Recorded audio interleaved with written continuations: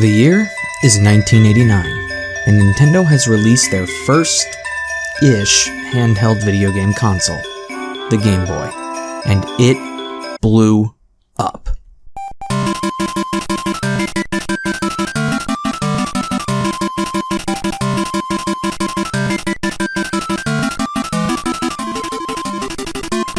The concept of taking a game and bringing it on the go was more of a success than anyone could have ever imagined. The Game Boy was so revolutionary and so widely used that it wasn't discontinued until 2003. Think about how unthinkable that is. The Game Boy was discontinued 14 years after it came out. 2 years after the Game Boy came out, Nintendo made an internal order within their company and their subsidiary, HAL Laboratories. Nintendo ordered a game that anyone could enjoy. A new employee, of all people, decided to enthusiastically raise his hand to spearhead this new project. This new employee is someone that you may or may not have heard of. He's a pretty obscure game director known as Masahiro Sakurai. This is how Kirby's Dreamland was set to be developed. Apparently, this game was hell to program. When you think programming, you think of hardcore nerds mashing on the keyboard, and somehow all of that keyboard mashing turns into code that does something? For Kirby's Dreamland, though? No. Kirby's Dreamland was programmed on twin Famicoms, which had no keyboard support.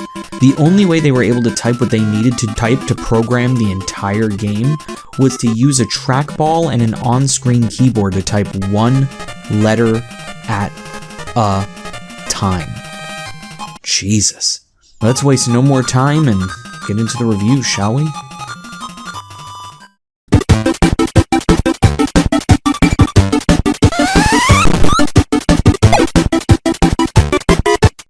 The story of this game is very simple. King Dedede, the self-appointed king of Dreamland, has stolen all of the food and sparkling stars in Dreamland, effectively starving the rest of the denizens. To save his people from starvation, Kirby vows to get the food and the sparkling stars back from King Dedede and his band of thieves.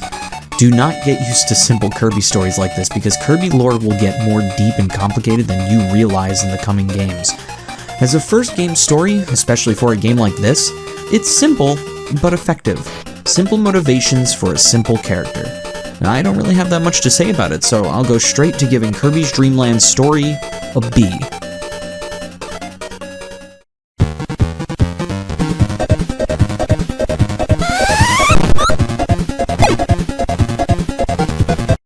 A simple story calls for simple gameplay. Kirby's Dreamland is a basic 2D platformer where you run and jump to get to the end of the stage. Where Kirby becomes unique, however, is the two other abilities in Kirby's arsenal. The first ability is to float infinitely. Just by pressing up on the D-pad, Kirby can fly for as long as his little Kirby heart desires. This was implemented into the game because Masahiro Sakurai thought the whole bottomless pit cliché in a lot of platformers were stupid and wanted to give the players an easy way to avoid falling down and dying instantly. The other power Kirby has in his arsenal is to eat. Kirby and I have a lot in common.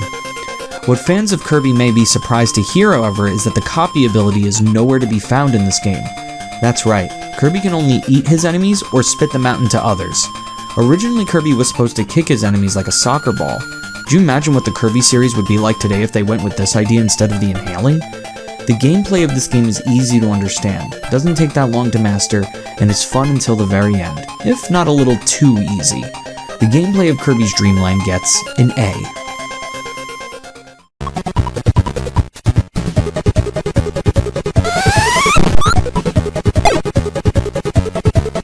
Kirby's Dreamland has a very simple presentation. Kirby is just 5 circles with dots for eyes and a mouth. Fun fact, Kirby as we know him today was actually originally a placeholder sprite. The sprite that was going to be in the game was planned to be a lot more detailed, but Sakurai ended up falling in love with the design of Kirby so much that he decided to keep him. Others at HAL Laboratories liked it because it was easy to draw. The animation of this game is also super smooth too. The character designs are cute and look like they were pulled right out of a cute chibi anime.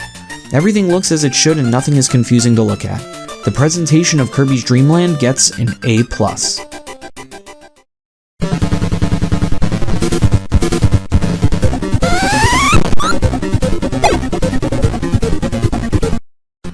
To complete Kirby's Dreamland is super simple and should not take you that long to do.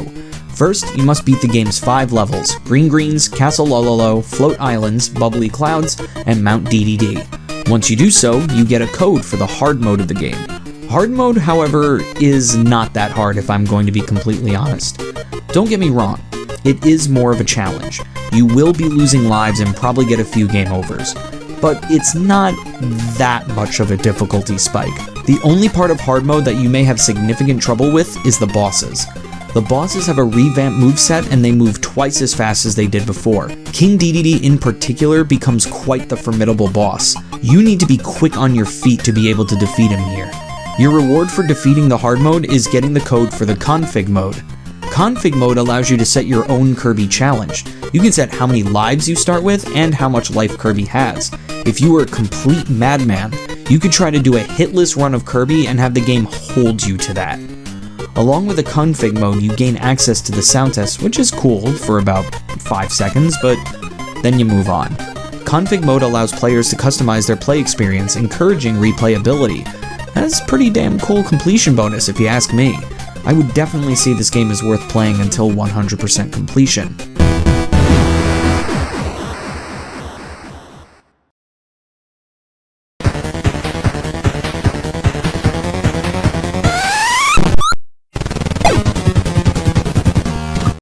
You may have noticed I've been using the word simple a lot in this review, but that's because that is the perfect way to describe Kirby's Dreamland. It's a simple yet effective game, and that's exactly what it was going for. If you remember at the beginning of this video, I said that Nintendo and HAL Laboratories' goal with Kirby's Dreamland was to create a game that anyone could enjoy. And by creating a game that's super accessible, super short, super fun, with a small amount of challenge, I'd say they 100% completed that goal. Kirby's Dreamland was an overall great start to this series. With that in mind, Kirby's Dreamland gets an overall rating of an A. After the release of Kirby's Dreamland in 1992, Kirby saw huge success in the gaming market. Naturally, Nintendo wanted more, and they asked game director Masahiro Sakurai to port the game to the NES. This didn't sit right with Sakurai, however. He listened to the criticisms that Kirby's Dreamland had on the Game Boy. Kirby's Dreamland is too easy of a game. Skilled gamers wanted more challenge. Sakurai knew that the player base of the NES had a more skill-based mindset than the casual mindset of the Game Boy players. Therefore, Sakurai did the unthinkable. Instead of just simply porting Kirby's Dreamland to the NES and calling it a day like Nintendo wanted him to, he instead decided to develop a whole new game. Thus, Kirby's Adventure was born. Masahiro Sakurai's goal with Kirby's Adventure was to take the simple gameplay of Kirby's Dreamland and improve it to the point where skilled gamers can enjoy a good challenge while also not alienating the casual players that gave the game its success in the first place. This led to the single most important and most influential inclusion to the Kirby series that has ever been made, the copy ability. The team at HAL Laboratories believed that the copy ability would allow players to endlessly experiment with the game, creating a great amount of replayability. They came up with 40 different copy abilities and narrowed it down to the best 25. Sakurai also added the sub-games because he feared that players would learn of Kirby's expanded moveset and believed that Kirby's Adventure was a difficult game, so he created simple and easy to understand minigames to break up the difficulty. Adding all of this stuff within the game resulted in Kirby's Adventure holding the record for the biggest file size in an NES cartridge, which is honestly mind-blowing. Let's see if Sakurai and his team's efforts really did result in the biggest and best Kirby game so far.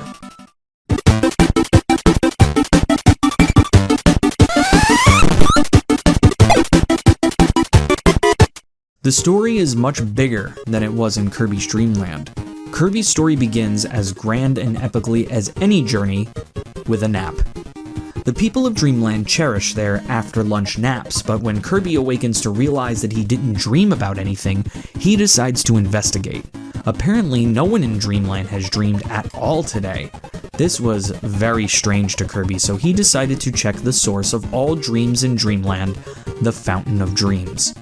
When Kirby gets there, he finds a very shocking sight. King Dedede is bathing in the fountain, and the Star Rod, the source of power in the Fountain of Dreams, is nowhere to be found. When Kirby confronts King Dedede, he tells him that he split the Star Rod into pieces and gave them to all of his friends throughout Dreamland.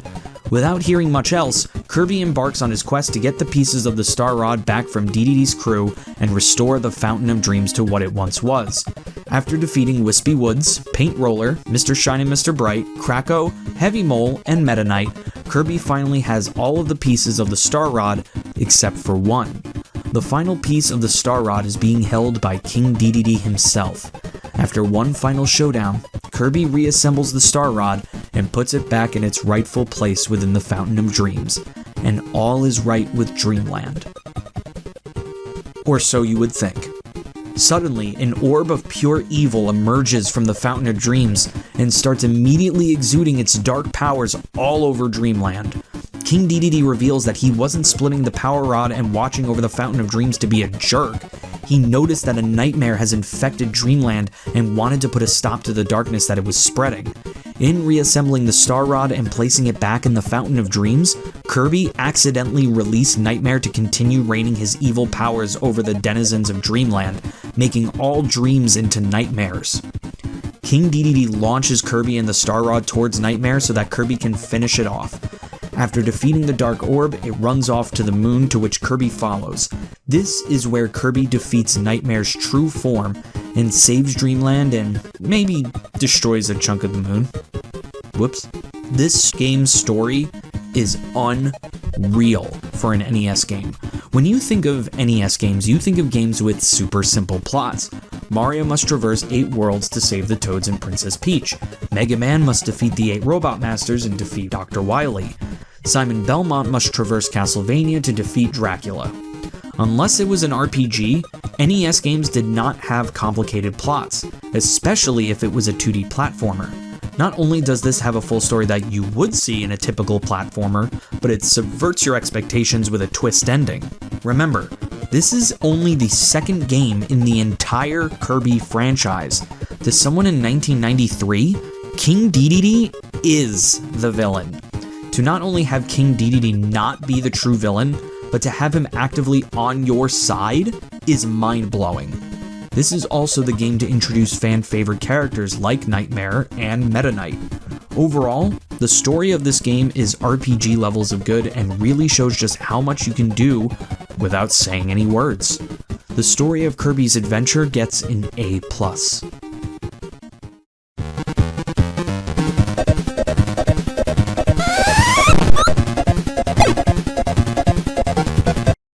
This game takes the gameplay of Kirby's Dreamland and builds upon it incredibly. The inclusion of the copy ability brings a new dimension to the gameplay that was just not present in the first game.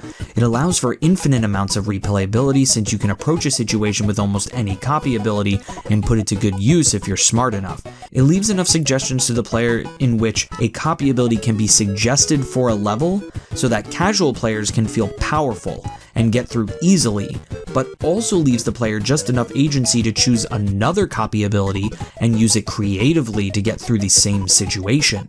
This is some god-tier level design right here that modern games should be looking to for inspiration.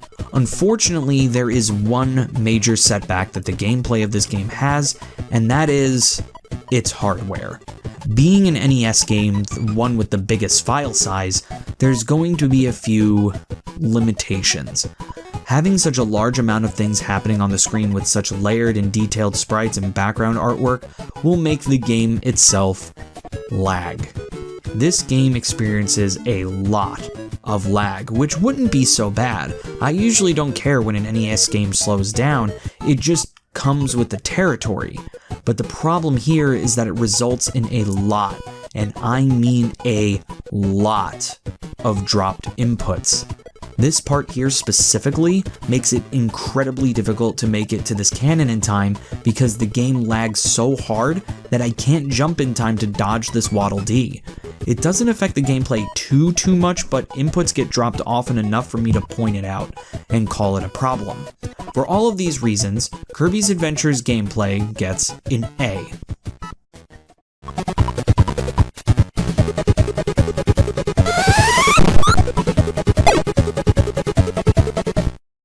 Kirby's Dreamland is A beautiful, beautiful game. The sprite work looks like a cleaner version of the Game Boy game, but where the presentation of this game really shines is its backgrounds.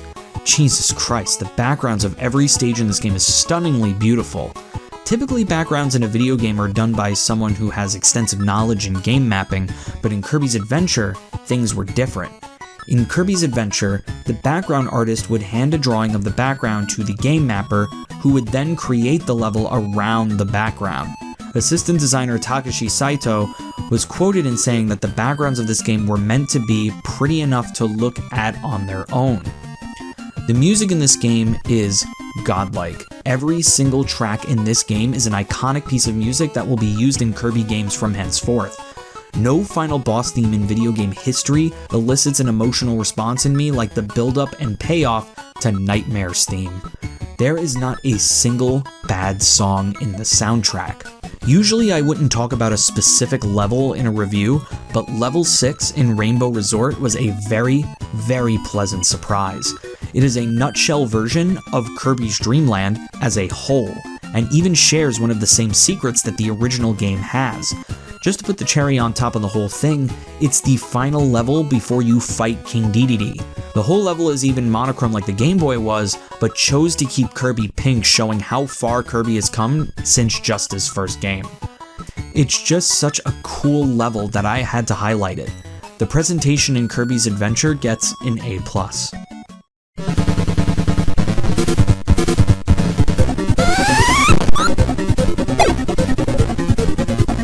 Completing Kirby's Adventure is a little bit more complicated than completing Kirby's Dreamland, but not by a lot.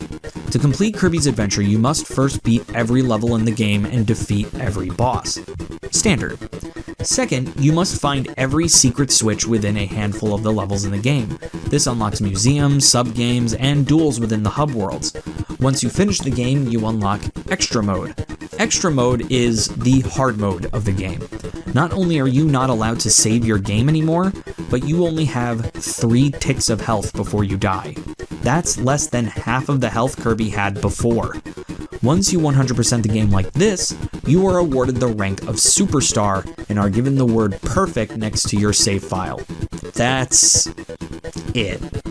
Not gonna lie, having no completion bonus is a little underwhelming. Would I say it's worth completing the game? For the casual players, not really. The extra mode is definitely a challenge, but not too much of a challenge where the average player will really want to do it other than for the reason of playing the game again. A word really isn't a good completion bonus, unfortunately.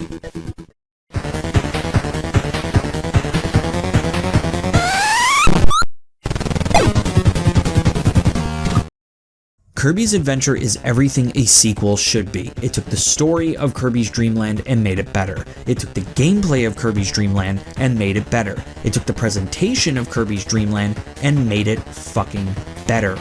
Everything that Kirby's Adventure is better than its predecessor. Masahiro Sakurai, Satoru Iwata, Shigeru Miyamoto, and Takao Shimizu hit it out of the park and shot it into space. This is an NES game that feels like it belongs on the Super Nintendo. This game does things that I never knew an NES game could do. Kirby's Adventure is one of the best games on the NES and will influence the rest of the Kirby franchise thus far. With all of that in mind, Kirby's Adventure gets an overall rating of A+. The year is 1993, and we're 2 games into the Kirby series. Both games saw massive success and cemented Kirby as one of Nintendo's greats. We all know what happens when a series gets mainstream fame, however. It gets spin-offs.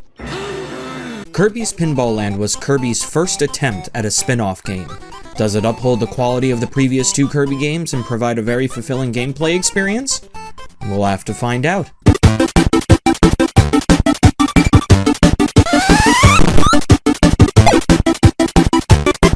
What? Were you expecting more history of this game? Can't be a historian on every game. What do I look like, Norman Caruso? Usually in spin-off titles like this one, the devs don't really take the idea of a story seriously since the game isn't part of the main story. This game is nothing different. The story of this game is that King Dedede falls on Kirby, creates some pinball paddles, and then just flies away. Kirby decides to turn into his ball form and give chase. What is Dedede up to? I don't know. Why does Kirby have to play pinball in order to get to Dedede, especially when he literally has the ability to fly? I don't know. Why should I care? I don't know. I think you get the idea. This game gives you no motivation to do anything. It just looks at you and goes, it's pinball, just play the game. The worst part is, there is no ending. If you defeat King Dedede, the game just starts over. Not to the title screen, but to the level select screen. There is nothing telling you that you will just play the game indefinitely. At first, I just thought the game pulled a Ghosts and Goblins and wanted me to replay the game again, but no. You start over every time. Compare this to another pinball game, Sonic Spinball. This game has a clear beginning and an ending. The story is simple, but clear. Defeat Robotnik at the Vega Fortress. This game barely even tried. The story of Kirby's Pinball Land gets an F.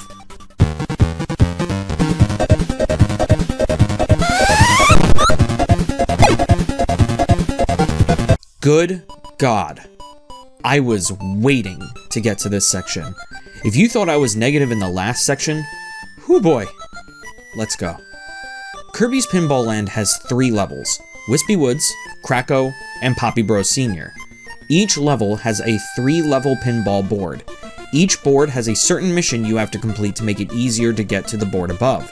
The goal of each level is to complete the mission in the top board to make the Warp Star appear, and then defeat the boss at the end of the stage. If you fall below the first level, you have a chance to push the ball back up. If you fail to, or fall down too many times, you lose a life. Lose all 3 lives and it's game over. Once you defeat all 3 bosses, you are allowed access to fight King Dedede. After a lengthy fight with King Dedede, you beat the game and start all over again. Sounds like a pretty straightforward pinball spin-off with nothing much wrong with it. There's a cut and dry level structure, a clear goal, and it's more than just getting points, so that no, you're wrong, this is fucking atrocious. Every time you leave a screen, the previous screen resets. Meaning that if you fall down a screen and you are almost done doing the thing you need to do to progress, you fucked up all your progress and need to start from scratch. This includes bosses. If you fall down, even once, you must do the challenge to make the Warp Star appear and start over from square one on the boss. King Dedede takes 23 hits to defeat, and if you fuck up even once, you must start from hit 1. It is so easy to get knocked downwards in this game. It's comical. To beat this game, I cheated and used save states. If I didn't, this series would never come out. The gameplay of Kirby's Pinball Land gets an F.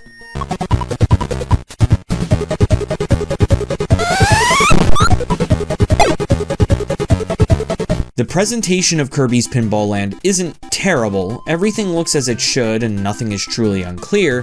The problem that I have with it, however, is that a lot of the sprites seemed recycled from Kirby's Dreamland. This comes off as just lazy, plus there's nothing really that spectacular about the whole thing. The music is even recycled from the first game as well. I know that spin-offs usually don't come in with a bunch of new assets and stuff, especially when it's a quick little cash grab, but the first 2 main games were so good and so stellar on every level that I kind of expect more with a spin-off. The presentation of Kirby's Pinball Land gets a D.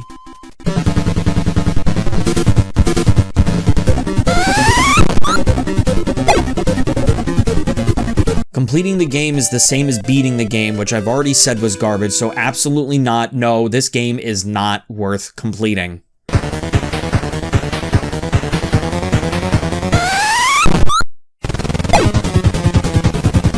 Not only was this the worst Kirby game so far, this is one of the worst games I have ever played. The constant frustration, the constant anger, the constant progress reset is just tiring. This game is tiring, with frustrating gameplay, no story, lackluster presentation, and a completion that isn't worth it because they don't even give you the true satisfaction of an ending. This game gets no more than an F-.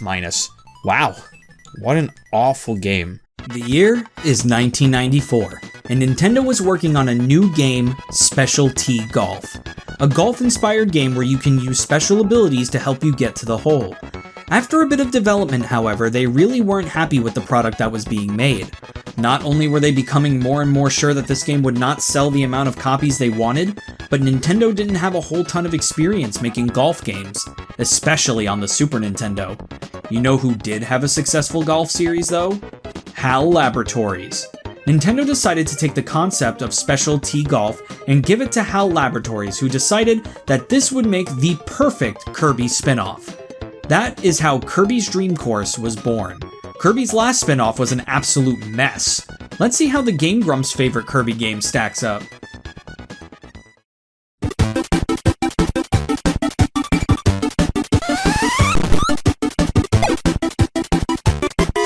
Remember when we were looking at Kirby's Pinball Land and I pointed out that I shouldn't expect a spin-off to have a profound story or really any story at all?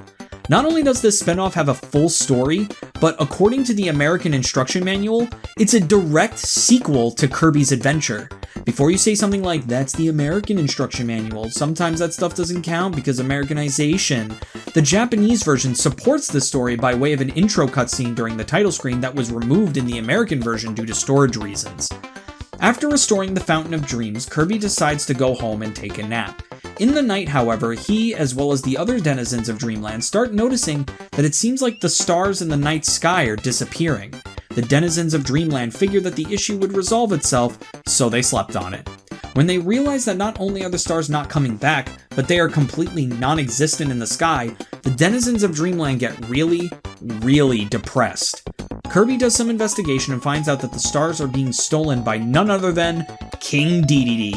Jesus Christ, you just helped save the world and now you're being an asshole again? He's stealing all of the stars because he wants to keep their beauty all to himself because he's a selfish little jerk. Kirby goes to King Dedede's floating castle full of traps and enemies and gets the stars back from Dedede's minions to put them back in the night sky. They did not have to go this hard with the story. Remember Kirby Pinball Land? King Dedede falls on Kirby's head and adventure ho with Pinball! This game goes above and beyond with its story. The only problem that I have with it is that it doesn't explain why this is a golf game. I don't know if it really has to, but I feel like it would elevate the story even higher. For all of these reasons, the story of Kirby's Dream Course gets an A.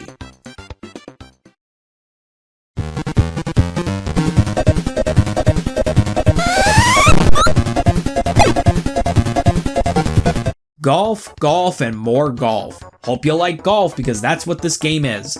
Each course has 8 different holes within it. The goal of the game is to defeat all of the enemies and then get Kirby into the hole to launch himself into the next level. Sounds simple enough.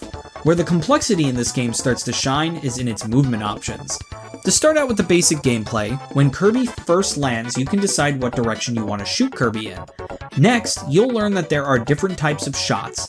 There's the normal straight shot, there's the more powerful slightly curved shot, and then there's the jumping shot, which launches Kirby into a bounce. This allows Kirby to move in many different ways in order to eradicate as many enemies as possible. But wait, there's more. Within each of these 3 shooting modes, you can also determine if you want Kirby to curve left and right in certain increments. Not only that, but if you choose the bouncing type of hit, not only can you choose which way you want Kirby to curve, but you can also give Kirby top spin or bottom spin to determine what Kirby does once he actually lands.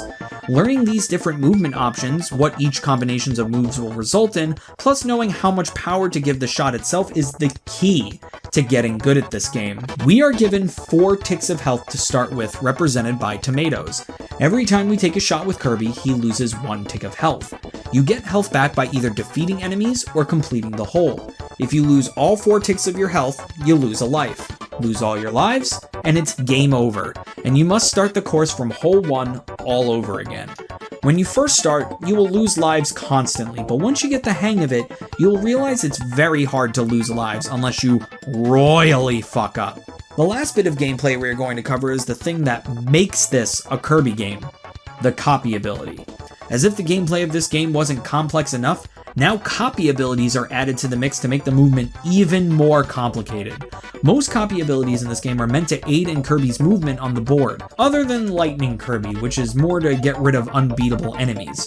Every single copy ability in this game is super useful. There is not one copy ability in this game where I say to myself, fuck, not this one. I know I've been saying that the gameplay of this game is super complicated, but please do not misconstrue that as me saying that it's too complex and is bad because of it. I'm actually saying the complete opposite. I appreciate this game for being the exact type of game where it is easy to pick up, but very difficult to master. All of the different factors that goes into movement in this game is what I feel makes this game way more interesting than 90% of golf games. With all of that in mind, the gameplay of Kirby's Dream Course gets an A+.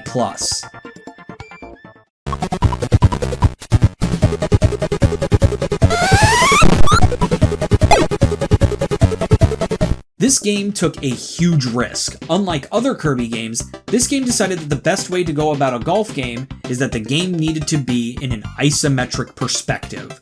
This comes with its intrinsic pros and cons. The pros being that the visuals become much more interesting when it is done right, and allows for more interesting level design. The cons, though, can outweigh the pros if it's done completely wrong.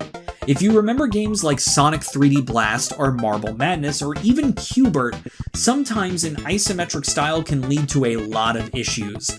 For one, if the game doesn't make clear what is a platform and what isn't, it makes it very easy to make unintentional wrong moves that lead to death, leading to a feeling of unfairness.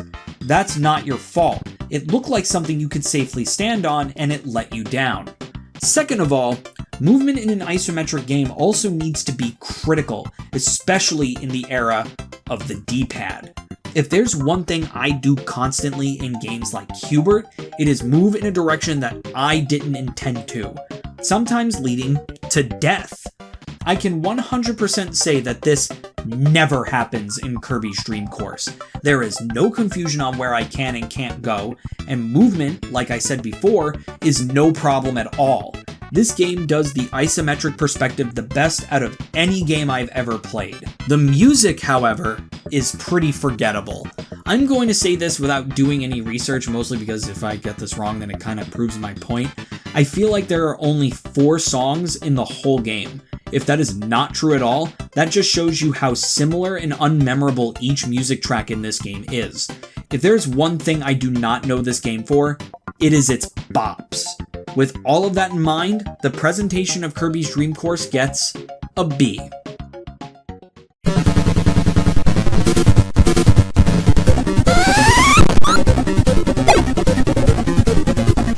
I want to start this section off by saying that Kirby's Dream Course so far has been really, really fun. This is a pretty solid golf game that is very simple to get into and takes a bit to master. That's what makes it fun. Does there need to be so much of it, though? Jesus Christ! This game is Kirby's Dreamland and Kirby's Adventure combined. Don't believe me? Kirby's Dreamland and Kirby's Adventure combined 46 levels, and including the extra mode adds up to 92 levels. How many levels are in Kirby's Dream Course? 128 levels. To complete this game, you must beat the single-player campaign, which has 8 courses with 8 holes each. Depending on how you do in each course, the game will reward you with a gold medal, silver medal, bronze medal, or no medal at all.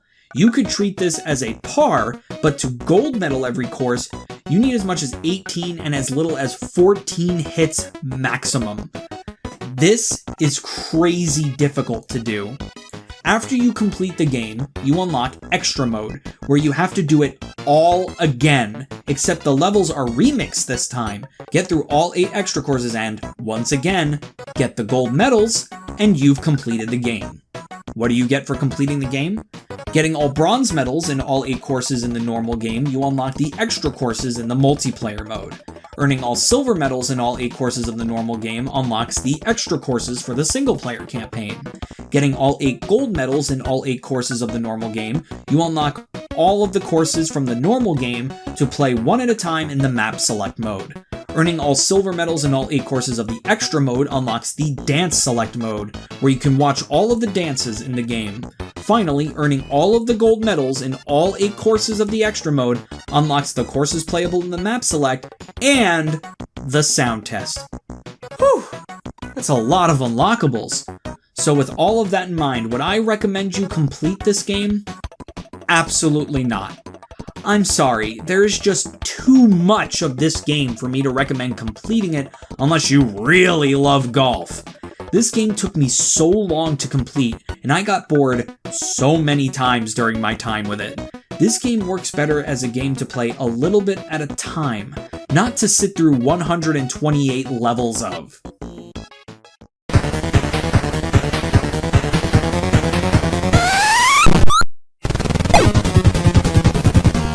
Kirby's Dream Course is definitely a major step in the right direction when it comes to Kirby spin-offs, especially when compared to its predecessor, Kirby's Pinball Land. Kirby's Dream Course is a super fun game and makes for an amazing multiplayer experience. The only complaint that I have about the game is that the single-player game is a bit too long for my taste. But honestly, I feel like no one goes into this game telling themselves, I'm gonna beat the campaign of Kirby's Dream Course. They are more likely to see this as a fun multiplayer game to play with friends. With that in mind, Kirby's Dream Course gets an overall grade of an A.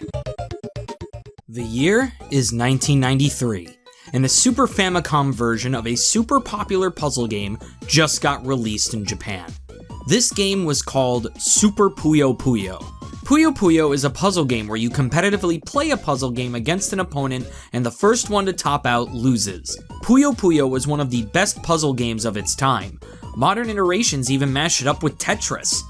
At this time, however, there was one problem. Puyo Puyo was a spin-off of a series called Mado Monogatari. Mado Monogatari has only ever seen releases in Japan, except for one time in 1997 where Korea exclusively got a game. Having a spin-off that uses characters from a series no one has ever heard of, as well as the amount of Japanese folklore it takes from, making an English version of Puyo Puyo was going to be very, very difficult. To remedy this, they localized the game twice and made sure to include very familiar characters within each version of the game so that people were more likely to buy them. The Sega Genesis got their first version of Puyo Puyo in 1993 called Dr. Robotnik's Mean Bean Machine. But we're here to talk about the Super Nintendo version, which was branded as Kirby's Avalanche, or if you're from European regions, Kirby's Ghost Trap. Fun fact, Kirby's Avalanche is actually the only Kirby game to never see a Japanese release. Due to this, and also the fact that Kirby's Avalanche is just a reskin of Super Puyo Puyo with almost nothing changed about it other than the characters, Kirby's Avalanche is also the first game that we're covering that is considered non-canon. Without further ado, let's pop some Puyos and see how this game holds up.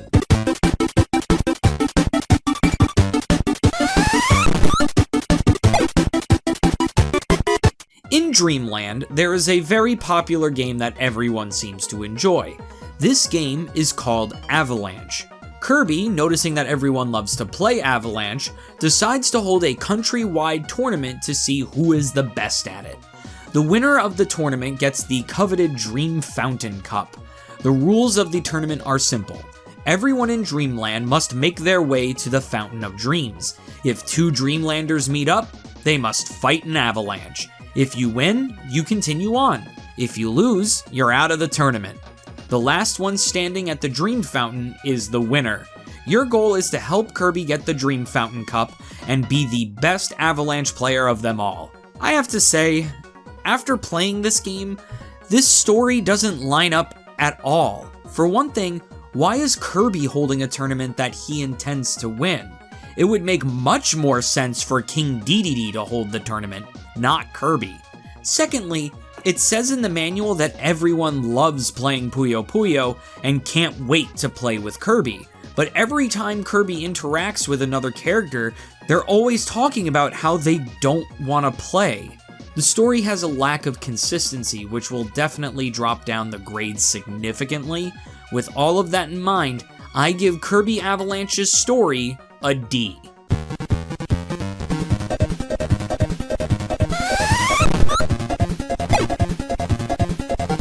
The gameplay for Kirby's Avalanche is actually really solid. For those of you who don't know how Puyo Puyo plays, I'll try to summarize it as quickly as possible. Puyo Puyo is a competitive puzzle game where you and your opponent do their best to keep your side of the screen as clear as possible. You clear Puyos by attaching 4 of the same color together. Where the catch comes in is that chaining Puyo clears not only clears more of your screen all at once, but it also drops trash Puyos, which are meant to just take up space, making things more difficult for your opponent. The only way to get rid of trash Puyos is to clear Puyos next to it. The bigger the combo, the more trash Puyos drop on your opponent's side. The player whose Puyos reach the top is the loser. In the campaign for Kirby's Avalanche, you fight the various Kirby enemies and bosses from Kirby's Dreamland and Kirby's Adventure. Defeat King Dedede at the end of the game and you've cleared it. Pretty simple and doesn't take that long to beat. Puyo Puyo is also just a really fun puzzle game to begin with, so with all of that in mind, I give Kirby's Avalanche's gameplay an A.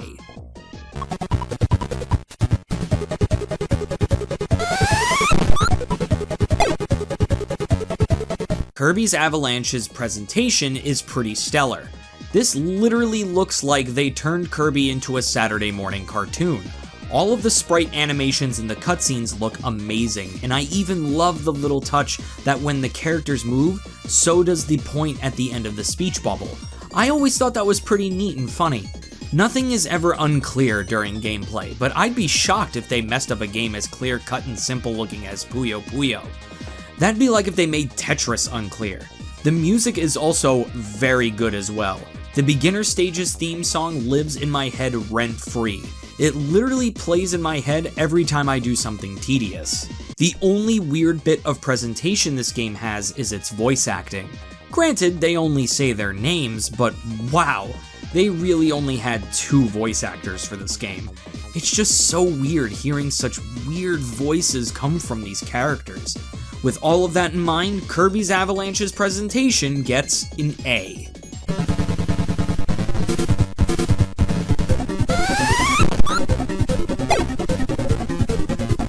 I'm going to be 100% real with you guys. I didn't complete this game. I know. I had enough trouble playing through the game on the easiest difficulty. To complete the game, you have to beat King Dedede on the hardest difficulty. I would sit down and slog my way through it, but honestly, I really don't feel like having to learn Puyo Puyo to the point where I need to become that good. I love Puyo Puyo, but not that much. The only completion bonus you get is a custom mode which just lets you customize your own levels to play. You want to play against a super hard Waddle Dee? You can! I just don't think the completion bonus is worth the trouble. I can't really recommend completing a game that I can't be asked to complete myself.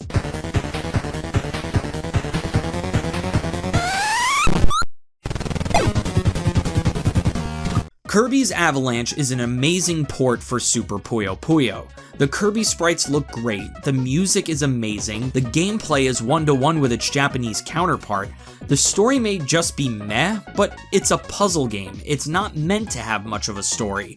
With all of that in mind, Kirby's Avalanche gets a B+. I may have grown up with Dr. Robotnik's Mean Bean Machine, but this one is also a very good contender.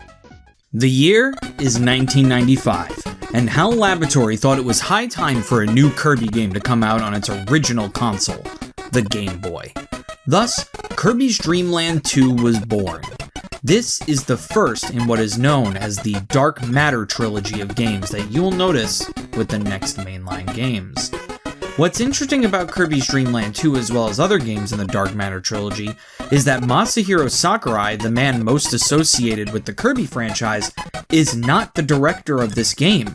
How will Kirby do without Masahiro Sakurai? Let's find out.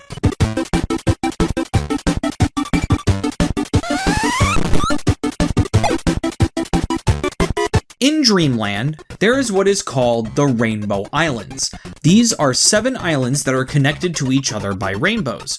One day, a being called Dark Matter appears in Dreamland, and decided he wanted to take it over. He destroyed all of the rainbows connecting the islands, and then possessed King Dedede. Kirby, along with his animal friends Rick, Ku, and Kine, set off to stop Dark Matter.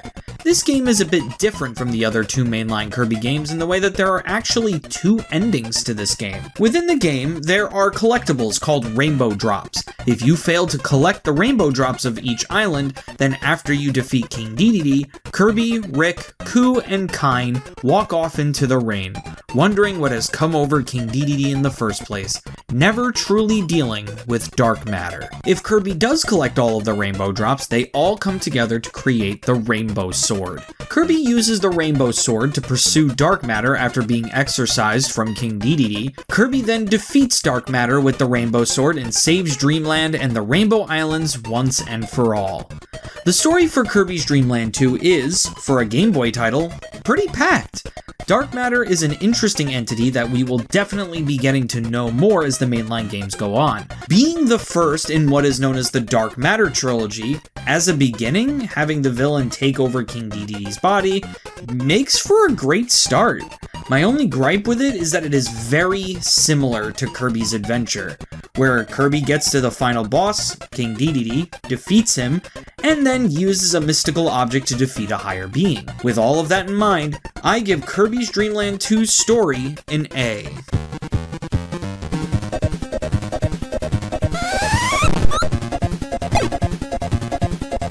Kirby's Dreamland 2 plays just as Kirby's Adventure did. You run, you jump, you go through doors, you inhale, you copy, the works. Where the gameplay differs, however, is with the new animal friends Kirby has to help him on his adventure. In this game, there are 3 animal friends that can help out Kirby. There's Rick the hamster, who is very good at platforming, Ku the owl, who can fly through strong winds, and Kine the fish, who is very good at swimming, especially through strong currents. Interestingly enough, this game has the least amount of copy abilities out of any Kirby game ever, totaling only 7 copy abilities in the whole game. It never does feel like it though, because the game makes up for it by giving each animal friend its own version of each copy ability. This effectively gives you 21 different abilities in the whole game. Another thing to note about Kirby's Dreamland 2 is that this game is hard. This is the hardest Kirby game to date, which I know isn't saying much considering the rest of the mainline games have been easy as hell, but damn, they really ramped up the difficulty this time. The gameplay does not hiccup in these difficult situations, which is a true testament to how solid it is. With that in mind, the gameplay of Kirby's Dreamland 2 gets an A+.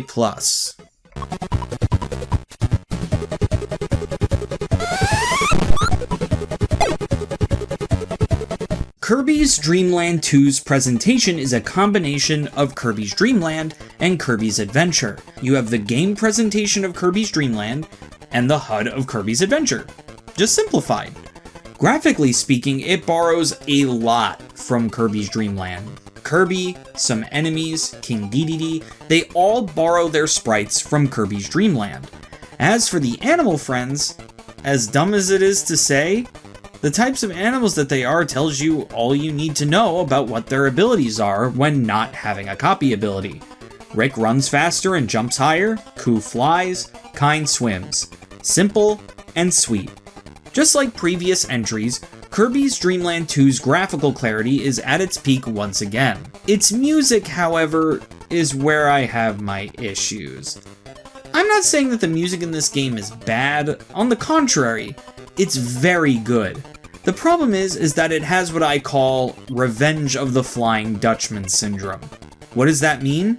In SpongeBob SquarePants' Revenge of the Flying Dutchman, every time you use a different suit, the music changes to the song associated to that suit, so you never get to hear the music that comes with the stage at all. In fact, 90% of the time you just hear... This game is the same way. A lot of the time, you don't get to hear the song that's associated with the stage, because every animal friend comes with their own theme song that plays while you're using them. It makes it harder to really appreciate the soundtrack of this game. With all of that in mind, the presentation of Kirby's Dreamland 2 gets a B.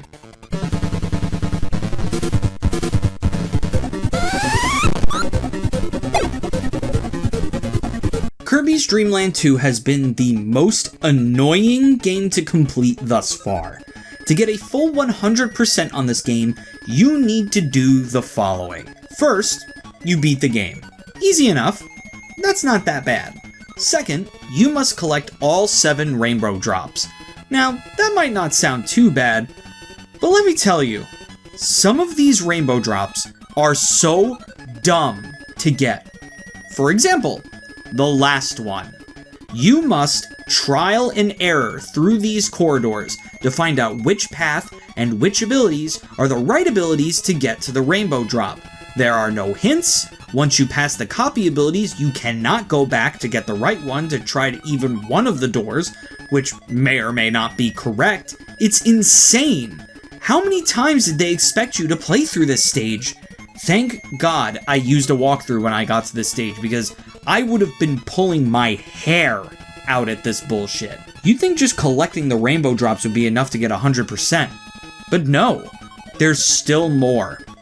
Next, you have to complete all of the bonus games. The way you unlock the ability to play the bonus game is to enter the boss door after defeating the boss. There is no hint that this is a thing you can do, and is the type of thing that you just stumble upon by accident. To get all the percentage you need to get a perfect score in every subgame. If you fail one, you have to restart the entire console to have another go at it.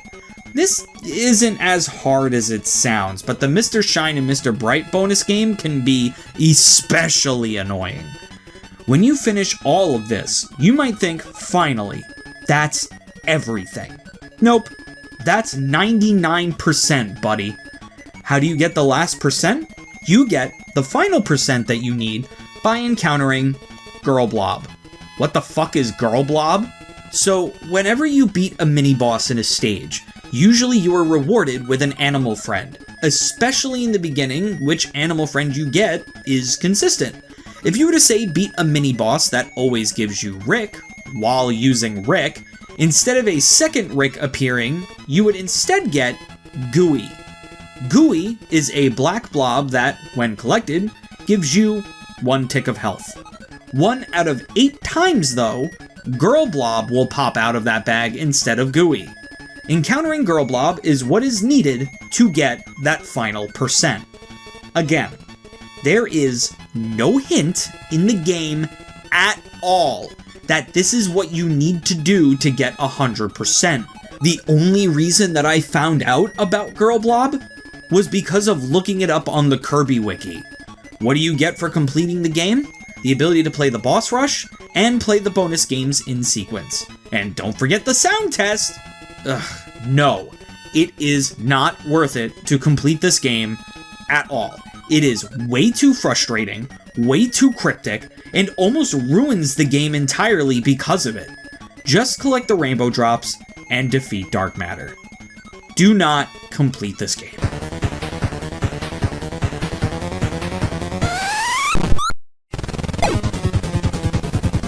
Kirby's Dreamland 2 kind of feels like a retread of Kirby's Dreamland and Kirby's Adventure in some ways, and that comes with its pros and cons. Since Kirby's Dreamland and Kirby's Adventure were fantastic games, that makes this game good and fun to play too. But it also makes it feel very samey.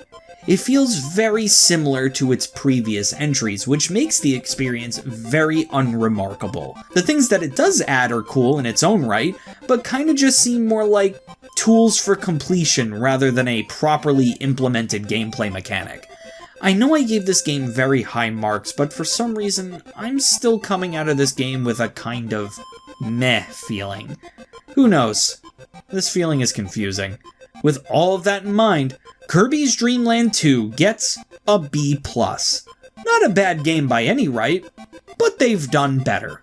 The year is 1995, and HAL Laboratories collabed with Toast Co. Limited, who would become famous for their Game & Watch Gallery series and the legendary Starfy, to create the new Kirby spin-off. Fun fact, Toast Co. Limited wasn't even credited in this game.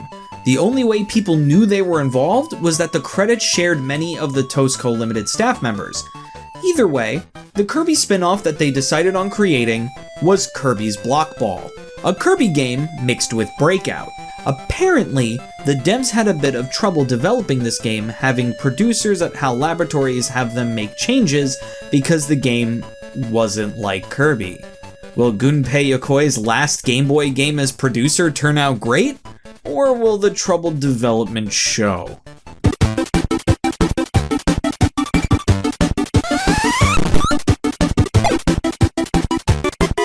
This story is just a rehash of Kirby's Dreamland. King Dedede once again steals all of the sparkling stars, and Kirby needs to get them back. The difference this time, however, is that King Dedede flees to Block World to hide from Kirby. Kirby travels up to Block World and, using his ball form, breaks all of the blocks and defeats all of Dedede's henchmen. This story is very cut and dry. Dedede steals things, Kirby has to stop him, weird gimmick because it's a spin-off. I do have to give the game this though. It actually gave a reason as to why Kirby is in his ball form and uses it the whole game. That's more than what Kirby's Pinball Land and Kirby's Dream Course did. With that in mind, Kirby's Block Ball's story gets a B.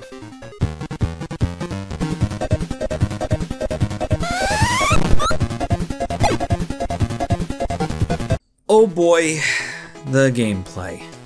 I've been waiting to get to this ever since I was recording footage for this game. At this game's core, it's Brick Break, or more commonly known as Arkanoid. Let me tell you that I love Arkanoid. There is a hidden gem on the PlayStation 1 called Sorcerer's Maze that is an amazing Arkanoid clone that has multiple stages, power-ups for your ball, boss battles, and is super addicting. This game is much the same, but so much worse. You use the paddle to hit Kirby into the blocks, clear all the blocks to beat the board. You can just smack into them, hit the A button to super bounce Kirby into otherwise unbreakable blocks, or use one of the 4, that's right, only 4 copy abilities. Spike allows you to stick back onto the paddle so you can re-aim. Fire shoots you up, Stone shoots you down, and Shock lets you go through blocks without resistance. My personal favorite is honestly Fire. This ability has saved me from dying countless times. After clearing 3 boards in a level, you will be put in the boss room, where you must deplete the enemy's health bar using the same Arkanoid method. Hitting the boss with a copy ability does double damage. What the player's top priority should be is getting as many points as possible. The reason for this is because each level has a borderline score that the player must meet. Beating a level normally will unlock the next stage, but if all of the borderline scores are not met, you cannot fight King Dedede in the final stage. When I tell you these scores are strict, I mean it. You need to get as many lives as possible, successfully complete all of the bonus chances, and not lose a single life, and maybe you'll get close to the borderline score. It's honestly insane what this game expects of you. Plus, there are just times where you have to do this. Isn't that fun? No, this game is not fun at all. At first, I was having a great time playing this Arkanoid clone, but very quickly, like I'm talking stage 3, this game gets very frustrating. Their idea of difficulty is making you keep track of 4 walls at once with spikes and bumpers, as well as barely giving you any room to work with. What is so great about Arkanoid is the disconnect between the blocks and the ball, and using your paddle to manipulate the ball into going where you want it to go. The manipulation of the ball is near impossible here. You can still do it, but you have to hit the ball on the very, very edge of the pixel on the side of the paddle to do so. It's so counterintuitive. Also, all of the blocks are put in the middle, barely leaving you any room to work with, leading to a lot of quick deaths in the end game. Kirby's Block Ball was one of the most frustrating gameplay experiences I've ever had, and I honestly could not recommend it to anybody, not even a casual player. I dreaded recording gameplay for this game. Kirby's Block Ball's gameplay gets an F.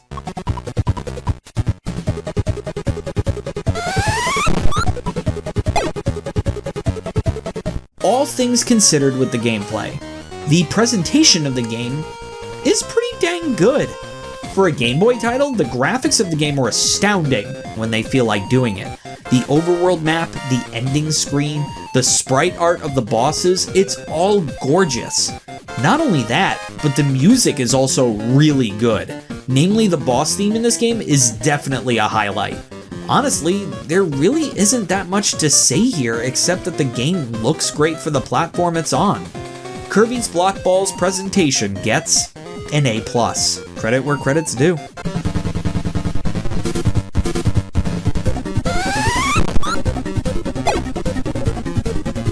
You can probably see where this is going to go.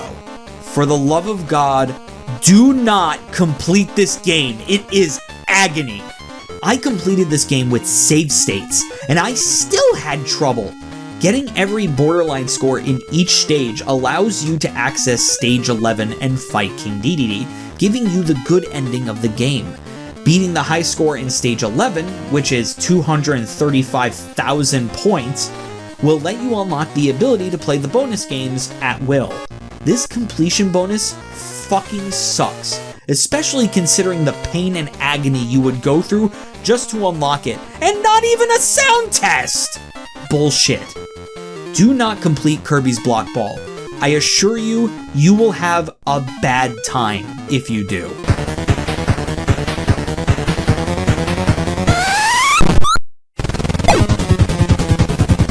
Kirby's Block Ball is a mess of a game. The story is fine and serviceable even if it is derivative, and the presentation is also just as good. It provides great visuals for the Game Boy and a pretty good soundtrack as well. Where this game severely lacks in quality, however, is what some would argue is the most important part: the gameplay itself. This is one of the most frustrating games I've ever played, and honestly, by Stage 3, it's just plain not fun anymore. If I were playing this casually, I would have dropped it pretty quickly. Kirby's Block Ball gets an overall rating of a B, but a very, very low B.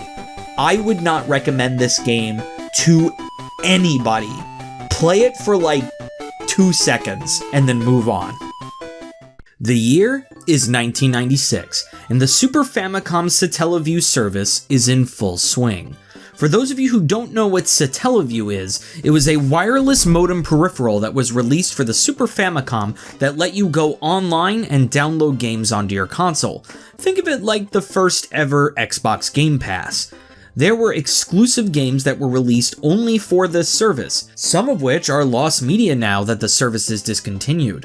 One such game that was released on the Satellaview was Special T Golf, the previously unreleased golf game that became Kirby's Dream Course. The other Kirby-related game that came out on the Satellaview is the one we will be talking about today, Kirby's Toy Box. It's funny. If I did this retrospective when I originally planned, around 3 years ago, we wouldn't have been able to fully cover this game since one of the games in this collection was lost media until it was found in 2020.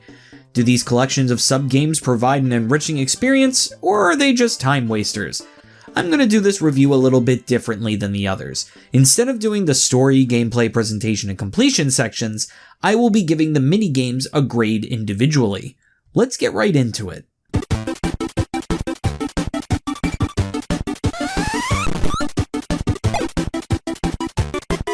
In this game, you must shoot the ball, in this case, Kirby, into the pachinko-style board. Your goal is to get it to land on a space that a Mr. Frosty is occupying.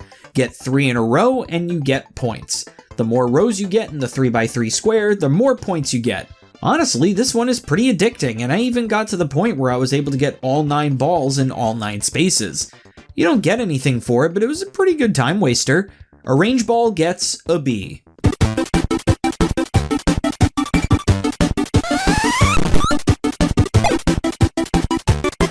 In this game, you must hit the ball that is pitched to you with the bat and get it into one of these holes. Some count as 1 hit, some count as 2, some count as 3, and some are automatic home runs. The goal is to get as many home runs as you possibly can before you run out of balls. This one sucks because the balls are pitched so quickly and the bat moves so slowly that you barely have time to react before you hit the button to swing the bat. You honestly have to anticipate the ball being pitched rather than reacting to the pitch. This one's a stinker. Baseball gets an F.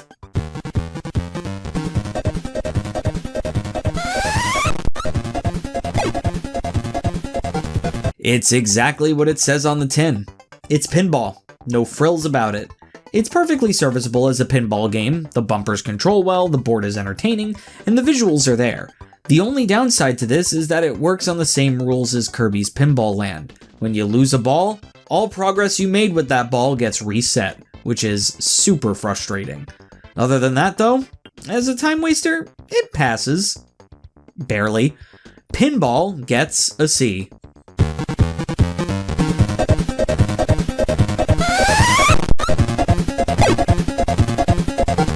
It's Breakout, but with Kirby.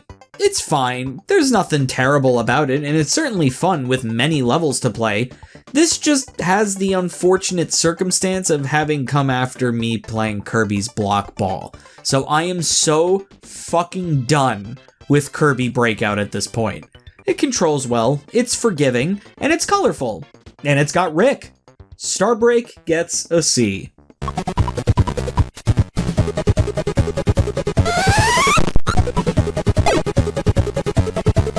Round and round the ball goes. Where will it stop? Hopefully on the hole with the maximum amount of points. Also, there is a multiplier in the bottom right corner that will multiply the points depending on the timing. Can you time it? No, absolutely not. It's almost completely random, so there's no strategy to this game whatsoever. Tell me, when should I let the ball go? I'll wait. Round and round ball gets a C.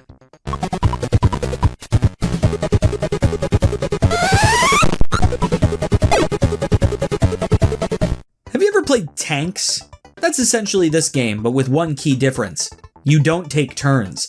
You just shoot wildly. Sometimes the controls of this game get really wonky. Like sometimes Robo-Rick will just aim straight up and I can't get it back down, forcing me to shoot a cannonball, hurting myself. Other than that, it's pretty serviceable once you get the hang of it. Cannonball gets a B.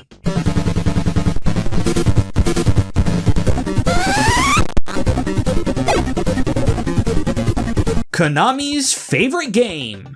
You have 2 minutes to fire as many balls as you can and get as many points as possible. The Kirby in the middle offers bonus points as well if you hit them. I feel like 90% of the time the ball just goes straight back into the launcher for some reason, so I really can't get a ton of points within the time limit. It's kind of frustrating to be honest. Pachinko gets a D.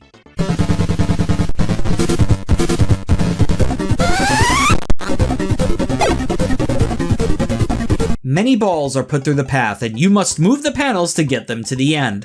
The more balls you get to the end, the more points you earn. This one's pretty fun and gets pretty hectic by the end. I can say I actually kinda enjoyed this one. It gets pretty intense and makes you pay attention to multiple things at once. At no point does it even really feel unfair. Ball Rally gets an A.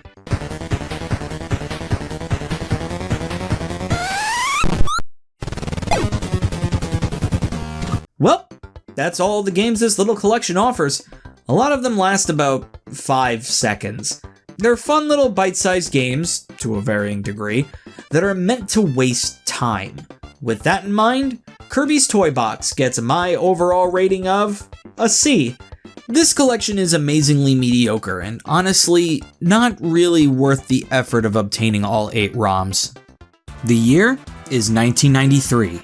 And Sakurai is already working on the next mainline console release for the Kirby franchise. No spin-off, no dilly-dallying, the next biggest Kirby game to date was on the horizon. There were 2 goals that Sakurai had in mind when designing this new Kirby game. He wanted it to be an omnibus format, meaning that it consists of many mini-stories instead of one overarching story, as well as include 2 players simultaneously playing the game together on one screen. The second idea was actually not Sakurai's. It was a request straight from Shigeru Miyamoto himself. He wanted to try and implement a simultaneous multiplayer system into the Super Mario Bros. Games, but felt that those games were too fast to handle such a multiplayer experience without it being unfair for one of the players. Thus, deeming Kirby a slower game than Mario, gave Sakurai the task to implement it within the game. Sakurai was determined to do so and ended up creating a way to make sure both players are on screen the whole time by making the player about to go off screen warp to the other player. Miyamoto would end up using this form of simultaneous co-op in New Super Mario Bros. Wii. The reason why the game is split up into multiple segments instead of one really long cohesive story is because Sakurai was getting annoyed at the overly long stories that popular RPGs were employing at the time. He wanted Kirby to have a nice, self-contained, bite-sized adventures so that the player doesn't get bored of the game after a while. That is how Kirby Superstar was born. We're gonna do this a lot like we did the last video, where I will be reviewing each individual game rather than the game overall. Is this truly the best Kirby game ever made, or is it an overrated mess? Let's find out.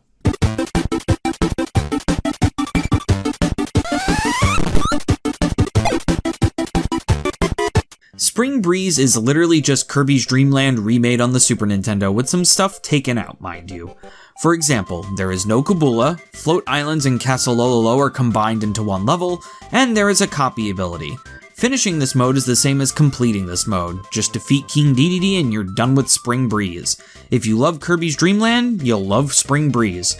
I don't really have to explain the story and gameplay of this game because if you've seen my video on Kirby's Dreamland, you know how I feel about Spring Breeze. Spring Breeze gets an A.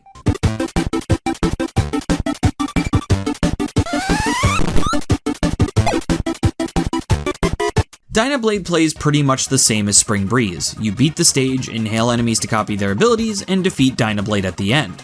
The story of Dynablade is that Kirby is just hanging out on Popstar when a giant bird named Dynablade starts destroying all of the crops in Dreamland. Kirby sets off in an adventure to stop her. This is the first real game of Kirby Superstar, and it is honestly a really great start. To complete Dynablade, you must find the 2 secret exits that lead to the secret trial rooms, and then defeat Dynablade at the end of the game. This game is unique in that Dynablade is the only boss in the entire game. When you defeat Dynablade, Kirby finds out she was only trying to feed her chicks, to which Kirby moves them under Wispy and feeds them as apples. Kirby and Dynablade understand each other, and Dynablade leaves along with her babies. As far as Kirby games go, Dynablade is very good, but unfortunately, compared to the other games in this collection, it is one of the more forgettable games in Kirby Superstar. Dynablade gets an A.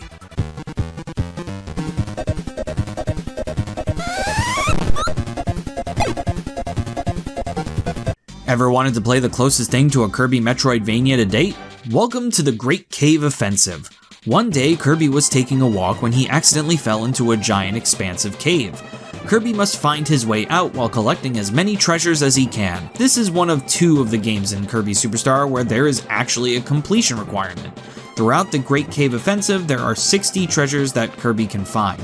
In order to complete the game, you must get all 60 treasures and defeat all 4 bosses in the cave.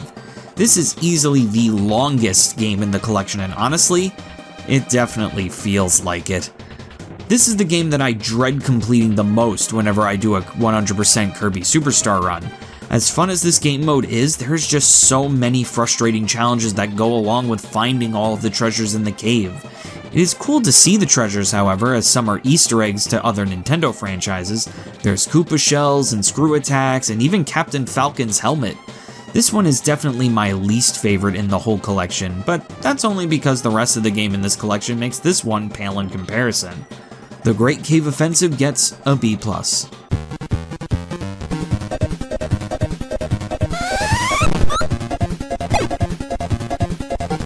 Gourmet Race is a super short game. The plot is that Kirby travels his way up Gourmet World, a mountain that is said to have a great amount of food, and when Kirby gets to the top, however, King Dedede is up there waiting for him and challenges him to a gourmet race.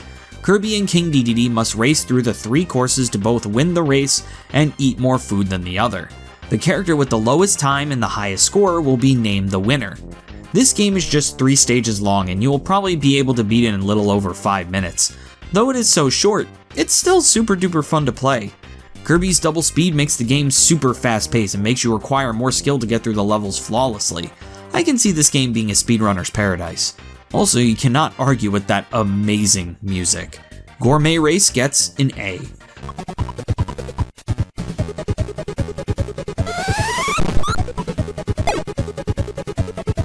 Ever question how action-packed Kirby can be?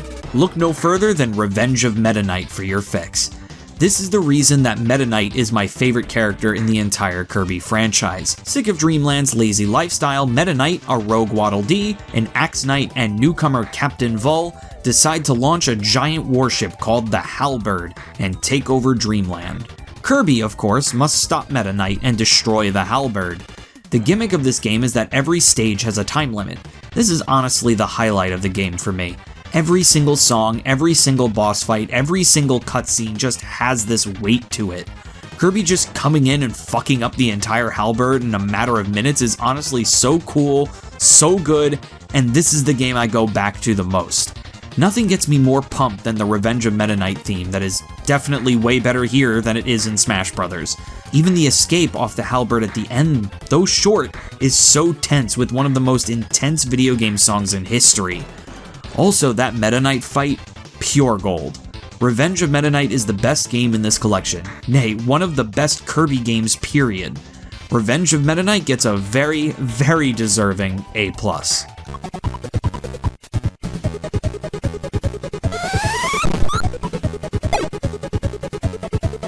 Milky Way Wishes is the de facto finale of Kirby Superstar's collection of stories. The sun and the moon start fighting above Popstar, making day and night come and go rapidly. Kirby gets approached by another denizen of Dreamland, Marx, and is told that to be able to stop their fighting, he must gather the star power from all of the planets in the solar system and then make a wish on Nova, a comet that grants wishes when powered on. After gathering all of the star power, Kirby flies on up to Nova to make his wish, but gets interrupted by Marx, who concocted this whole scheme in the first place so that he may wish to be the ruler of Popstar, transforming him into a monster. Fortunately, the power of the stars turn into a spaceship that Kirby rides inside of Nova in order to destroy it to stop Marx's wish from becoming a reality. After destroying Nova from the inside, Marx decides to fight Kirby himself on the same moon that Kirby fought Nightmare on. After defeating Marx, everything goes back to normal, the sun and moon make up, and Kirby goes to bed. The gimmick of Milky Way Wishes is the copy essence system. Instead of copying abilities by inhaling enemies, you must find the copy essences around that level in the game in order to use that copy ability. The cool thing about it is that once you find a copy essence, you can use that copy ability whenever you want. The completion requirement for this game is to obtain all of the copy essences and defeat Marx. This game is also really awesome. I love the copy essence system, and Marx is one of the best villains in Kirby history. Just an agent of chaos. Milky Way Wishes gets an A+.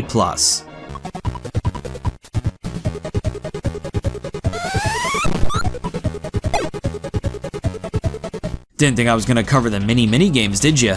Megaton Punch is a game where you must punch the ground as hard as you can. First, you fill up the meter, then center your aim, then time the swinging pendulum, and boom, you crack the planet. It's a simple enough minigame that'll entertain you for about 1 or 2 playthroughs. Megaton Punch gets a B+.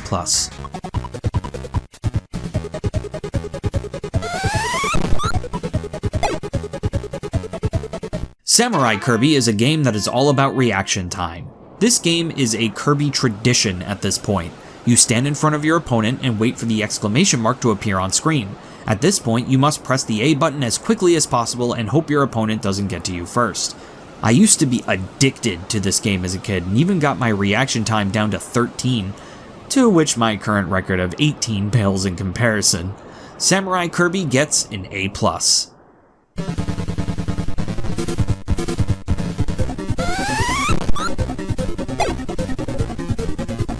The final game in the collection, the Arena. This game is hard. You must defeat all of the bosses in the game, only being able to refill your health 5 times throughout the entire boss rush. If you want some tips on how to beat this mode, number 1, get Hammer, and keep it. Hammer is the strongest weapon in the game, and that uppercut deals crazy damage. Number 2, try to use a Maxim Tomato once every 5 fights. If you can, save a Maxim Tomato for right before Marx, since he's very erratic. You should expect to take a lot of damage. Another tricky fight is Meta Knight, but the hammer does make short work of him and his stupid RNG ass. Once you defeat Marx at the end, you win the arena and have officially 100%ed Kirby Superstar. The arena is a fun challenge that is honestly really easy to learn how to get past. The arena gets an A.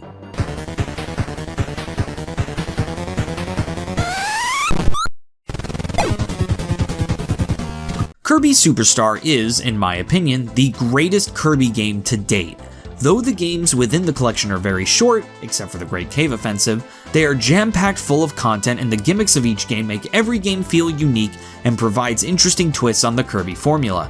The music in this game is the best Kirby has ever been, and it definitely shows, since songs from this game in particular will go on to be remixed throughout the franchise.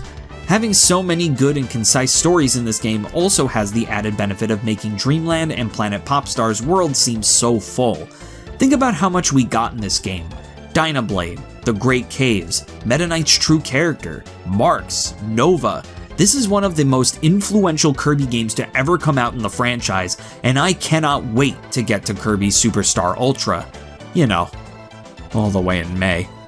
Completing this game is not annoying at all, and honestly, I'd recommend it. The only slightly annoying part of completing this game is the Great Cave Offensive, but even then, it's just good fun finding and seeing all of these treasures. Kirby Superstar is one of the greatest games of all time, so it should be no surprise that Kirby Superstar gets an overall grade of an A+. The year is 1997, and once again, it's time for another Kirby spin-off. There's not really a lot of info on the development of this game, being just a random Kirby spin-off. Let's see.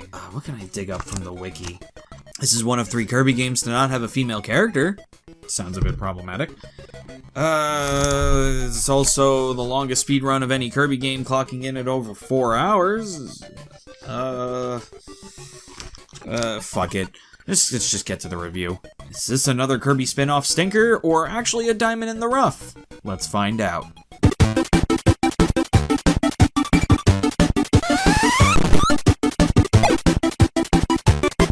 So, there is no story in this game. Like, literally no story. Like, damn, they didn't even try to make one.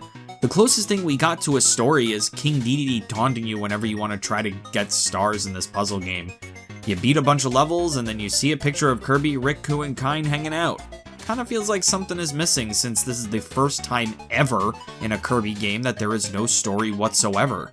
With that in mind, Kirby Star Stacker Story gets an F.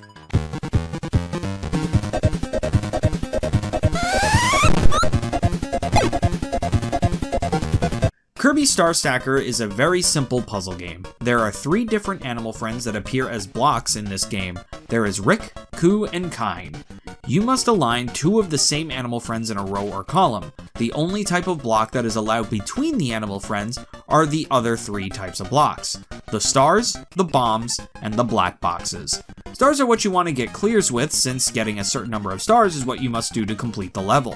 The bomb blocks blow up the row that they are in, and the black blocks turn into stars when used to clear 2 animal friends. The other good way to get extra stars in this game is to get combos, Puyo Puyo style. If you chain clears together, the game will award you bonus stars that will fall from the top, potentially filling in empty gaps needed for future clears.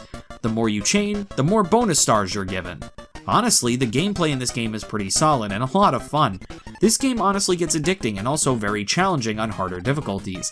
This game, however, is very good at making you good at it, and the infinite continues are very, very helpful. With all of that in mind, Kirby Star Stacker's gameplay gets an A.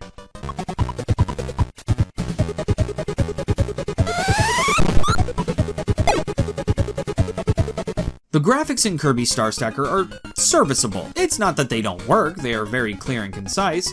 My problem is that, much like Kirby's Pinball Land took assets from Kirby's Dreamland, Kirby Star Stacker takes assets from Kirby's Dreamland 2. All of the sprites are the same here. The only new ones are the portrait of King Dedede that is in the corner here. It just seems very cheaply done. As for the music, I'm not a fan. Once again, the music isn't bad by any means, it's more so that you just hear one theme played throughout most of the game. So it just becomes tiring to hear it after hearing it for the 100th time. Both the graphics and the music in this game can be described with one word: mid. With that in mind, Kirby Star Stacker's presentation gets a C.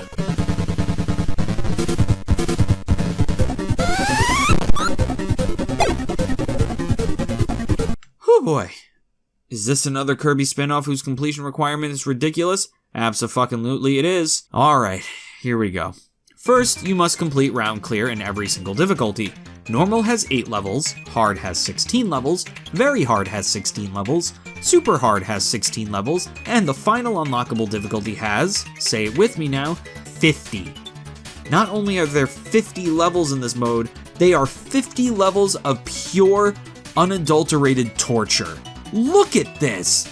This mode took me so long to be able to do just for Insane Mode alone. Once I finished Insane Mode, I basked in my victory that I finally completed this game, except no, I didn't. There's still more to do. You must unlock Insane difficulty in Challenge Mode and Time Attack Mode as well. How? You must clear over 100 stars in under 3 minutes in the Time Attack Mode. This is actually easier on harder difficulties than just playing it on easy. The other requirement is to play Challenge Mode and accumulate a total of more than 1,000 stars. You think that's enough? Look at how fast the game is going by the time you get to the end game here. You know what the most screwed up part is? I don't feel good at this game. I feel like I made a bunch of mistakes that made me stumble to victory. I accidentally get combos all the time. I never plan them, ever. Do you want to know what the completion bonus is? Do you really want to know? You really want to know?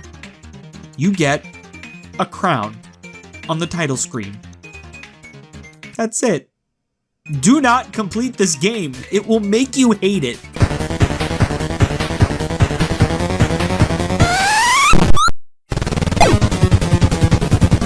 Kirby Star Stacker is not the worst spin-off in the world. It's definitely fun to play casually, but if you try to complete it, you will have a terrible time and will never want to play this game ever again. That's how I feel right now, and I am dreading having to play Kirby Super Star Stacker later this month. The story is non-existent and the presentation is lacking, which is honestly kind of a letdown.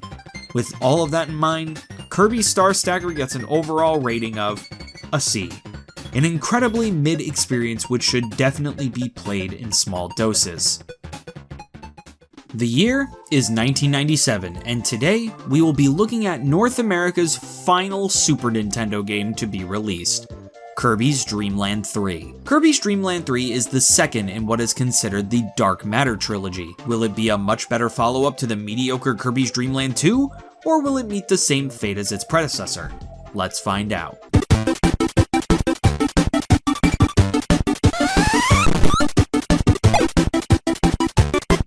One day, Kirby and Gooey were hanging out, doing some fishing, when a giant black orb crashes into Planet Popstar and breaks its rings.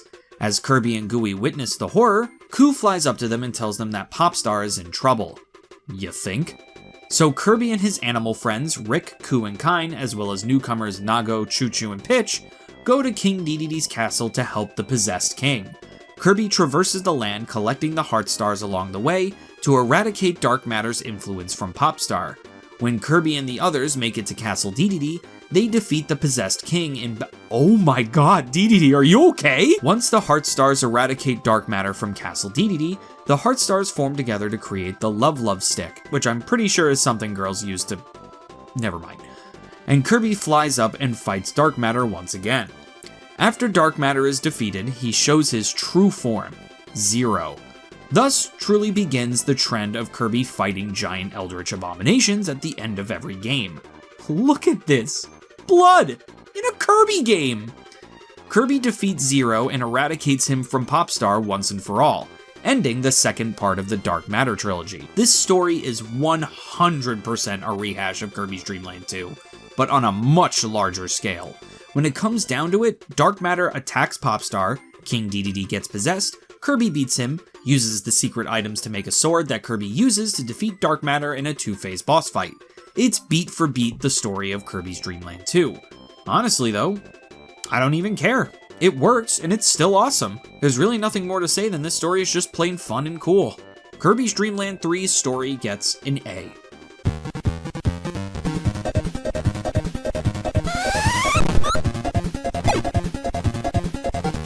Kirby's Dreamland 3 plays very similarly to Kirby's Dreamland 2 in a lot of ways. You run, jump, fly, and eat your way through each stage. You are able to copy the abilities of your enemies as well as employ the help of your animal friends to help you get through stages and solve puzzles. With double the amount of copy abilities and double the amount of animal friends, That's quadruple the amount of abilities at Kirby's disposal. Also props to this game for giving you the clean ability for sucking up these broom guys. They need more love. Honestly, there really isn't anything more to say about it rather than that it is the Kirby formula that we've seen thus far turned up to 11. It's fun, responsive, and I had a blast from start to finish. With that in mind, Kirby's Dreamland 3's gameplay gets an A+.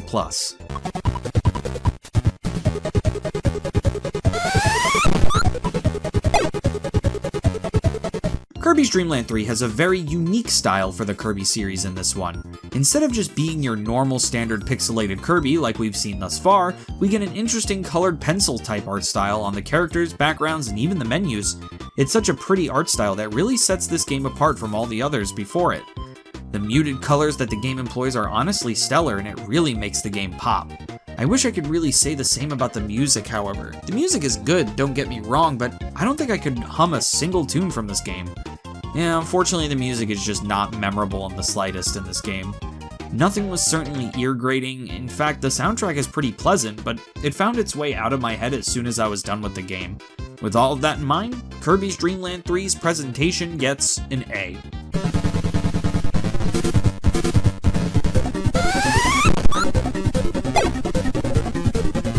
To complete Kirby's Dreamland 3, you must do the following. First, you must eat the game. Wow, man, I wish I could type. Yeah, you gotta eat the game, and then you win. You win. It's a Kirby game, that makes sense. Yeah, it makes sense. First, you must beat the game, which will give you 95% completion. Easy enough, game is fun, not that difficult, so finishing it is no problem. Next, you must get every heart star in every stage. The way you get a heart star is actually pretty simple. Each stage has a certain character portrait. You will meet that character when you get to the end of the stage. You must make this character happy to obtain their heart star.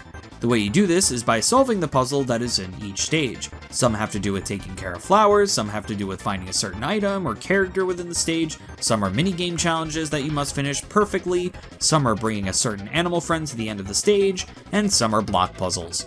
Getting all of the heart stars is miles better than getting the rainbow pieces in Kirby's Dreamland 2. There is way less trial and error involved with these puzzles. Honestly, figuring these ones out are pretty fun and even have some cool Easter eggs like the fire flowers from Mario appearing in one level, and even Metroids in another where you meet Samus at the end. I can only imagine how mind-blowing that must have been back in the 90s, since Nintendo crossovers were definitely not as frequent as they are now. This was a pre-Smash Bros. World. Getting all of the heart stars and defeating Zero will bring your percentage up to 97%. Once you beat the game with all of the heart stars, you unlock 2 minigames, the Boss Rush and the Minigame Rush. You must defeat every boss in the game on 1 health bar, and beat every minigame in the game with a perfect score. Honestly, not as hard as you'd think. This brings you up to 99%. You get the final percent by playing the minigame you unlock by completing the minigame rush, jumping. So at the end of every stage, you are given a chance to get a bonus item as you would in most Kirby games. They turn this into a full-on minigame. You must land on the smiley faces as many times as you can in a row by timing your jump power based on Kirby's sprite. This gets mad precise by the end, and yes, I cheated to win this one because I just want it to be done. Getting a score of 10 or higher will get you that final percent, awarding you with 100% completion, and, you guessed it, the sound test. I have to say, this is probably the most fun Kirby game to complete. I'd say it even beats Kirby's Adventure when it comes to how fun completing the game is. Instead of just giving you a hard mode and calling it a day, this game gives you fun puzzles, fun cameos, great minigames, and an overall experience that I highly recommend to any completionist. Yep, finally, another Kirby game I recommend completing.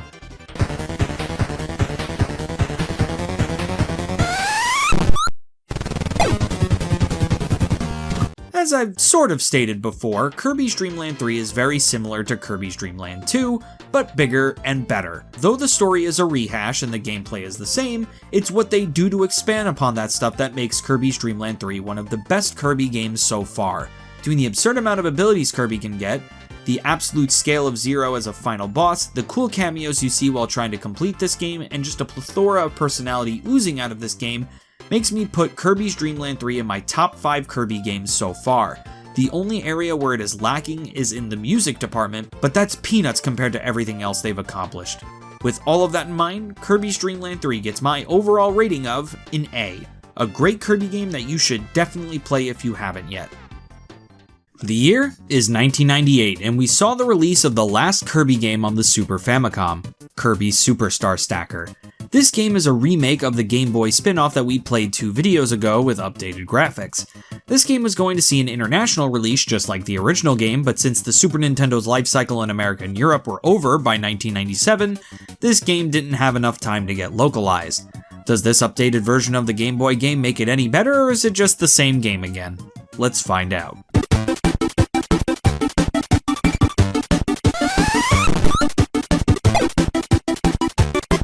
One of the key differences between this game and its predecessor is that this game actually has a story mode. Mr. Star is flying over Dreamland one night and King Dedede decides to pull a prank. He shoots Mr. Star with a cannon, splitting him up into multiple pieces. One of the pieces is found by Kirby, Rick, Ku, and Kine, and Mr. Star tells them that he needs his other pieces back. Kirby sets off on his quest to retrieve the rest of the pieces of Mr. Star from various enemies, and then eventually King Dedede. Once King Dedede is defeated, Mr. Star, fully formed once again, flies off into the sky. If Kirby was undefeated in his quest, he will be challenged by Grill to one last match. If he defeats them, Grill leaves all sad. If Kirby gets defeated, they all get drowned in blocks. Ultimately though, no world-ending stakes here, just a fun challenge. The story of Kirby Superstar Stacker is a very straightforward and simple one, which is all that's really needed when it comes to a spin-off puzzle game. Grill leaves a lot more to be desired, however, just being some random witch that comes out of nowhere to challenge Kirby just because, instead of being an actual antagonist like Dark Matter or Nightmare. With that in mind, Kirby Superstar Stacker's story gets a B.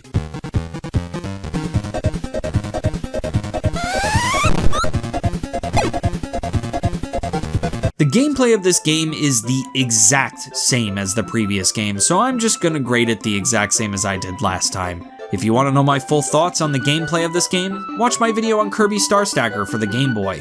With that in mind, Kirby Superstar Stacker's gameplay gets an A.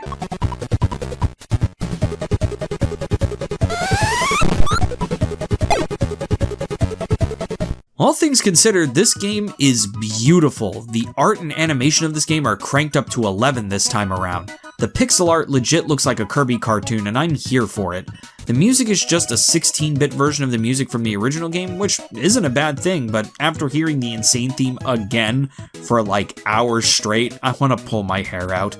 With that in mind, Kirby Superstar Stacker's presentation gets an A.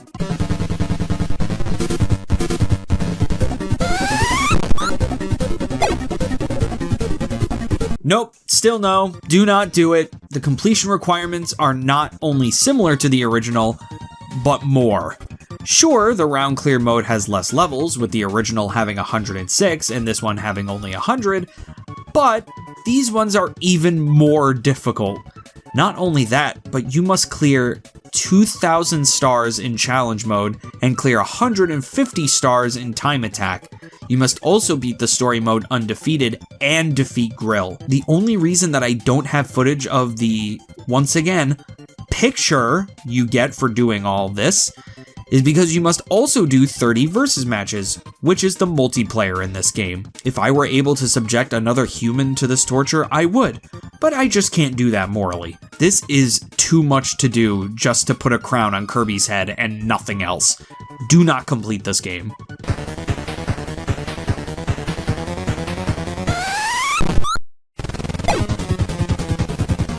This game does everything a console remake should do. It takes the original game and just adds a bunch more to it. The story was fun and engaging, the gameplay was good up until you actually try to complete the game, and the presentation is some of the best I've seen on a Super Famicom. With all of that in mind, I give Kirby Superstar Stacker my overall rating of a B+. The year is 2000, and HAL Laboratory just released the first ever 3D Kirby game. Kinda. Kirby 64, The Crystal Shards, the final part of the Dark Matter trilogy, started development in 1997, right before Kirby's Dreamland 3 was set to release. The development team, who was led by Takashi Saito, struggled in developing this game, noting that the team had trouble delivering on the best Kirby experience they could while keeping to their schedules. They were committed, however, because they did not want to disappoint Kirby fans when they jumped to 3D. At first, Kirby 64 was going to be a Nintendo 64 DD game, but once that failed, they decided to make it a normal Nintendo 64 game. Masahiro Sakurai wanted as little involvement with this game as possible, noting that he didn't even want to play it because he feared his comments would interfere with HAL Laboratory's vision, and he didn't want to impede them at all. Will Kirby's first attempt at 3D? Kinda, bring a whole new dimension to the franchise, or will Kirby become one of the many that had their rough transition? Let's find out.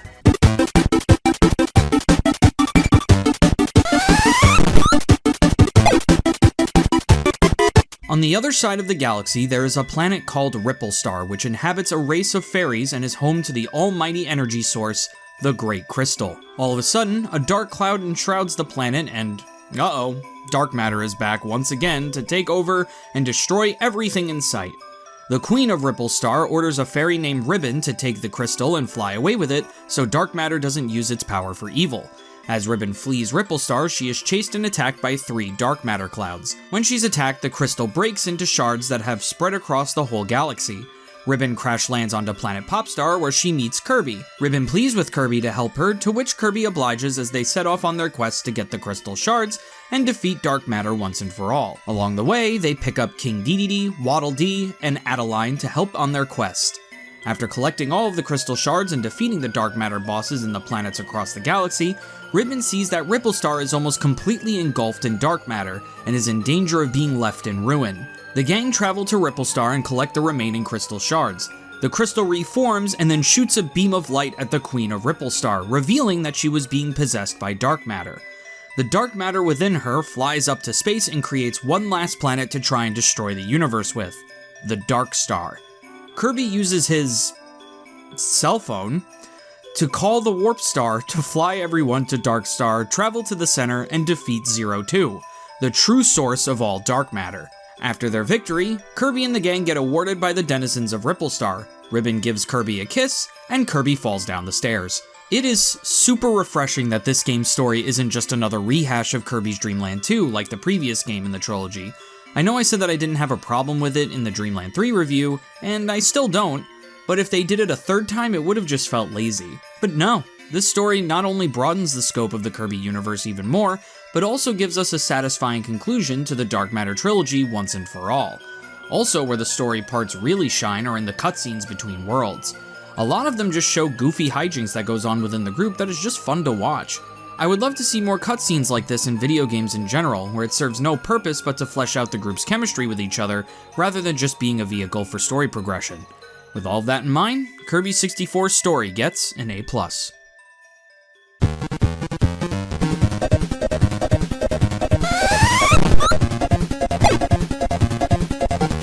The gameplay of Kirby 64 is your standard Kirby fare.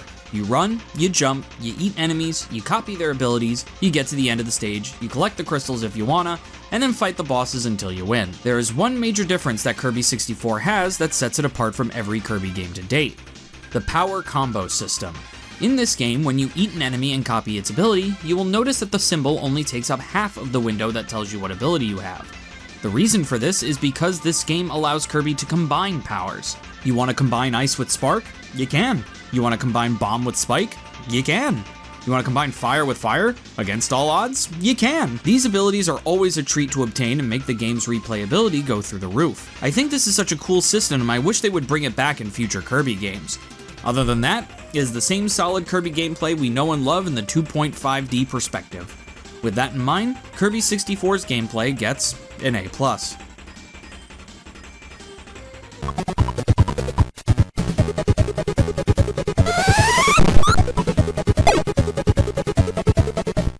Kirby 64 looks and sounds beautiful. The work they put in to make the Kirby art style work in 3D really shows here. It translated perfectly into the new dimension, and the 2.5D look of the levels really adds this layer of uniqueness to the Kirby franchise that has never been seen before. This game really brought Kirby to life. As for the music, oh man, this game rivals Kirby Superstar for the best soundtrack in the franchise.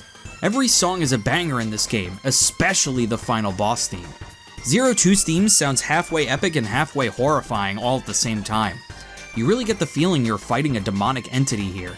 As for the rest of the tracks, they're just plain fun. With all that in mind, Kirby 64's presentation gets an A+.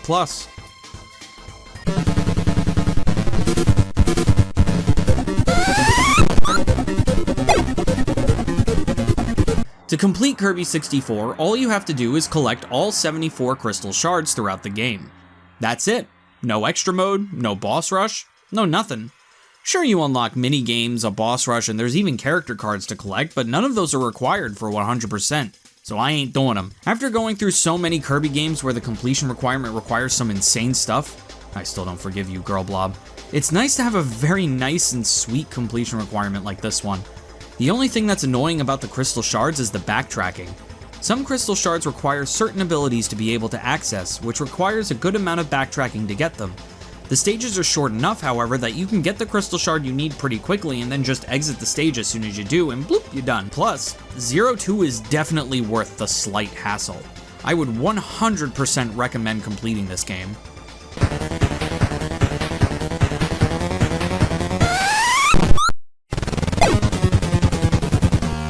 Was it any surprise going into this video that Kirby 64 was going to score so high? Kirby 64 The Crystal Shards is known as one of the greatest Kirby games of all time, and there is absolutely no question as to why.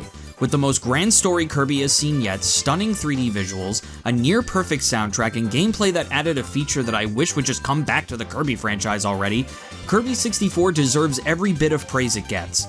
With all of that in mind, Kirby 64 gets my overall rating of an A+. Kirby's transition into 3D was as smooth as my brain. Considering this is available on the Nintendo Switch Online Expansion Pass, you have no excuse not to play this masterpiece. The year is 1999, and once again, Nintendo takes a game that they did not have any faith in, this time a game called Monkey Tilt and Tumble, and Shigeru Miyamoto decided, hey, wait a minute, make a Kirby! Thus, Kirby Tilt and Tumble was born. I mean, the last time this happened, we got Kirby's Dream Course, which, so far, is the best Kirby spin-off that we've gone over. Will Kirby Tilt and Tumble be just as good, or will it fall flat? Let's find out.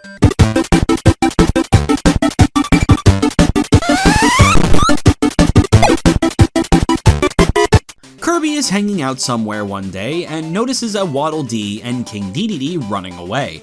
Kirby gets suspicious that King Dedede is up to no good again, so he follows him.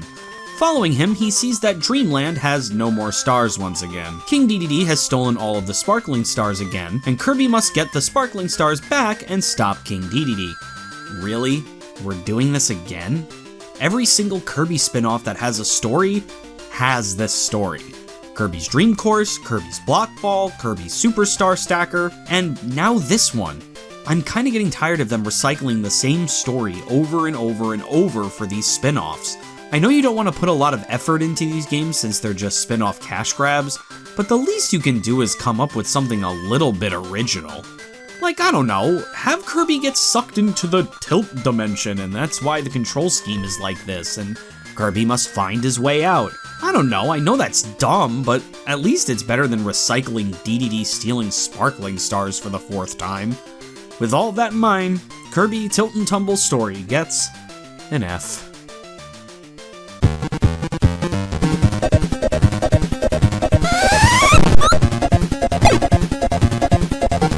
Yay! Gimmicks! There's a reason this game is called Tilt and Tumble. The way you navigate through the levels is to physically tilt the Game Boy in a bunch of different directions as if Kirby was a marble. To jump, you must physically flick the Game Boy up. During level 1, it's a nifty little gimmick. Every level afterwards, however, it's a test of patience and makes me want to pull every hair out of my scrotum. Jesus Christ, I never wanted a game to be done quicker. The stuff this game expects of you is so frustrating to accomplish. I made myself hoarse screaming at this game. This gimmick makes what would be a fun game fucking frustrating as hell, and they dare put an ice level in here. With all that in mind, Kirby Tilt and Tumble's gameplay gets an F.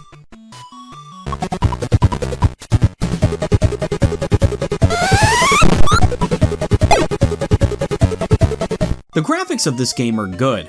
It is very colorful, everything is clear of what's ground and what's death, and Kirby's facial expressions between levels are a treat to see when I do see them. Well, that's as nice as I can talk about this game. The music, Jesus Christ, a lot of the soundtrack is just recycled from previous Kirby games, and the tracks that aren't recycled just sound terrible. Listen to this stage select music and tell me that this isn't just a terrible, terrible thing to hear to come out of your Game Boy. Also, what is this Kirby death noise? That doesn't sound like Kirby, who is that? With all of that in mind, Kirby Tilt and Tumble's presentation gets a D.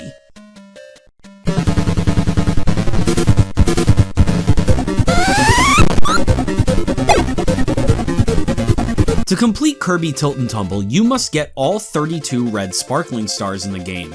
There is one red star hidden in every stage of the game that the player must collect and take to the end of the stage. The game is actually pretty forgiving about this. Once you collect the star, you have it unless you game over. Once you complete a stage, you are done with that stage as the game saves between each level rather than each world. Once you get all the red stars in the normal mode, you must do it all over again in extra mode. Once you do that, you get a pink background on the title screen. What? That's the best you could come up with? For that reason, I did not complete this game. I didn't even attempt extra mode. I just do not have the mental fortitude to sit through this game twice. I just wanted to be done. Do not complete this game.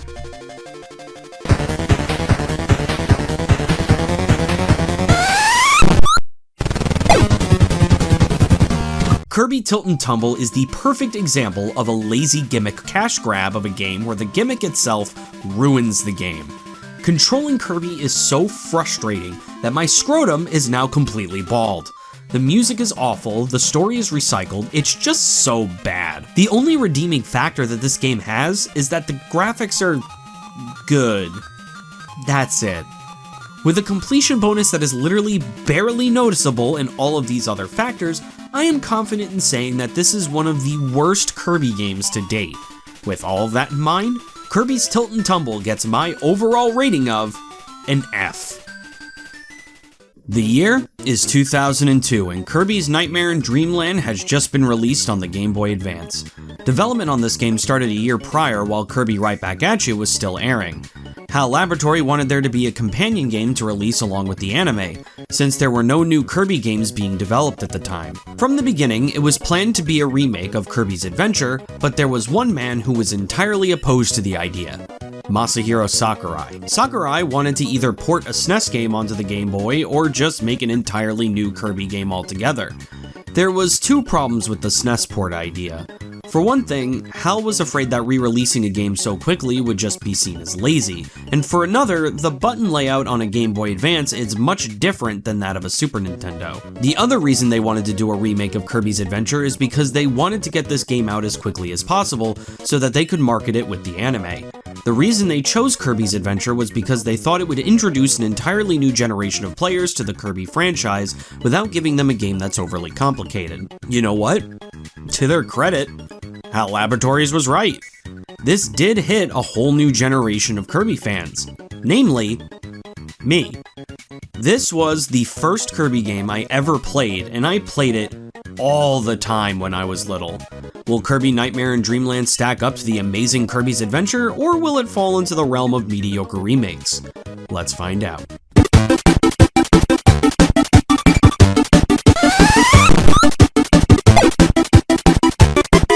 The story of this game is the exact same as in Kirby's Adventure. For a quick recap, Kirby, as well as the denizens of Dreamland, find they cannot dream anymore, so Kirby goes to investigate the fountain of dreams, where he finds King Dedede bathing. The star rod, which gives people their dreams, is nowhere to be found since King Dedede shattered it into 7 pieces and gave the pieces away to his henchmen. Kirby sets off on a quest to reform the star rod and defeat King Dedede. When he does though, Kirby accidentally releases a being called Nightmare, who has been causing nothing but nightmares throughout Dreamland. King Dedede was actually trying to steal away Nightmare within the fountain of dreams, rather than just be a WWE-based dumb jerk. Kirby defeats Nightmare and saves the world. The end.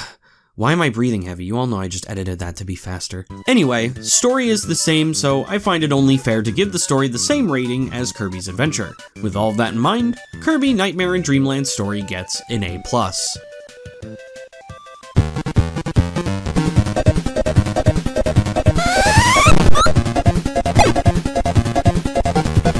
Once again, the gameplay for this game is the exact same as Kirby's Adventure, except there is one major difference that accelerates this game way above its predecessor. The lag is gone. Gone are the days of having too many objects on the screen leading to lag, which would lead to dropped inputs. No. That's all gone now. A lot of the challenges that were crazy hard in the original game are now super easy now that the game never drops your inputs. It makes the game feel faster and more fun to play. A smaller point for sure, but the sub-games that this game includes are so much better than the ones in the original game. We kept Samurai Kirby, but alongside it, instead of the crane game and the egg-catching game, now we have Bomb Toss and Air Grind. These two sub-games are miles better than the others. I remember playing these sub-games for hours as a kid, trying to perfect them. Kirby Nightmare in Dreamland literally plays like the original game, but better, and with an added bonus of better sub-games. With all that in mind, Kirby's Nightmare in Dreamland's gameplay gets an A+.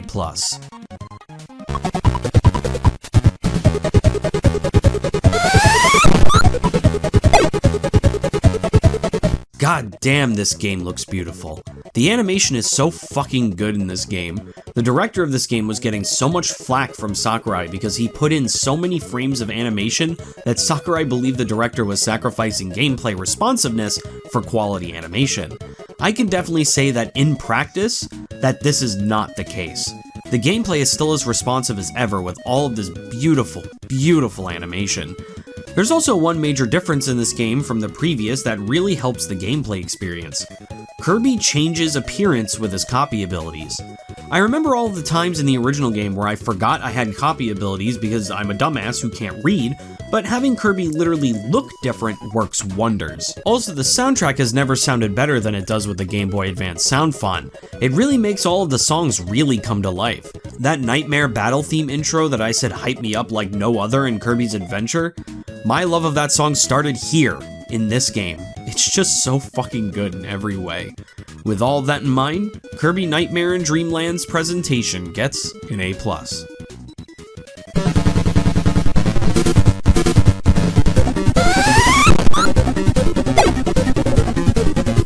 To complete Kirby Nightmare in Dreamland, you must do the same thing you do for Kirby's Adventure. You must get all of the switches and complete the normal mode, and then do the same for the extra mode where you only have half health. Where this game differs, however, is in one mode that blew my mind as a kid when I unlocked it. That mode is Meta Nightmare. In this mode, you must play through the whole game in one sitting, still with half health, just like an extra mode, except now, you play as Meta Knight. This mode is so cool, mostly because Meta Knight is just my favorite Kirby character right now. This game mode is even more difficult, however, because it is essentially playing the game on extra mode while only being able to use the sword ability. Once you 100% all three game modes, you get the sound test! Old traditions. With all of the quality of life improvements this game has, as well as the technical improvements of the game, I can say with 100% certainty that this game is worth completing. Meta Nightmare is too much of a treat.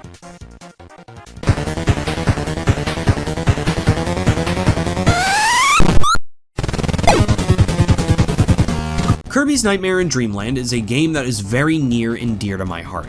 It was my first ever Kirby game. It's what introduced me to the Kirby game series.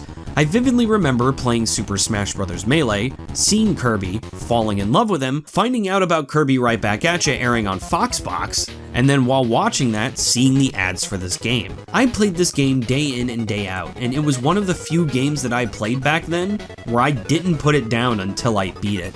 Call it nostalgia, call it rose-tinted glasses, call it biased, I don't care. This game deserves every bit of praise it gets, and it is truly one of my favorite Kirby games of all time, and the definitive way to play Kirby's Adventure. With all of that in mind, Kirby Nightmare in Dreamland gets my overall rating of an A+. The year is 2003, and Kirby Air Ride has just been released on the Nintendo GameCube. Kirby Air Ride started its life in 1995 on the Nintendo 64 as a game called Kirby Bowl 64. This, along with Super Mario 64, were the first two demos ever shown from the Nintendo 64 at the 1994 Shonshinkai show. While Super Mario 64 garnered unbridled praise, the same can't be said for Kirby Bowl 64. Being a Marble Madness type game with some not-so-stellar graphics, Sakurai and HAL Laboratories decided to try and change up the gameplay formula to that of a skateboarding game. When they saw that development was still kinda stagnant, they put the project on hold and cancelled Kirby Bowl 64 altogether. Maybe we'll talk about that in a future Releasing the Unreleased episode. Fast forward to March 2003, at the DICE Summit in Las Vegas, a short video preview for Kirby Air Ride was born.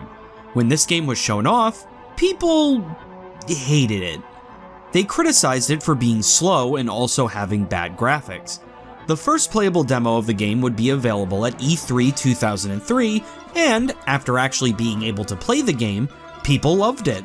Shortly after Kirby Air Ride was released, Masahiro Sakurai decided to resign from HAL Laboratories.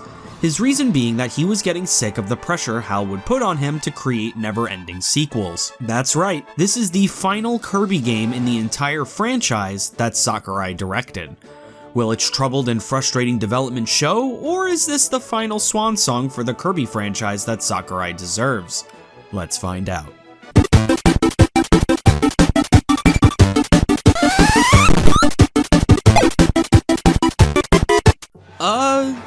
This game doesn't have a story. It's also a kart racer though, so like, I didn't really expect there to be. I don't think it's really fair to give this game a bad mark just because it's a kart racer with no story. If it had a story, that would have elevated the experience, but I'm not gonna fault it for not having one. So we'll just skip over this section.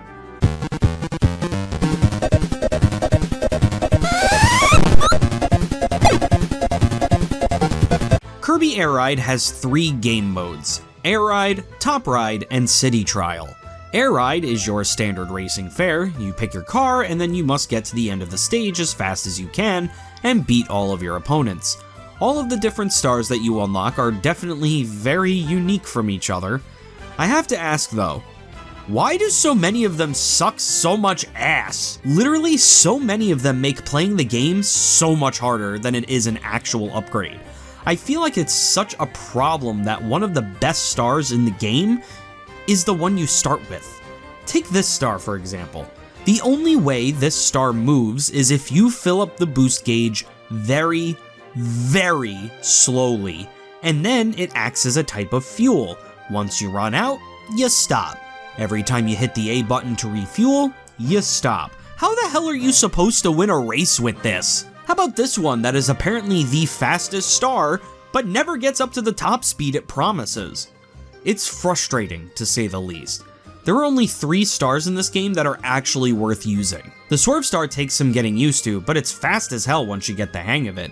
The Basic Star handles well and boosts pretty good, and then the Jet Star handles and boosts almost the same as the Starting Star, but when it hits the air, it zooms forward really fast. The second game mode, Top Ride, takes a top-down perspective of the races and has you zoom around in a racetrack, not that unlike Micro Machines. This game mode is kinda boring. You just kinda zoom around the track as fast as you can, but there's really no reason to play this over Air Ride. The last game mode is definitely the best one and is what this game is known for: City Trial. All 4 players start with the compact star and are let loose in a city. The players have as much time as the player gave themselves in the settings to find as many stat upgrades as possible, as well as finding the air ride machine that they want just scattered around the map. While you go around upgrading, certain events can happen. These events can range from meteors falling down, to fog covering the city, to Dynablades showing up. Once the time limit is up, the game will choose a stadium event for the players to compete in with the stat boosts they've collected. These events can range from a battle royale, fight to the death, high jump, long jump, or even fighting King Dedede. Whoever wins the event is the winner of the City Trial match. This game mode is actually the best part of the game. Exploring the city is so much fun and the events can turn super chaotic. And I can tell you with certainty that playing this game mode with friends is the experience that everyone loves about this game. All in all though, I can't give the gameplay of this game anything more than a kind of middle of the road rating. Even though City Trial is the reason people play this game, that's only 1/3 of the gameplay. Air Ride and Top Ride get boring pretty damn quick. With all that in mind, the gameplay of Kirby's Air Ride gets a C+.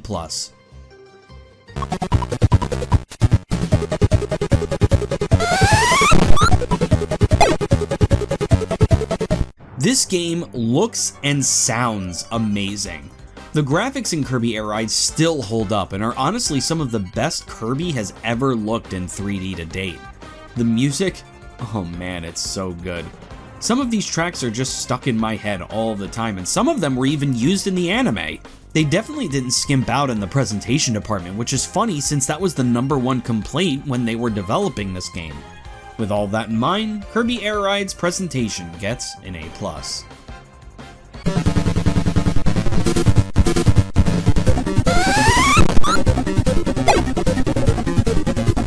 To complete Kirby Air Ride, you must complete all 360 challenges in the game, 120 in Air Ride, 120 in Top Ride, and 120 in City Trial.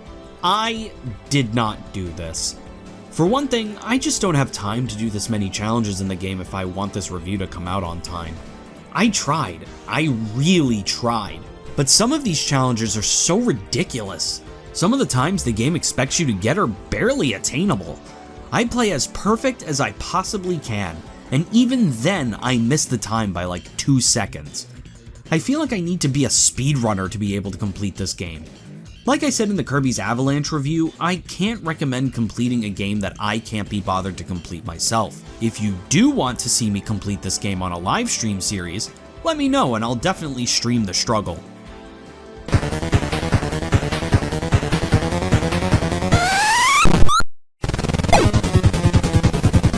Kirby Air Ride is fun, to a degree. As a single-player experience, it's okay. City Trial is fun to play over and over, but the rest of the game modes are pretty mediocre and get boring after a while. As a multiplayer experience, however, I'd still only really recommend City Trial. Yeah, just having a racing mode with very few stages and a top ride mode that is just a watered-down version of Air Ride. It doesn't have the long-lasting replayability that City Trial does, or even games like Mario Kart. Plus, the stars that you unlock are just weird and hinder your gameplay more than it helps. It doesn't feel balanced at all. Regardless though, the game looks and sounds stellar for when it came out. With all that in mind, Kirby Air Ride gets my overall rating of a B-. Not a terrible spin-off party game, but never a first choice. The year is 2004, and Kirby and the Amazing Mirror was just released on the Game Boy Advance. This game was actually a 3-way collaboration between HAL Laboratories, Flagship, known for making Resident Evil 2, and DIMPS, known for making the Sonic Advance series. Not only was this the final Kirby game on the Game Boy Advance, this was also the final Kirby game to have Masahiro Sakurai's name in the credits. Will this collaboration make the best Kirby game they can, or will too many cooks spoil the broth? Let's find out.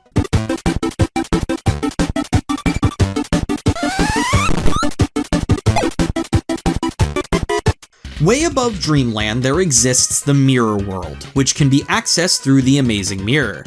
It is said that any wish that is made through its reflection will come true. Meta Knight, however, was sensing some evil energy coming from the mirror, so he went through it to investigate. Kirby was flying towards the mirror to see what was going on, and also ran into Dark Meta Knight, to which he used his power to split Kirby into 4 different Kirbys. The 4 Kirbys traverse Rainbow Route and find their way to the Dimension Mirror. Here, they witness Meta Knight fighting with his Dark counterpart again. This time though, Dark Meta Knight pushes Meta Knight into the Dimension Mirror and then shatters it, trapping him there. Kirby set off on a quest to get the shards of the mirror back and save Meta Knight. When they reform the mirror, Kirby enters it and fights Dark Meta Knight. After defeating him, the true mastermind of this evil shows his face: Dark Mind. His first form very much resembles a Mirror World equivalent to Nightmare, and his second form resembles a Mirror World equivalent to Zero. Wonder if this is implying anything. Meta Knight throws Galaxia at Kirby so that he can wield it, giving Kirby the Master ability. Kirby defeats Dark Mind with Galaxia and brings peace to the Mirror World. The Kirbys leave and Dark Kirby vows to protect the peace that is in the Mirror World. So I guess there's just 4 Kirbys now. So the story of this game is a bit weird. It's a little hard to follow. We see Dark Meta Knight first outside of the Mirror World, so it was a little hard to distinguish what Dark Meta Knight even was at first. Also, I feel like Dark Mind was just a last-minute inclusion, just to give Kirby an intimidating final boss for the end of the game. That wasn't just Dark Meta Knight. Honestly though, I feel like Dark Meta Knight would have been enough. Hell, even if they gave Dark Meta Knight another form that did look monster-like, that would have also been fine. Dark Mind seems to come out of nowhere and is gone as soon as he is introduced. It seemed they wanted to try and create another Nightmare, considering Darkmind looks like him, but they forgot what a twist Nightmare was in the original Kirby's Adventure. The entire game you are led to believe that King Dedede was the villain of Kirby's Adventure, when in reality he was preventing Nightmare from being unleashed, and when he is, it's a great surprise. In this game, you just defeat Dark Meta Knight, you fight Darkmind, and then he's dead, with no explanation or story reason whatsoever. With all of that in mind, Kirby and the Amazing Mirror story gets my rating of a B-.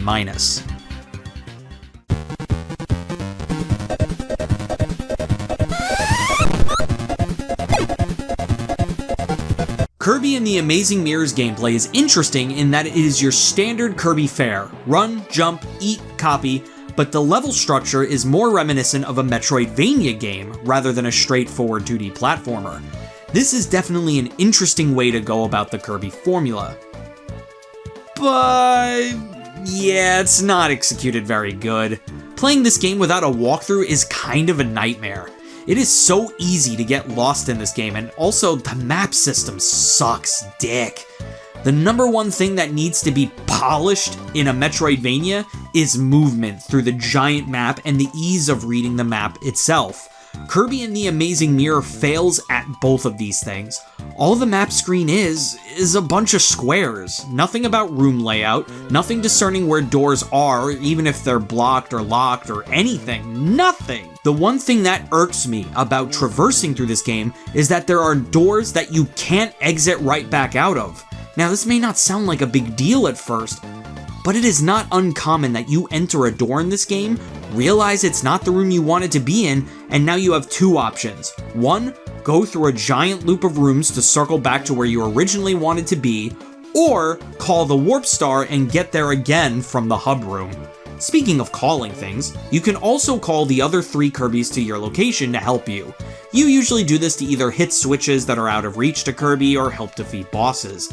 Other than using them to hit certain switches so I can get treasures, I never really used this mechanic at all, since it was just kinda causes chaos on the screen whenever you do it. As a Kirby game, it's what you'd expect. As a Metroidvania, it fails. With that in mind, Kirby and the Amazing Mirror's gameplay gets my rating of a C+.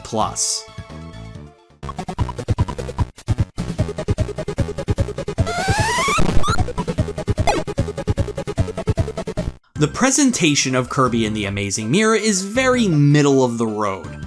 The particular assets themselves aren't bad, the game is vibrant, the enemy variety is great, and the music is great.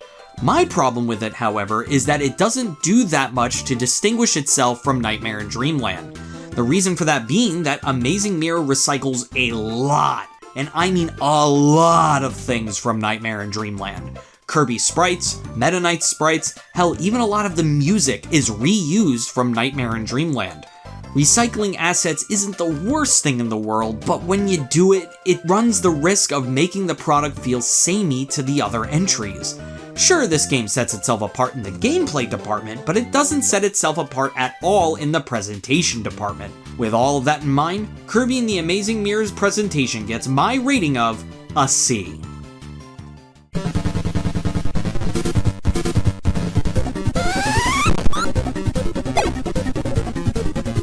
To complete Kirby and the Amazing Mirror, you must complete the game by defeating all 8 bosses in the game, open all of the treasure chests in the game, and visit every room on the map.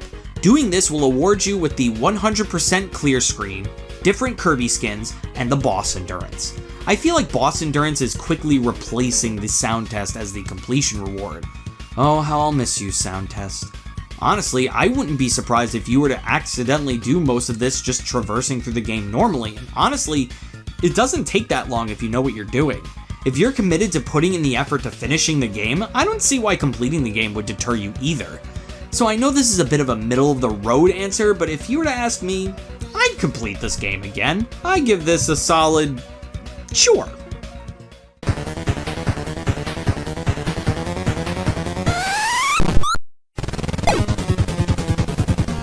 Kirby and the Amazing Mirror is the definition of a mid-Kirby game. There's nothing about it that is inherently terrible, but the hard-to-follow story, easy-to-get-lost-in gameplay, and uninspired presentation makes this game feel like it just exists, rather than providing a huge impact within the Kirby story at this point.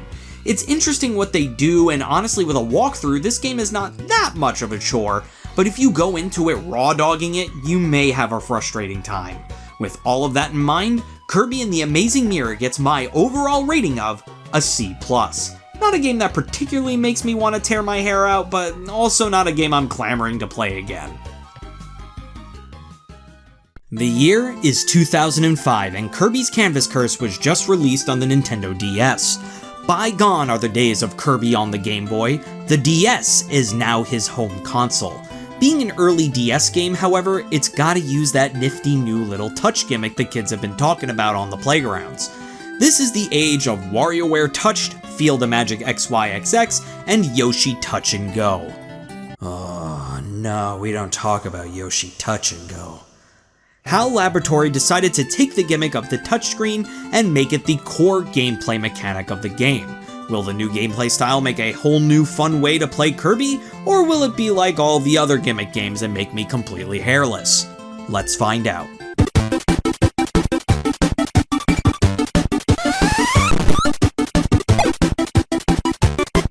One day in Dreamland, a giant portal opened up in the sky. From this portal, a sorceress of paint named Drossia appears. Drossia comes from a mysterious painting that wanted to rule a world made of paint and color. She is very similar to Paint Roller and Adeline in the way that she can bring drawings to life. Kirby goes to go after Drossia, but when he confronts her, she curses him to be stuck in his ball form. Luckily, Drossia left her magical paintbrush behind, and when Kirby touches it, the paintbrush transports to us. Yes, us, the player. We are a canon character in this game. With the magical paintbrush in our hands and Kirby to help us, we both set off on a quest to defeat Drossia and return Dreamland to normal. When Kirby confronts Drossia, we fight her in her sorceress form, and then, after she's defeated, she turns into her soul form, the first ever Kirby boss to have a soul form. When we defeat Drossia's soul, Dreamland is returned to normal, Drossia and the paintbrush are put back inside the mysterious painting, and the curse has been lifted by Kirby forever. This story is mad simplistic, but it does the one thing that most Kirby spin-offs don't do that I really appreciate. It gives a reason for Kirby to be in this new gameplay style. He isn't in ball form just because, he isn't playing golf just because, he isn't playing Arkanoid just because, he was afflicted with a curse and we are given a magical paintbrush. That is the reason for this game's gameplay style. Honestly, when it comes to Kirby spin-off stories, this story feels the most like a Kirby game. With that in mind, Kirby's Canvas Curse's story gets my rating of an A.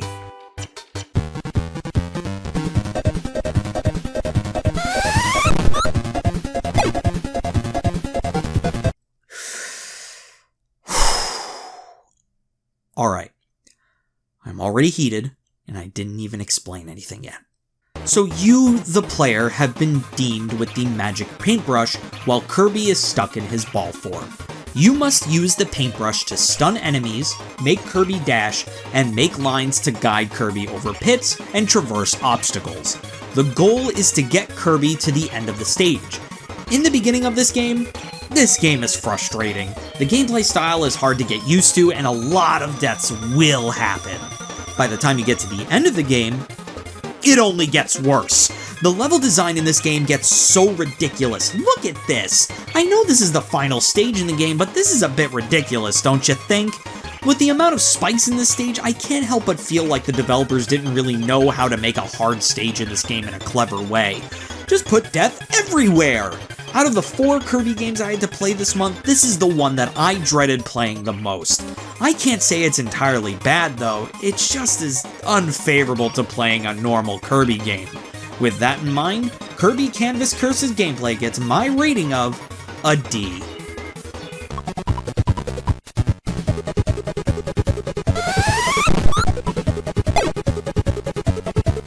This game looks pretty good. Nothing is unclear, the map system is on the top screen, is a great way to visually see where you are on the map, and even gives you hints as to where secret doors are, or even secret items like the medals. Both screens are utilized very well in this DS game. Also, the sprites look pretty good.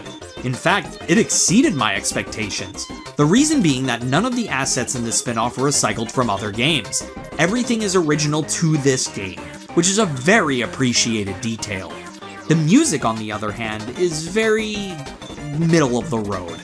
No real bops in the soundtrack, and only one song did I listen to that I was like, wow, that's really good. That theme is Dracia's theme when you fight her sorceress form. That track is cool as hell. I also want to point out the trippy visuals when you fight Dracia's soul. I love this stuff, and it's very reminiscent of the backgrounds you'd see in Earthbound, which was also made by HAL Labs. With all of that in mind, Kirby Canvas Curse's presentation gets my rating of an A-.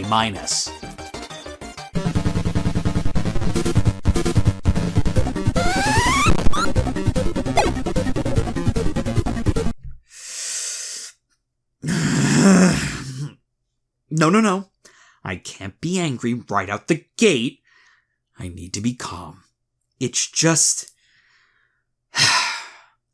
There's just so much that I didn't do it. I'm sorry, I need time to edit these videos, and I just can't be here playing a game that insists I play it this much. Especially with gameplay as strict as this. Alright, so to complete Kirby's Canvas Curse, you must get every medal in the game. There are 3 medals per stage that you must find. They are hidden pretty well, and some are hidden behind switch doors that you'll have to find in other worlds. This is fine. I did this, and I had a pretty okay time. It was a little frustrating, but I did it. The next thing you have to do is get all of the medals in Rainbow Run. In this mode, you have to get the gold medal times in both Time Trial and Least Ink to obtain all 6 medals that are available per level. Some of these times are fucking insane. I feel like I have to become a speedrunner of this game just to stand a chance. That is my least favorite type of time trial. Make it so an ordinary player has to try just a little bit harder than usual, not become a speedrunner of the game to get close. God, no exaggeration. Some levels would take me over an hour just to get the gold time on. One level! I got curious though and went into the medal shop. I spent all of my medals in the shop only to realize that I unlocked more levels in Rainbow Run, which have their own best time and least ink challenges. That's when I noped the fuck out of completing this game and decided that I would never do it. Do not complete this game, you will tear your hair out.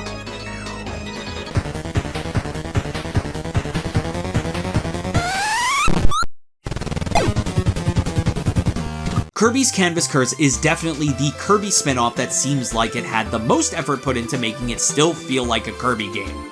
But I am far from calling it a fun experience. Though the story is good and the presentation is as well, the gameplay is what kills this game for me. Maybe I'm just bad at the game, but I really just could not find myself getting good at this gameplay style. It's just too much for me. With all of that in mind, I give Kirby Canvas Curse my overall rating of a C. Completely middle of the road. I can't say I don't recommend it, but it's also not a game for everybody. The year is 2006, and Kirby Squeak Squad has just been released on the Nintendo DS. Kirby Squeak Squad was the first mainline Kirby game and second Kirby game overall to appear on the Nintendo DS. Does it hold up to the Game Boy Kirby standard, or is this the beginning of the end for the pink puffball? Let's find out.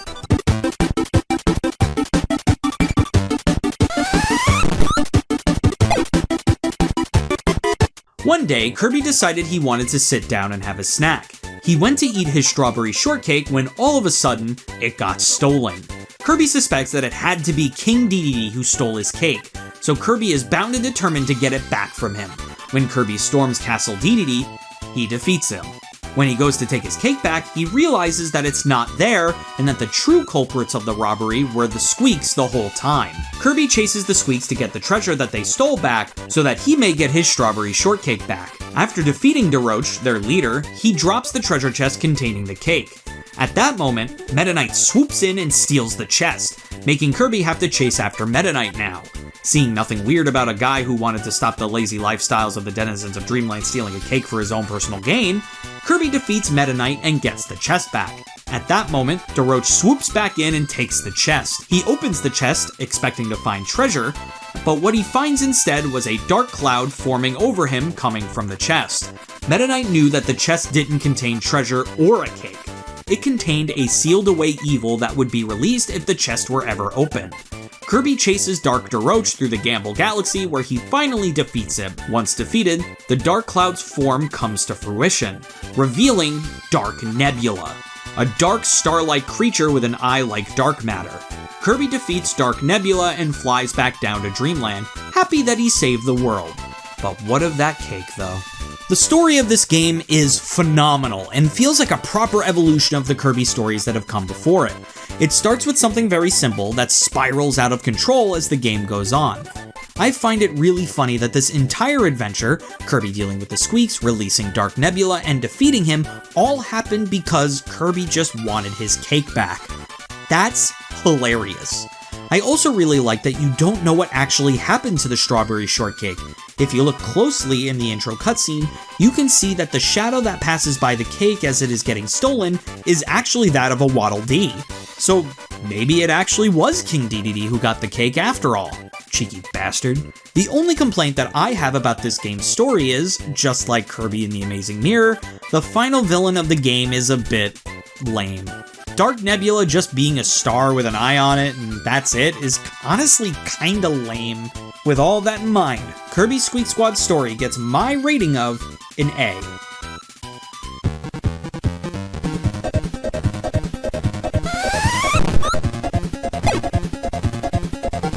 The gameplay of Kirby Squeak Squad is your standard Kirby fare. You run, you jump, you eat, you copy. There's not a lot more to it than that. I'm not kidding.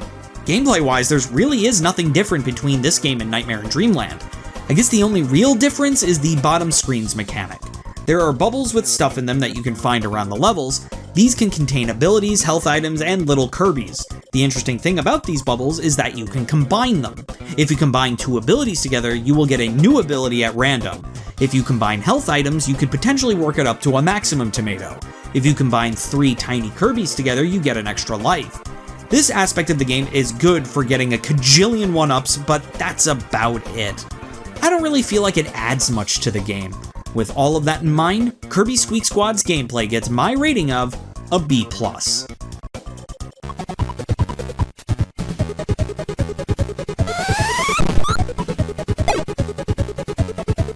Just like Kirby and the Amazing Mirror, there really isn't a lot that separates this game from the previous titles. What this game does have over Amazing Mirror, however, is that it has more original characters and it also contains cutscenes. These two small differences literally made this game's presentation amazing.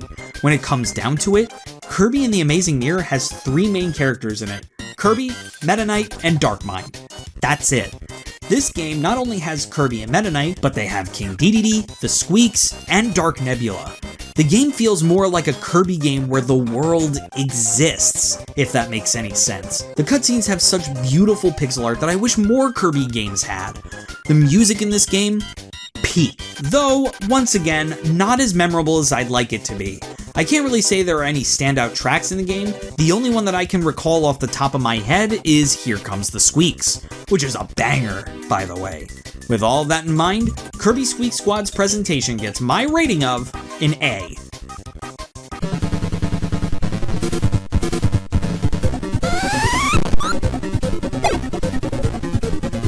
To complete Kirby Squeak Squad, you must collect all 120 treasure chests hidden throughout every level. This is not hard to do at all, and it gives you some cool stuff in the process. You can get Kirby skins, special songs in the sound test, a boss rush mode, secret levels, and even unlock a room that has every copy ability primed and ready to go, including one exclusively found in that room, Ghost Kirby. Finding all of the treasures was so easy that I literally didn't even have to consult a walkthrough once to find any of them. Due to all this, I 100% recommend completing this game.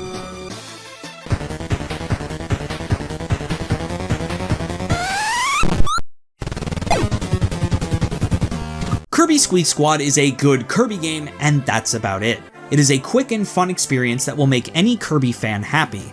Unfortunately though, I feel like the experience is a bit too short for my liking. This results in the game making itself feel like a non-memorable experience. I feel like I finished this game just as I started it. With all of that in mind, Kirby Squeak Squad gets my overall rating of an A. Definitely a great game, just wish it was a bit longer. The year is 2008, and right off the tail of Kirby Squeak Squad, HAL Laboratories was already working on their next Kirby title. Since their first remake, Kirby Nightmare and Dreamland, did so well to revitalize the fanbase and keep the magic of the original and make it better, HAL Laboratories thought, why not do it again, and decided to put Kirby Super Deluxe Plus, later renamed to Kirby Superstar Ultra, into development. Now, there isn't much behind the scenes drama or many things of interest to note, but there is one thing I want to point out. How they develop this game is what you need to do to remake a game. The team behind this game, specifically director Shinya Kumazaki and president of HAL Laboratories Masayoshi Tanimura, did everything they could to make Kirby Superstar Ultra the best remake of Kirby Superstar it could be. For one thing, they made sure that all of the original game modes were retained because he felt that if he took anything at all out of this game, it would ruin the fans' nostalgia of the original. Every cutscene in the game, even though they are CG FMV cutscenes instead of sprite animations, are one-to-one timed with the original counterparts, so as to not ruin the pacing of the game that the original held. Even the new game modes were made with the intent of exceeding fans' expectations. Kirby Superstar Ultra was made for the fans. Was it a good love letter to the fans, or did HAL Laboratories unintentionally spit in their fans' faces? Let's find out. Just like last time, I'm going to go over all of the games one at a time instead of doing the typical format. A lot of the games are the same, however, so we'll just skip to what was added in this version. Every other game will retain its original rating, so to recap, Spring Breeze gets an A, Dynablade gets an A, Great Cave Offensive gets a B+, Gourmet Race gets an A, Revenge of Meta Knight gets an A+, Milky Way Wishes gets an A+, Megaton Punch gets a B+, Samurai Kirby gets an A+, and the Arena gets an A. If you want my full detailed opinions on those games, just click the eye icon on the top right of the video to be taken to the playlist of the full Kirby Retrospective, and click on the Kirby Superstar video, and maybe the other videos too if you like the series. Without further ado, let's start with...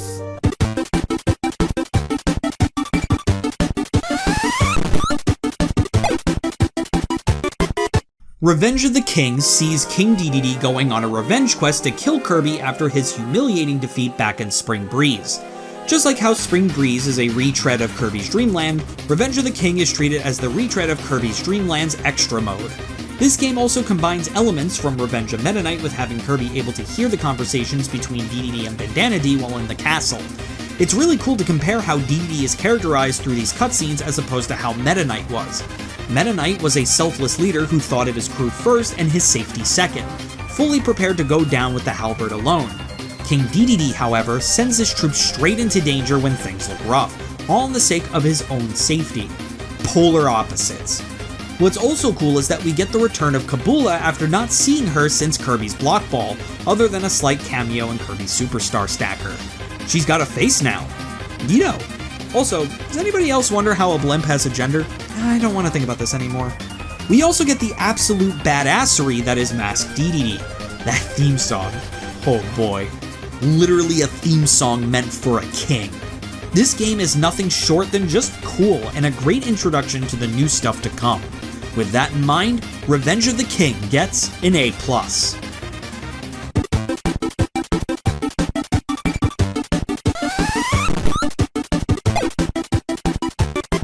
You already know this is going to get an A++ because goddamn you know I love playing as Meta Knight. Not only do you play through Spring Breeze, Dynablade, Great Cave Offensive, Revenge of the Meta Knight, and Milky Way Wishes all as Meta Knight, but you also get special abilities such as Meta Quick, a dash, Night Call, which is the same as calling a helper, Heal, which heals you a considerable amount, and Mock Tornado, which is a screen clear. Just this ability system makes Meta Knight feel so powerful. Nothing, and I mean nothing, compares to the final boss of this game, however. After beating all of the levels in Milky Way Wishes, Meta Knight makes a wish on Nova. He wants to fight the strongest warrior in the universe. Nova then tells a story of a hero gone mad with power. That hero was so powerful that he was sealed away and, due to Meta Knight's wish, will be released again. This warrior's name is Galactonite. With the best boss theme in the series thus far, Galactonite is the perfect final boss for Meta Knight. I know I said it before, but with all of that in mind, Meta Nightmare Ultra gets my rating of an A++.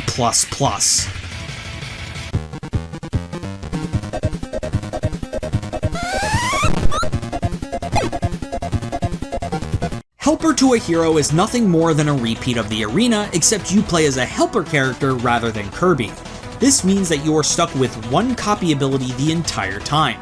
Luckily, even though the game keeps track of what characters you have defeated the game with, completing the game only requires you to beat the game once, and not with every character.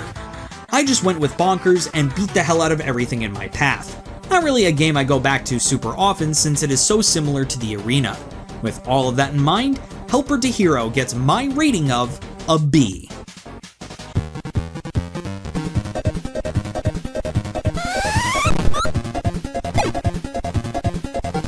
Kirby Card Swipe is the first sub-game introduced in Kirby Superstar Ultra. In this game, you are shown a bunch of cards on the bottom screen. Then, as soon as the card on the top screen is revealed, you must grab the same type of card from the bottom screen before any of your opponents. It's almost like a more complicated version of Samurai Kirby, in that it is dependent on a reaction time more than anything else. It doesn't really have the long-lasting capability of making me want to be good at it though, especially since the AI is so easy to beat. With all of that in mind, Kirby Card Swipe gets a B-.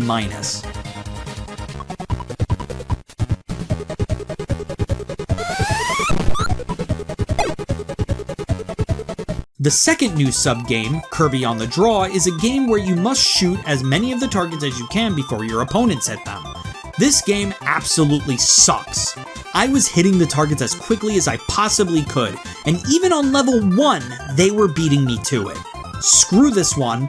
With that in mind, Kirby on the Draw gets my rating of an F.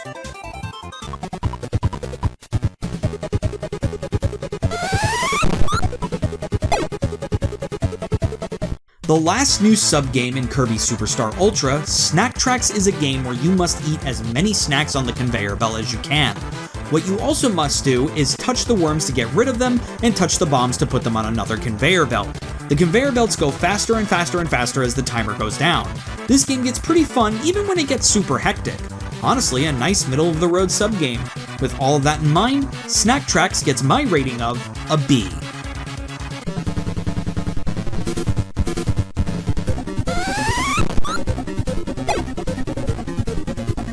Here we are, the final game in Kirby Superstar Ultra, the True Arena. This is the final 10 boss fights in the game that were introduced in all of the new games we have talked about so far. When you beat all of the harder versions of previous bosses, you then have to beat the final 4. Masked Dedede, Wham Bam Jewel, Galactonite, and the secret final boss of the entire game, Mark's Soul.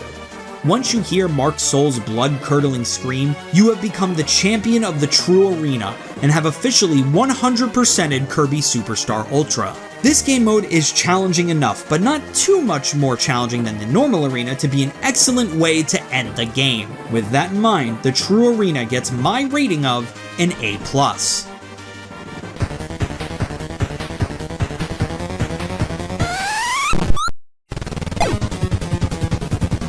Kirby Superstar Ultra is the masterclass on how to make a good remake. Not only were they bound and determined to keep the nostalgia of the original game, but also to exceed expectations by adding more stuff. They knocked it out of the park on all fronts. All of the new games add to how good the original was. We got both Mark Soul and Galactonite out of this game. What more could you ask for? Some better sub-games. With all of that in mind, Kirby Superstar Ultra gets my overall rating of an A-. Once again, one of the best Kirby games of all time. The year is 2010, and Kirby's Epic Yarn was just released for the Nintendo Wii. Being the first original Kirby game on the Nintendo Wii, you would expect it to be a game that HAL Laboratories themselves made. But HAL Laboratories actually had nothing to do with the development of this game. They were only supervising what the dev team did to make sure they were treating Kirby correctly. This game was developed by Good Feel Studios, giving their second shake at creating a game for a Nintendo property, the other one being Wario Land Shake It. When this game started development, it was called Fluff of Yarn, a game that took place in a yarn world where you took control of protagonist Prince Fluff. As development of this game continued, Nintendo, as they do, decided that this would make for a great Kirby game, adding it to the list of games that started development as original properties and then turned into Kirby later. What's interesting is that Prince Fluff stayed in the game, being the character that Player 2 plays as. Will this join the ranks of bad spin-offs, or will this be a diamond in the rough? Let's find out.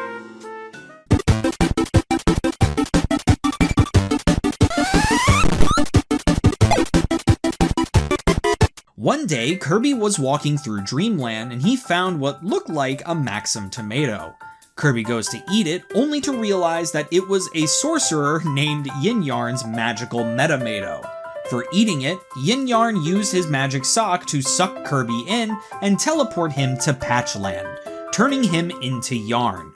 Kirby ends up meeting with Prince Fluff, the Prince of Patchland, and he tells Kirby that Yin Yarn split up Patchland into different pieces and he was trying to find the magic yarn in order to stitch it back together. Kirby decides to help Prince Fluff and find a way back to Dreamland. Meanwhile, Yin Yarn is causing all kind of shenanigans all throughout Dreamland, turning everything, including King Dedede and Meta Knight, into Yarn to fight against Kirby and Prince Fluff. After their fight with Meta Knight tells them that Yin Yarn has turned all of Dreamland into Yarn and is taking control. At that moment, since Kirby and Prince Fluff finish stitching together Patchland, they have access to Prince Fluff's magic sock, which can send Kirby back to Dreamland. After Kirby and Prince Fluff defeat Yin Yarn, which happens to be apparently the sticks and not the yarn guy, Prince Fluff returns to Patchland and Kirby stays in Dreamland. The last we see of him, he is cuddling up to the magic sock as a memory of the adventure he went on, even if it does stink a little. The story is very simple, yet very effective. I always look forward to seeing the antics Yin Yarn was on in Dreamland, taking over Castle Dedede and besting Meta Knight. Yin Yarn was a fun villain to watch and is probably the best Kirby villain in a long time. I'm glad to see we're getting a Kirby villain that isn't just delegated to the final boss position with nothing else to show for it. Plus, for a Kirby spin-off, this may be the best story yet. The narrator of the game gave off the vibes of having a bedtime story read to you, and it honestly fits the very cozy nature the entire game has. Though it is simple, I liked it a lot. With all of that in mind, Kirby's Epic Yarn story gets my rating of an A.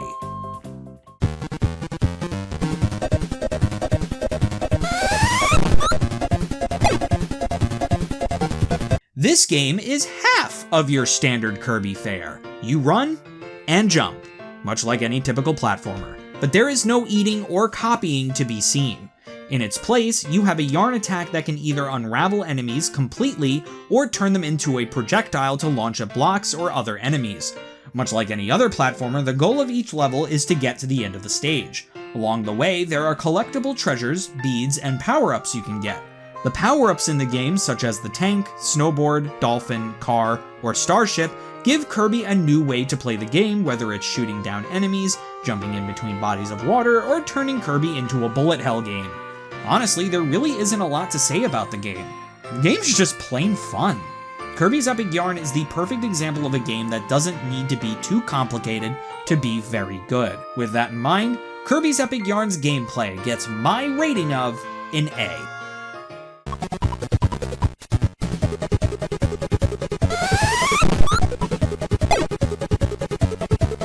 The presentation of Kirby's Epic Yarn is where the charm of this game truly stems from. Having everything move and act like either cloth or yarn is incredible. One thing I always loved seeing were the little animations that would play when you open up the next level. They're just so fluidly animated and sometimes a visual spectacle. Not only are the visuals outstanding and add to the charm of the game, but what really sells the soft and cozy aesthetic of this game is the music. This is genuinely not just one of my favorite Kirby soundtracks in the franchise, it's one of my favorite video game soundtracks in general. Everything being played with soft pianos and strings makes this game just feel cozy. Everything about this game makes me want to snuggle up in a warm blanket with some hot chocolate, Wii remote in hand, and a friend right next to me. It sounds very Christmassy, but honestly, that's the vibe the game gives off. Just pure, unadulterated joy, and the presentation of the game is what sells it. With all of that in mind, Kirby's Epic Yarn's presentation gets my rating of an A+.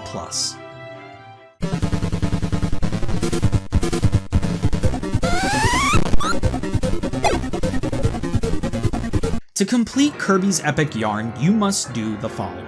First, you must obtain a medal in every stage in the game, which you get by obtaining a certain number of beads within that stage. Getting a gold medal doesn't count any more or less towards completion than getting a bronze medal, but I ended up getting all of the gold medals anyway. Second, you must find all 3 treasures in every level of the game. Third, you must buy all pieces of furniture and all pieces of fabric from the shops in Quilty Square. Lastly, you must set up all of the apartments in the Quilty Square apartment complex and complete all of the challenges from each tenant. Doing all of this rewards you with 100% completion and nothing else.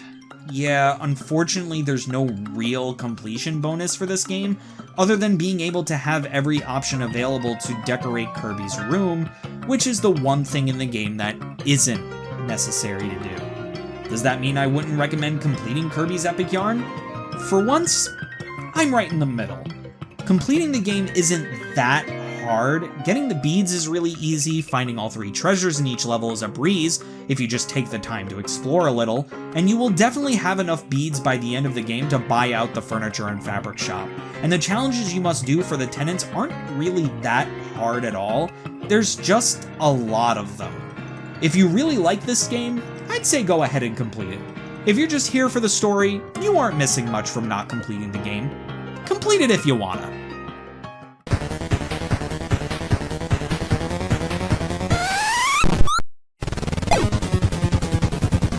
Kirby's Epic Yarn is hands down the best Kirby spin-off.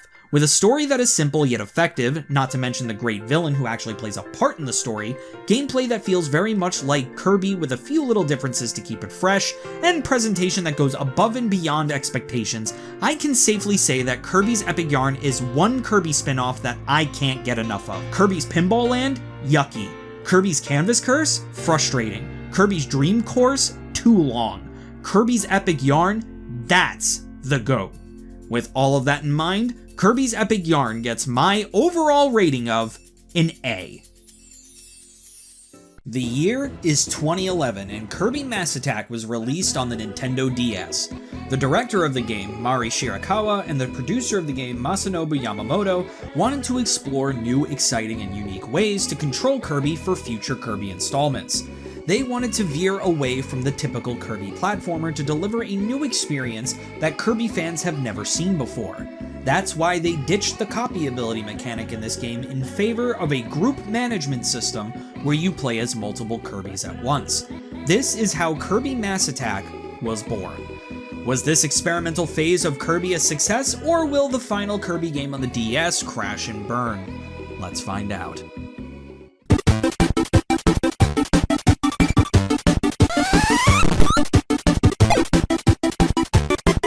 In the south of Planet Popstar, there is a collection of islands known as the Popopo Islands. Kirby is hanging out there when an evil being named Necrodius appears. Necrodius is the leader of a group called the Skull Gang, and their goal is to snuff out all of the light and drown the world in darkness. What is he, a Kingdom Hearts villain? Necrodius, knowing of Kirby's prowess as a hero of Popstar, decides to use his magic to attack Kirby, splitting Kirby into 10 smaller, weaker versions of himself. Necrodius ends up defeating 9 of the Kirbys, leaving only 1 left. The last mini Kirby starts trying to figure out what to do when he comes in contact with a magic star that tells him to follow him. This magic star is Kirby's soul, hell-bent on putting himself back together again and defeating Necrodius. Along the way, the Squeaks make their second appearance and help Kirby out. When Kirby gets all of the rainbow medals, DeRoche uses them to help Kirby get to the final stage and Necrodius' home, Necro Nebula. When the Kirbys get there, they defeat Necrodius once and for all. When the Kirbys defeat Necrodius, they take his staff and use it to form the 10 Kirbys and Kirby's soul back into one big Kirby. As Kirby returns to Popstar, he reflects on how the darkness and the light work together in tandem, instead of being naturally against each other. Stars shine brighter when in the dark. Right off the bat, the story of this game checks off one of my major boxes when it comes to Kirby spin-offs. It gives a good reason as to why Kirby controls differently in this game. I do like Necrodius. I think his design and his boss battle are fine, but I wish he played more of a role in the story. Necrodius is another one of those Kirby villains that appears in the intro cutscene and then never appears again until the final boss battle. Alright Necrodius, you can go next to Dark Nebula and Darkmind on the shelf of Kirby villains who do the bare minimum. I wish there was a bit more substance to this story. We got to an island called Dedede Resort, and we don't get any sort of story relevance to King Dedede at all outside of a boss battle. This story really just is the bare minimum. With all of that in mind, Kirby Mass Attack's story gets my rating of a C.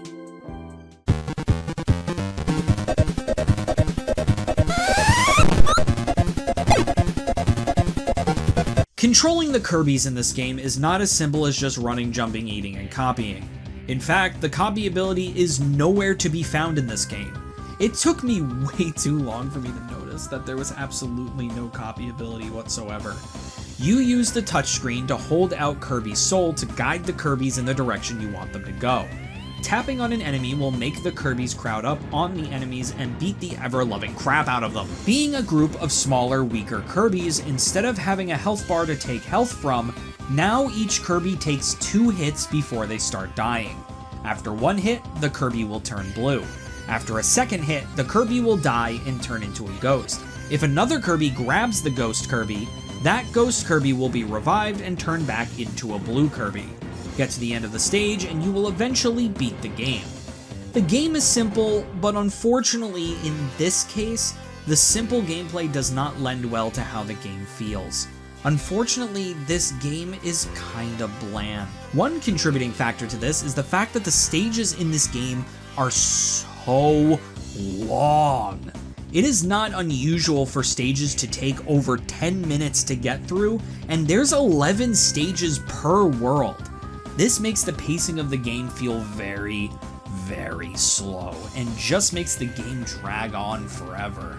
God forbid you miss a medal in the stage and have to play through the entire thing again. There's nothing inherently bad about the gameplay, it just makes for a kinda bland experience. With all of that in mind, Kirby Mass Attack's gameplay gets my rating of a C.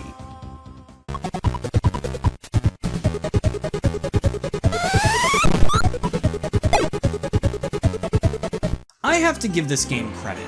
The soundtrack of this game is very good. I love a lot of the tracks that this game brings to the table. Specifically, the main theme of this game and Necrodius' theme are huge standout tracks. The theme song has this bumping quality that reminds me of a March-type song that can easily get stuck in your head, and Necrodius' theme is another amazing addition to the list of Kirby boss themes. The presentation of this game is also very good.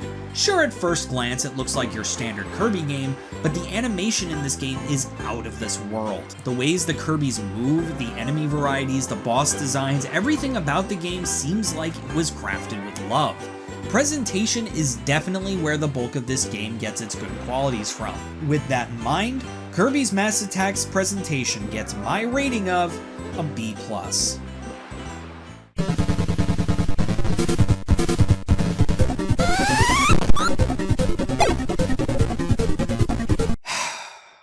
To complete Kirby's Mass Attack, you must obtain all of the medals in the game and complete every challenge in the checklist. Finding the medals really isn't so bad. None of them are very cryptically hidden in any of the stages, so you shouldn't have too much trouble getting the medals. Where stuff starts to go wrong with completion are with the checklist challenges. In order to complete the checklist, you must beat every single stage in the game and every single boss in the game without getting hit once. Can I say how much I hate challenges like this in games?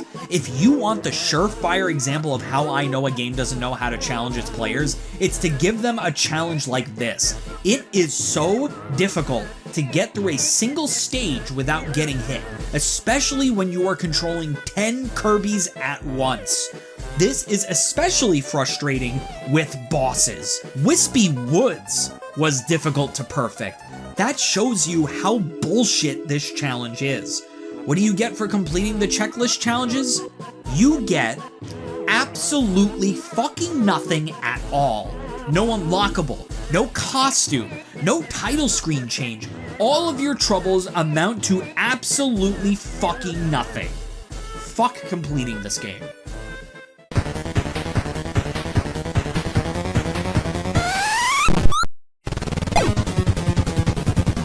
Kirby Mass Attack almost makes it when it comes to being a good Kirby spin-off. What holds it back is its lackluster story and its bland gameplay. Unfortunately, presentation couldn't save this one like it did for Kirby's Epic Yarn. Out of all the games this month, this was the Kirby game I dreaded coming back to just because of its overly long level design, lack of completion bonus, and just slow gameplay experience overall. With all of that in mind, Kirby's Mass Attack gets my overall rating of a B-. Not the worst spin-off in the world, just painfully middle of the road. The year is 2011, and Kirby's Return to Dreamland was just released on the Nintendo Wii. Boy howdy did this game go through production hell. Development for this game started in 2000, right after Kirby 64 came out, and it was slated to actually come out for the GameCube. When developing for this game, they really wanted to have the focus be to create an amazing multiplayer experience. There were 3 concepts that the team ended up trying to go for. The first concept being another 2.5D platformer along the same vein as Kirby 64, just with a multiplayer focus. The second concept being a fully 3D game with fully explorable levels, which they used as the concept behind Kirby and the Forgotten Land way down the line. And then the third concept was another 2D platformer, but this time in the style of a pop-up book, which seems similar-ish to Kirby's Epic Yarn. This game was in development for so long that gaming publications such as Nintendo Power and Official Nintendo Magazine assumed that the game was just outright cancelled. But in the year 2011, like a phoenix rising up from the grave, Kirby's Return to Dreamland was shown off at E3. Will the development time be worth it, or will it fall into the depths of its development hell? Let's find out.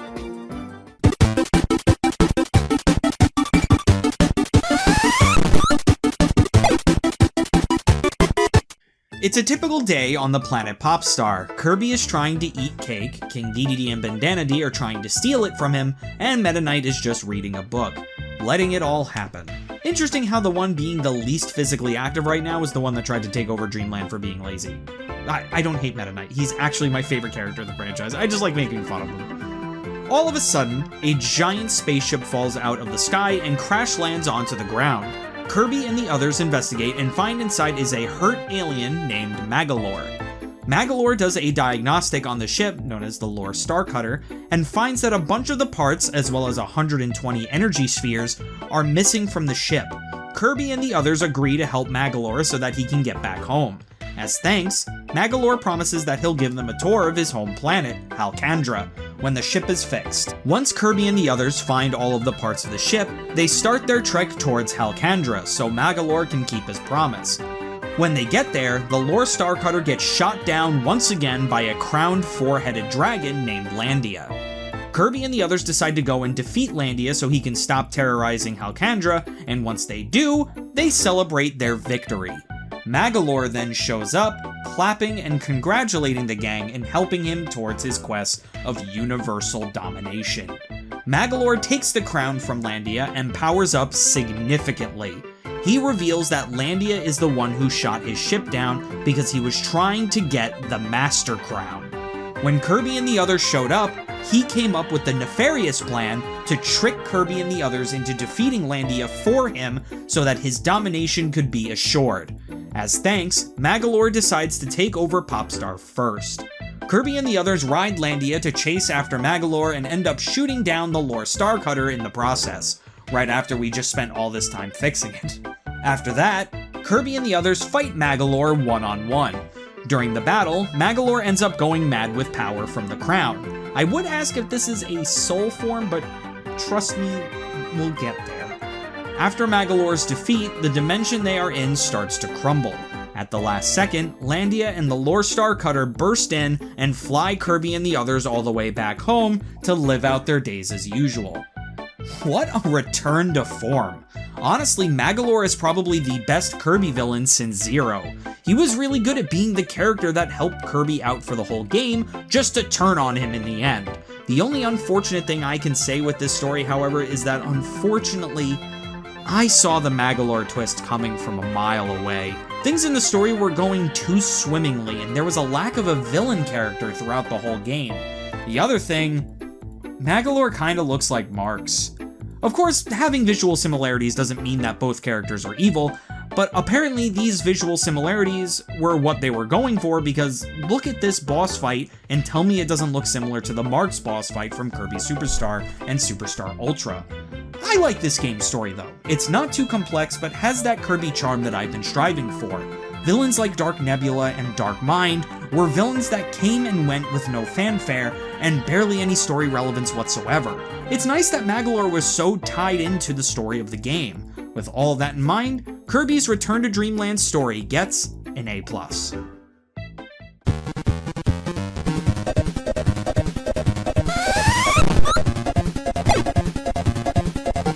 I know I sound like a broken record, but the gameplay of Kirby's Return to Dreamland is your standard Kirby fare. You run, you jump, you eat, you copy. This game only introduces two new gameplay elements to the standard Kirby formula. Firstly, there is the multiplayer aspect. Just like in Kirby Superstar, where the second player can play as the helper, they evolved upon this concept to allow second, third, and fourth players to play as Kirby's friends. The other players have the choice to play as Meta Knight, who has a permanent sword ability, King Dedede, who has a permanent hammer ability, and Bandana D, who has a permanent spear ability. Let me tell you that playing this game multiplayer is really fun, and leads to a lot of chaotic screaming among you and your friends. For the single player experience though, there's also these super abilities which give Kirby crazy huge power-ups that allow him to find entrances to another dimension to get the energy spheres from the Sphere Doomers. Other than that, it's what you'd expect from Kirby. The game is solid, being what you'd expect out of a Kirby title, but the super ability system, not gonna lie, is kinda lame after a while. The first time you get each ability, it's cool to see what the ability is, how it works, and how to find the secret entrances to the Sphere Doomers. After a while though, it just becomes a slow set piece that, though visually interesting, is kinda a slog to play. It's not really incorporated into the gameplay seamlessly enough for me to really enjoy it. Every time it appears, you know there's going to be a secret entrance to the Sphere Doomers, and every time that part of the level is tailor-made for that ability. There is no point where the super abilities just exist in a normal level. It would have been cool if it were a reward for finding a super hard and super fast enemy that you could defeat and get the super ability. I'm not saying it's bad, but it could be improved upon. With all of that in mind, I give Kirby's Return to Dreamland's gameplay my rating of a B+.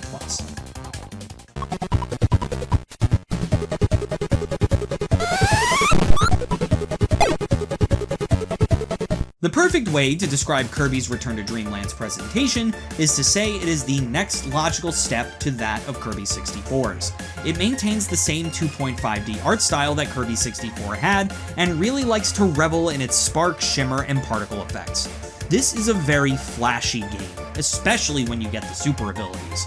The only thing that is kinda missed, and from what I know of future games, will continue to be non-existent in the Kirby franchise for a while, is the type of movement you saw in Kirby 64. Kirby 64 has a very circular type of level philosophy. That way, each part of the level doesn't feel like a flat board of an obstacle course. It feels like a 3D environment.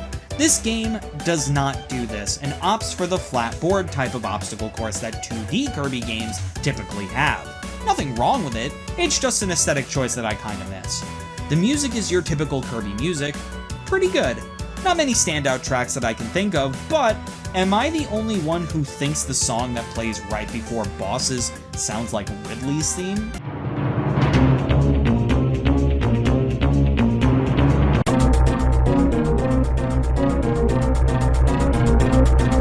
With all of that in mind, Kirby's Return to Dreamland's presentation gets my rating of a B.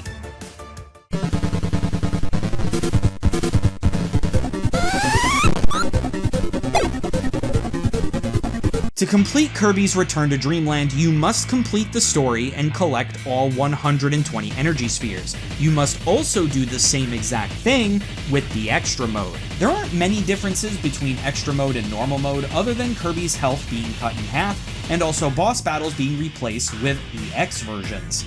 I was definitely not expecting these EX versions of the boss battles to be so different from their original versions. Some boss battles included having exclusive moves, and hell, the Metal Guardian boss has a whole third and fourth phase. I think this is the first time I can safely say that an extra mode was worth actually playing through for this reason alone. You must also get all 120 energy spheres in the extra mode.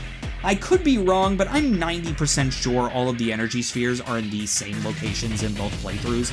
After that, you must also do all of the copy ability challenges.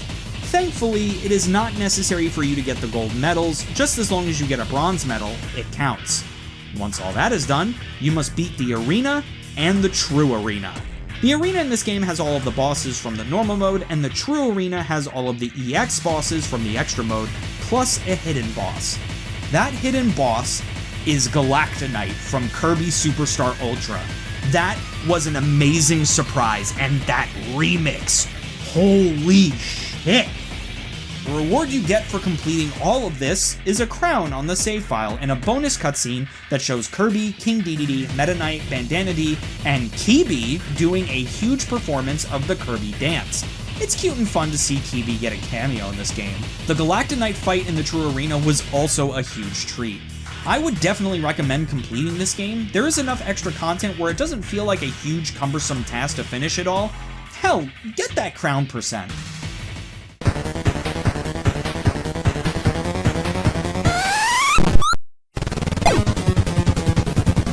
Kirby's Return to Dreamland is 100% what it says on the box.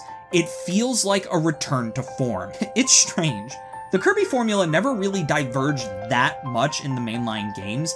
The most experimental one was Kirby and the Amazing Mirror, but a lot of Kirby games lately have had the same run, jump, eat, copy gameplay.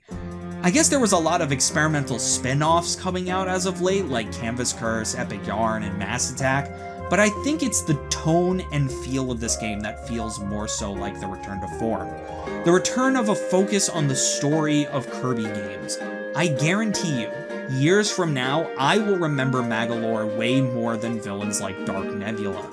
With a great story, solid gameplay, and solid presentation, Kirby's Return to Dreamland was definitely a great Kirby game. With all of that in mind, Kirby's Return to Dreamland gets my overall rating of a B+. Just below the level of the classics, but still a solid entry. The year is 2014, and Kirby Triple Deluxe was just released on the Nintendo 3DS, being not only the first ever entirely new Kirby game on the 3DS, but the first ever 2.5D Kirby game that's on a handheld console. It's needless to say that this game has some big shoes to fill. Also, full disclosure, this is one of the 3 main series Kirby games that I've never played before this retrospective. Will it be the perfect start to Kirby's life on the 3DS, or will it have the rough start that the DS had? Let's find out.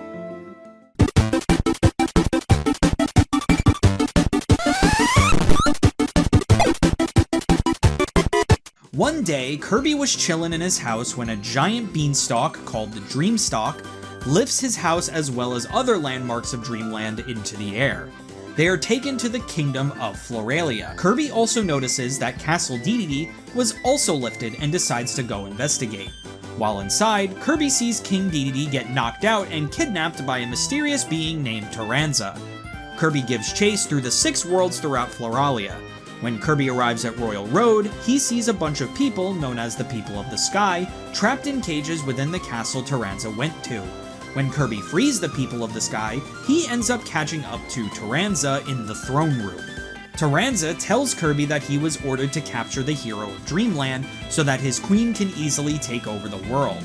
That's right, Taranza thinks the hero of Dreamland is King Dedede. couldn't be more wrong. Taranza uses his magic to control King Dedede to fight Kirby, even turning him into Masked Dedede at one point. When Kirby defeats him, Taranza realizes that the true hero of Dreamland he was meant to kidnap was Kirby, not Dedede. This is when Queen Sectonia makes her appearance. Queen Sectonia, the mastermind of this whole plot, swats Taranza away for his failures and decides to take care of Kirby herself. When Kirby defeats her, she uses her magic to merge with the Dreamstalk itself to become Flowered Sectonia. King Dedede and the people of the sky shoot Kirby towards Flowered Sectonia for one final battle. As Kirby was about to defeat her, she ends up grabbing Kirby with a vine and squeezing the hell out of him. At that moment, Taranza flies King Dedede over there to free him. Taranza then gives Kirby a Miracle Seed to give him the Hypernova ability so that Kirby can deal the finishing blow to Flowered Sectonia, defeating her once and for all. After Sectonia's defeat, Kirby's house and Castle Dedede are brought back down to Dreamland. The Dreamstalk blooms and becomes a permanent landmark to Dreamland. That's where the main story ends, but the background of this game is where the real tragedy strikes. A lot of this is hinted within the secret Dedede Tour mode, which is essentially the Meta Nightmare mode of this game, except instead of Meta Knight, you play as King Dedede. At the end of this mode, after King Dedede fights Queen Sectonia DX, we get a surprise appearance from the Dimension Mirror from Kirby and the Amazing Mirror. King Dedede goes on to fight Shadow Dedede and Dark Meta Knight as a final battle. Now, unfortunately, these events aren't canon, but they have huge implications to the story. So, for the full background, as confirmed by the director of the game, Queen Sectonia and Taranza were childhood friends. Sectonia always saw herself as being ugly, but Taranza always thought she was so beautiful. To prove to her that she was beautiful, he stole the Dimension Mirror to give to Sectonia as a gift so that she can see just how beautiful she is. Since the Dimension Mirror was corrupted beyond repair by Dark Mind, the Dimension Mirror ends up corrupting Sectonia's mind into being a twisted queen on a quest for power and beauty, which leads to the events of this game. Taranza accidentally led his best friend to her demise by just trying to help. It truly is a tragic story, and for that, I fucking love it. This is honestly probably one of the best stories in a Kirby game ever. One of my biggest complaints when it comes to Kirby games was that the villains of the game were just villains, and were never anything more deeper than that. Nightmare, Dark Matter, Zero, Dark Mind, Dark Nebula, Necrotius, all of these villains were just evil because they were on a quest for power. Queen Sectonia actually has a nice, tragic backstory that really gives context to what's going on and really helps you appreciate the events of the game. I haven't seen a twist this good in a Kirby game since Dedede breaking the Star Rod to protect Dreamland from Nightmare. With all of that in mind, Kirby Triple Deluxe's story gets my rating of an A+. I hope these stories for Kirby games keep up the same momentum.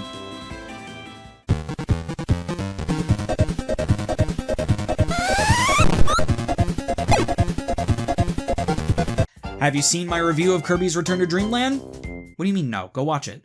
Essentially, most of the things I said about that game apply to this game. Kirby Triple Deluxe is your standard Kirby fare. You run, you jump, you eat, you copy. What this game adds to the table is the 3D warp star that takes you from the foreground to the background and vice versa. Honestly, this double-layered level design that this game employs can make for some really cool puzzles that use both layers. Things in the foreground would affect things in the background and vice versa. I thought that was so cool. This game also employs tilt controls, which I'm not a super fan of, but it's only for a few puzzles in the game, so it wasn't so bad. Replacing the super abilities, this game introduces the Miracle Seed. In certain levels, if Kirby eats the Miracle Seed, he will get the Hypernova ability. The Hypernova ability gives Kirby the power of Super Suck! At first, I was super conflicted about this ability. On the one hand, it kinda has the same level of showboatiness as the super abilities, where it just serves to have a huge flashy attack that leads to complete and utter destruction. It doesn't really amount to anything other than walking, hitting the B button, and then getting a neat visual. Except the more that I thought about it, the Hypernova ability was the perfect way to solve what the problem the super abilities had in Return to Dreamland. In Return to Dreamland, the super abilities were all the same. You get it, you break the stuff in the stage, the portal to the other dimension pops up, you go in and that's it. Every time that happens. Not only is the stuff that you use the Hypernova ability to suck up different every time it's used, but they also included boss battles that you must use the Hypernova ability for. That's the key difference. It's gameplay plus spectacle. This game is just plain cool and fun.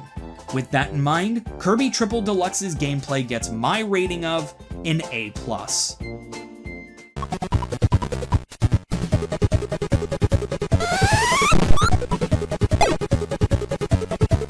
This game is beautiful. I got into this a little bit in the previous section, but god damn, the Hypernova sections of this game are always a visual treat. Whether I'm dying. Whether it's sucking up rocks through a silly straw or it's always super fun. The sections where you hop between the background and the foreground are wonderfully done, not to mention the music. Oh man, some of the tracks in this game are some of the best tracks in the franchise. Reflected Laughter has to be one of my favorite stage themes in a Kirby game, and holy shit, that Queen Sectonia boss theme was one of the hypest Kirby final boss themes since Nightmare. I have a hyperfixation on this giggle that Queen Sectonia does that I really want to recreate. This is a beautifully crafted game from top to bottom. With all of that in mind, I give Kirby Triple Deluxe's presentation my rating of an A+. God, I love it.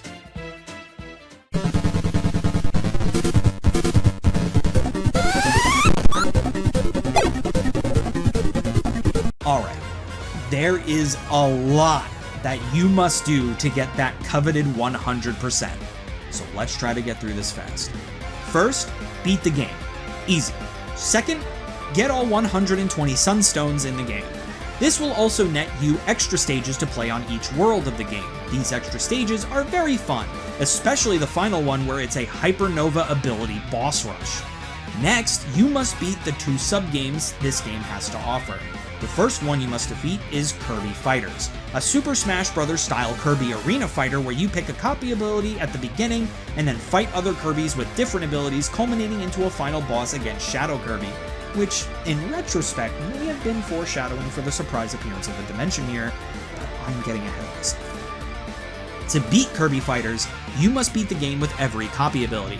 Probably won't take you anything more than an hour or two. Easy peasy. The other game is Dedede's Drum Dash. In this mode, you play as King Dedede and you must bounce all the way to the end of the stage, hitting the buttons in rhythm with the music. This one takes a little bit more effort because you must get a gold medal in every game, which requires you to clear each stage quickly, without getting hit, getting every coin, and hitting most of the backbeats as possible. I don't want to get too much into my feelings on Kirby Fighters or Dedede's Drum Dash, because the next 2 videos are on the extended versions of these games, Kirby Fighters Deluxe and Dedede's Drum Dash Deluxe, so if you want to hear my detailed thoughts on these sub-games, make sure you tune in for those videos. Next, you must complete the arena. Honestly, this is one of the easiest arenas in the entire franchise. It literally took me just 1 try to get through the whole thing. Works for me. Then, that's right, we're not done yet, we must beat the Dedede Tour mode. Dedede Tour is an abridged version of the main story where you must go through the stages as King Dedede instead of Kirby. In this mode, you also get to fight all of the DX versions of every boss, as well as the 2 secret bosses of this game from the Dimension Mirror itself, Shadow Dedede and Dark Meta Knight, making his return from Kirby and the Amazing Mirror. Then, you have to collect all 256 keychains in the game, either by spending play coins or collecting keychains within each stage. You must also collect all of the rare keychains that can be found in each stage of the game. Finding these isn't super hard as long as you just explore the stages to the best of your ability. And last but not least, you must beat the true arena. Remember when I said that this game had one of the easiest arenas in the franchise? This game has one of the hardest true arenas in this franchise. In this mode, you must defeat every DX boss, Shadow Dedede, Dark Meta Knight, and secret final boss, Sectonia's Soul. which has 2 phases, by the way. Even though this game mode was hard, I never actively hated my time playing it. It felt genuinely rewarding to get better and better at getting through this. When I finally beat it, I had this crazy god mode run where I beat every boss up to Shadow Dedede without using a single health item. Hell, I went into Sectonia's Soul with full health and a Maxim Tomato on standby. Beating Sectonia's Soul was the greatest feeling ever. For doing all of this, you unlock the sound test and a secret movie of Kirby and King Dedede dancing on stage, kinda similar to the completion bonus in Kirby's Return to Dreamland. Would I recommend completing this game? To a casual player? No. There's simply just too much to do to get the full 100%. Also, the keychain collection is time-consuming as hell. Not only are there 256 of them, but when you get a keychain, you are not guaranteed to get a new one. You can get multiples, which I don't really see the point of doing. It's not like you can exchange your doubles for play coins or anything like that. It's just a way to pad out the time to get more keychains. Completion is reliant on gacha. The most I would recommend is playing through the main story and Dedede Tour if you are going to casually play this game. I personally had a great time completing this game, but it's not the completion journey for everybody.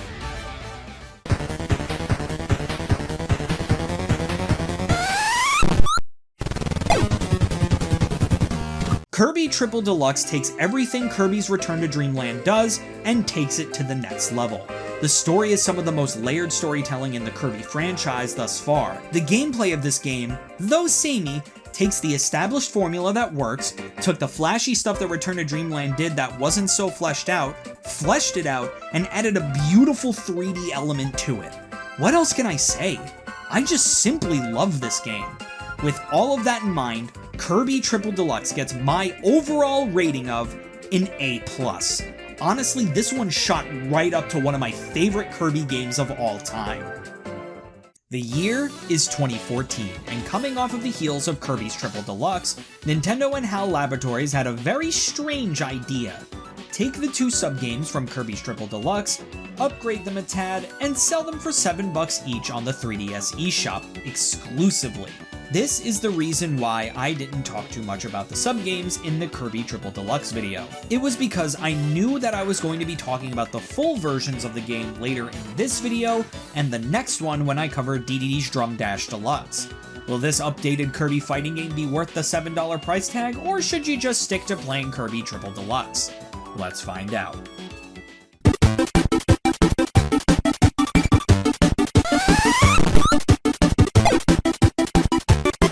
There is absolutely no story to this game whatsoever, so I'm just gonna skip this segment.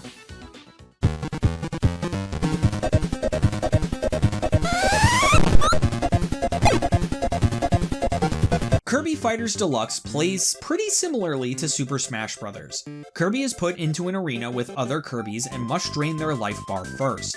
Before you go into the fight, you have the choice of what copy ability you want to have for the entire campaign. Beat 10 fights, defeat King Dedede and his army of mini Dededes at the end of the game, and you win. Plain and simple. It's a fun novelty to be able to play through these stages and use different abilities to your advantage. But the only bit of replay value is using different abilities and turning up and down the difficulty. Due to this, there isn't a ton of replayability to the game. But also, I didn't really expect there to be much for a $7 eShop game. It's essentially another version of the arena from your typical Kirby game, except with just Kirby and sometimes Dedede and Krakow. With that in mind, Kirby Fighters Deluxe's gameplay gets my rating of an A-.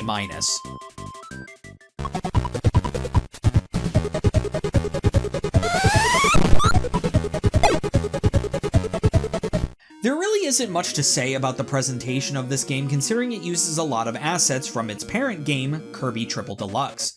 All of the models are the same, the copy abilities look the same, the stages look the same, most of the stuff is just the same. Where we get some cool aesthetic differences is in some of the stage designs as well as alternate costumes for Kirby. The alternate costumes are pretty cute, but nothing to write home about. The only thing I do love is the look of the final boss arena when you play on very hard mode. The Fountain of Dreams stage taken straight from Nightmare in Dreamland looks really cool. Other than that though, not really much to note. With that in mind, Kirby Fighters Deluxe's presentation gets my rating of a B.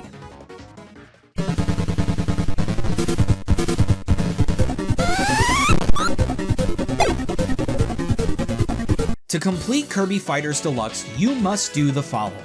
First, you must beat the campaign with every single copy ability in order to unlock every alternate costume for each ability. Second, you must beat Very Hard Mode with at least one of the copy abilities. Naturally, I chose Hammer because it is the strongest ability in the game. Very Hard Mode is exactly what it says on the tin, but thankfully having unlimited continues really helps a lot. Beating Very Hard Mode will award you with the Shadow Kirby skin. Congrats! Doing those very simple things will give you 100% completion of the game. Sure, you can complete Very Hard with all the copy abilities, but it really doesn't count towards completion in the long run. Honestly, completing this game shouldn't take you any more than 3 or 4 hours max. Honestly, I'd recommend completing this game if you want to feel like you got enough game to be worth $7 on the eShop. Otherwise, you'll just be playing the game for like 10 minutes. Plus, it's definitely worth it to see the Fountain of Dreams throwback stage.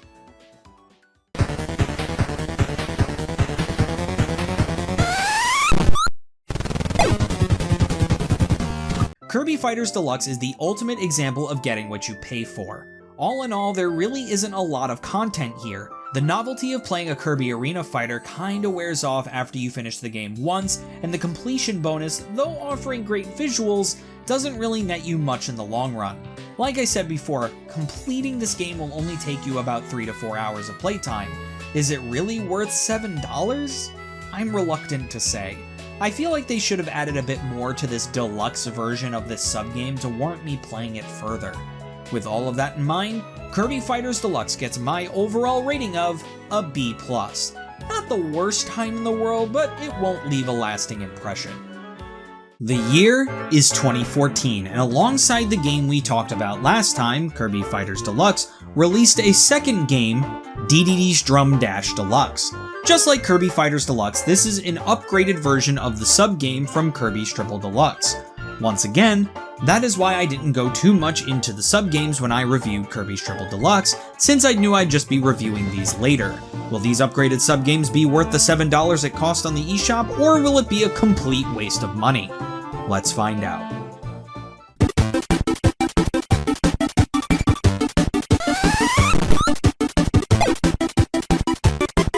Now, I'm not going to spend too much time here or even give this game's story a rating because just like Kirby Fighters Deluxe, there is no story to this game. Being just a sub-game released as an eShop title, I didn't really expect there to be a story.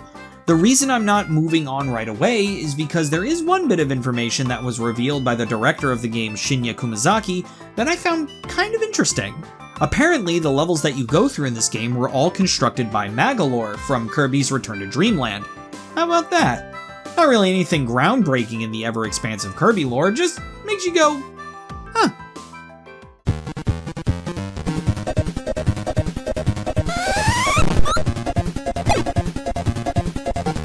Dedede's Drum Dash Deluxe plays like a rhythm game.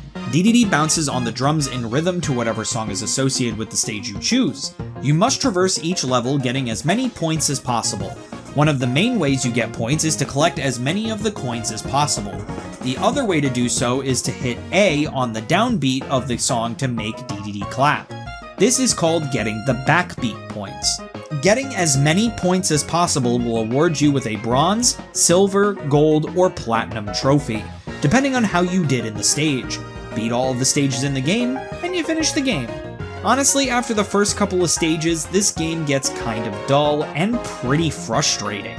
Not even frustrating because it's hard, just because you have to get through another stage. This is gameplay that gets old really quickly. With all of that in mind, Dedede's Drum Dash Deluxe's gameplay gets my rating of a D.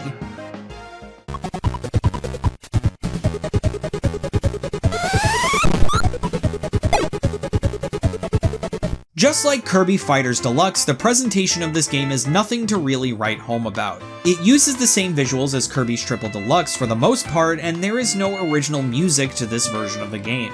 All of the songs are either from Kirby Triple Deluxe or slight remixes of older music like the Halberd theme from Kirby Superstar. The environments you jump through aren't really super notable at all, just very generic backgrounds. Nothing I really noted as particularly beautiful or ugly, just middle of the road. With all of that in mind, Dedede's Drum Dash Deluxe's presentation gets my rating of a D.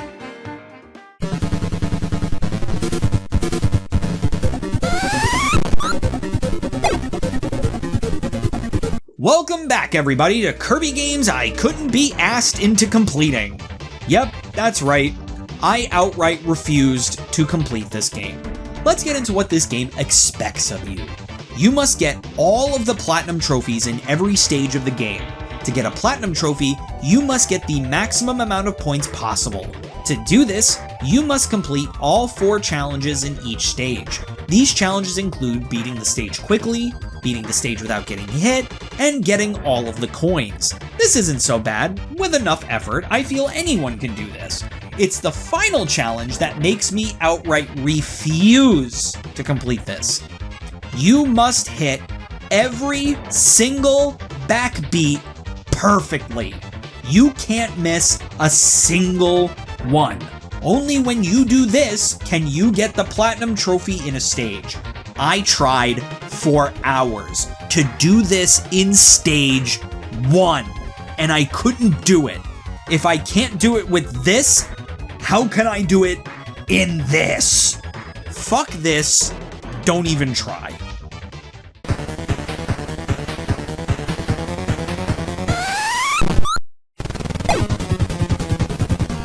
Dedede's Drum Dash Deluxe is a dull and boring rhythm game that gets old very quickly. Whereas Kirby Fighters Deluxe has a quick, fun campaign that is easy to get through, as well as a great multiplayer function, Dedede Drum Dash Deluxe just has a frustrating gameplay loop. I'm sorry, requiring you to get every single backbeat without fail is just asking too much of a player in my opinion. It would also be interesting if the presentation of this game wasn't so lackluster. I got my fill of this game when I played it in Kirby's Triple Deluxe. This game is definitely not worth $7. With all of that in mind, Dedede's Drum Dash Deluxe gets my overall rating of a D. Before you accuse me of making the obvious joke, I did not purposefully give 3 Ds as ratings for this game just for the joke. That was pure coincidence. The year is 2015, and Kirby and the Rainbow Curse was just released on the Nintendo Wii U.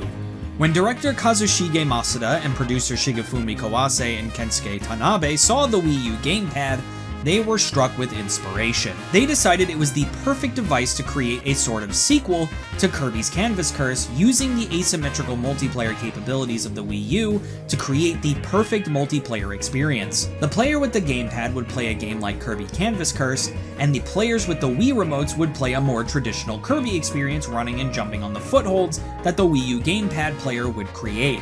Will Kirby and the Rainbow Curse be as good as they hoped, or will it just be another frustrating mess like its predecessor? Let's find out.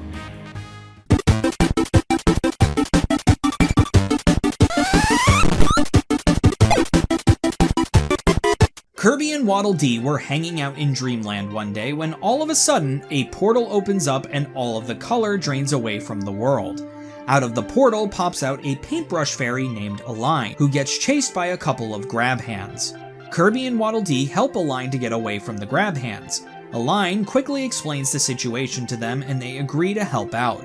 Going through the portal using Align's rainbow ropes, they are brought to Seventopia, planets that were created from the colors stolen from Popstar. More of the lore is revealed through the secret diary pages that you can collect at the end of every stage in the game. These diary pages tell in the cutest way possible the story of Align and Glacia. Glacia and Align were friends that created the world of Seventopia. Glacia morphed everything out of clay and Align would paint them. One day, Glacia suddenly started becoming twisted and corrupted.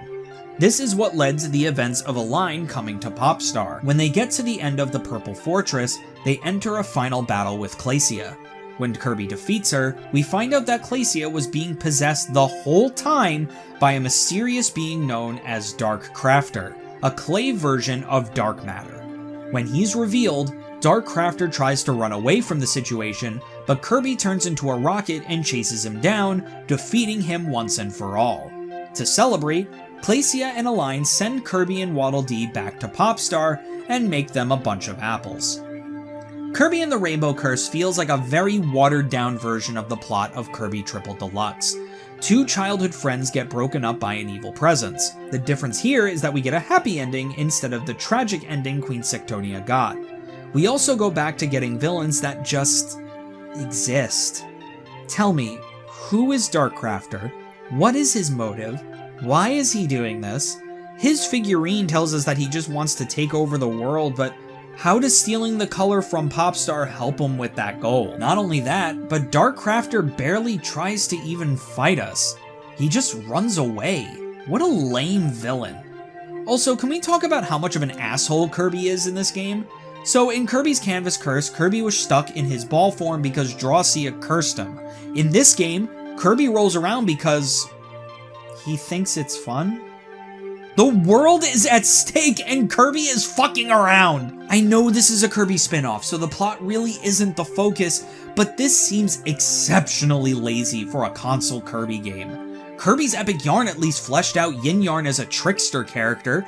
If you've seen my other reviews of the Kirby spin-offs, you would know I think there needs to be a reason that the alternate playstyle from the main series has to happen. Not only is there no real reason given, the reason they do give makes the protagonist look like an asshole.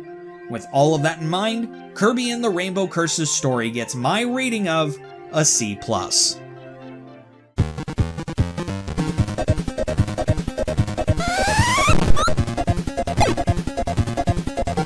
Have you played Kirby's Canvas Curse? Then you've played Kirby and the Rainbow Curse. I'm just kidding. There actually are a few key differences between Kirby's Canvas Curse and this game. First of all, they got rid of the copy abilities in this game. I am a huge fan of this because more often than not, I would forget I had a copy ability in Canvas Curse and I'd press Kirby and do the ability when I expected to just do a normal roll. Now, the abilities are gone. To replace that, this game takes a tiny aspect from Kirby's Epic Yarn of all places. In the place of copy abilities, instead we have different forms that Kirby gets transformed into. These transformations include a tank that shoots where you poke, a submarine that shoots constantly to the right, and a rocket that you must guide using your ropes.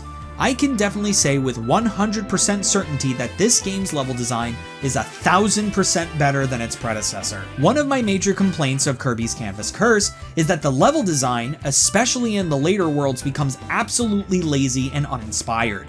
Straight up dog water. How do we make a hard level? I don't know, fucking just put spikes literally everywhere. This game keeps the level design consistent, fun, and inspired. There was never really a point where I found the level design in this game to be bullshit. I was not expecting to have as much fun playing this game as I did, but an upgrade from frustrating is still not that great. With all of that in mind, Kirby and the Rainbow Curse's gameplay gets my rating of a B.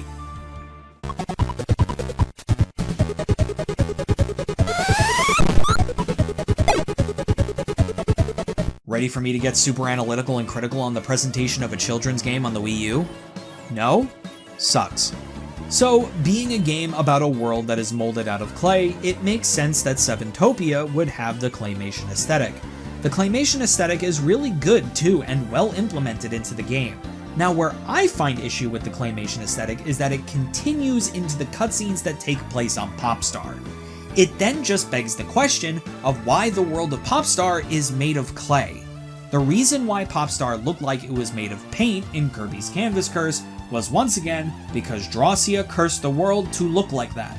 Here, the world is already clay. It would make sense if Glacia made it look that way, or what I would have done, Popstar looked like a normal Kirby game, and then everything looks like clay when they travel to Seventopia. It would make the clay aesthetic make more sense in the scope of the universe, rather than just being like, yeah, that's the art style, shut up. One thing I do have to give this game, the music is amazing. This game pays tribute to a bunch of the Kirby games before it, and offers a bunch of remixes of music from all of the previous games, and I can say that they were amazing. It made it a treat to unlock those as you play through the game. That rocket ship theme is a classic, and yes, I thought of the Game Grumps remix as I listened to it. I also thought of the legendary cover that the Beard Bros did of it as well. Hit it! I'm a fucking rocket ship, I got a shield in front of me, oh yeah! I'm a rocket ship! I'm a fucking rocket ship, I'm flying through the sky at the speed of light, oh yeah! I'm a rocket ship! Here I am, a rocket ship, I don't know what this song's about. I'm a fucking rocket ship, flying through the sky at the speed of light. I wanna see the stars, it's my favorite thing in the world. I wanna see the stars, it's my favorite thing in the world. Yeah. With all of that in mind, Kirby and the Rainbow Curse's presentation gets my rating of a B+.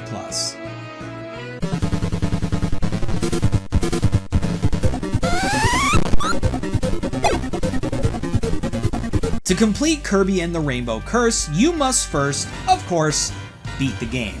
Then you must collect all of the treasures in each stage. These treasures award you either figurines to look at in the showcase, as well as music and remixes to listen to in the sound test. Next, you must get all of the secret diary pages in every stage in the game. This is super easy. At the end of every stage in the game, there is a roulette wheel where you can grab whatever item you touch. Touch the diary icon and you got the page. Nothing to it. You must then get all the gold medals in every stage of the game. To do this, you must get as many stars in the stage as possible. This isn't too hard. The threshold for how many stars to collect is pretty lenient most of the time, so you should get the majority of them as long as you make a conscious effort to collect stars. Getting a bunch of gold medals unlocks the challenges in this game. There are two types of challenges in this mode. The first type, and the type you'll be playing most, is the 15-second trials. You will be given 4 levels to collect treasure chests in. You only have 15 seconds to collect each chest. Collect as many chests as you can to be awarded a medal. You must collect all 4 chests in every stage to be awarded the gold medals in this challenge. Most of these really aren't too hard if I'm going to be honest. There's only a handful of these where I had to try more than once. The other type of challenge that you will be given is the survival challenge. These are similar to the 15-second challenges in that you must collect the treasure chest in each level in under 15 seconds. The twist here is that there are 12 of them instead of 4, and if you fail one, you must start all the way back from the first challenge. I always dreaded these ones. Some of these get extremely difficult. Hell, the final survival challenge took me multiple hours to beat. In order to complete this game, you must get all of the gold medals. Now, in my completion ventures, I made a horrifying discovery. I got all the gold medals in the main levels, I got all the diary pages, I got all the treasures, and I beat all of the challenges I could with a gold medal. But I still had challenges that weren't unlocked. I investigate just to find that to unlock some of the challenges, you must beat every boss in the game without getting hit. This includes the final boss. I hate challenges like this. This is padding 1000%. I can understand beating something without dying, but not getting hit? Call me a bitch, but I think that's just plain not fun. I lost over 20 lives just trying to do this with Darkcrafter.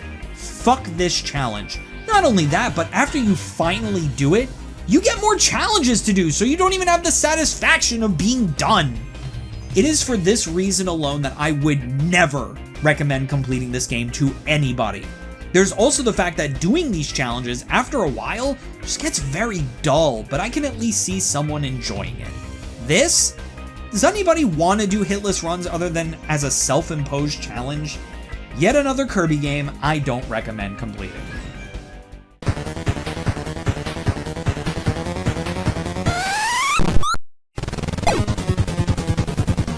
Kirby and the Rainbow Curse is definitely a step up from its predecessor, but that isn't saying much. With a story that needed more time in the oven as well as gameplay and presentation that, while good, has a couple of inconsistencies and leaves a little bit more to be desired.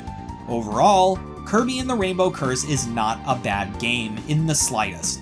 I actually think I had more fun with this game than Canvas Curse. But it lives in that void of games that are just okay. With all of that in mind, Kirby and the Rainbow Curse gets my overall rating of a B-, the poster child of a mid-Kirby game. The year is 2016, and Kirby Planet Robobot was just released on the Nintendo 3DS. Developed as a direct continuation to Kirby Triple Deluxe, Planet Robobot set out to do everything Triple Deluxe did and more. Did it succeed in being a better sequel, or is Kirby's journey on the 3DS already hitting a decline? Let's find out.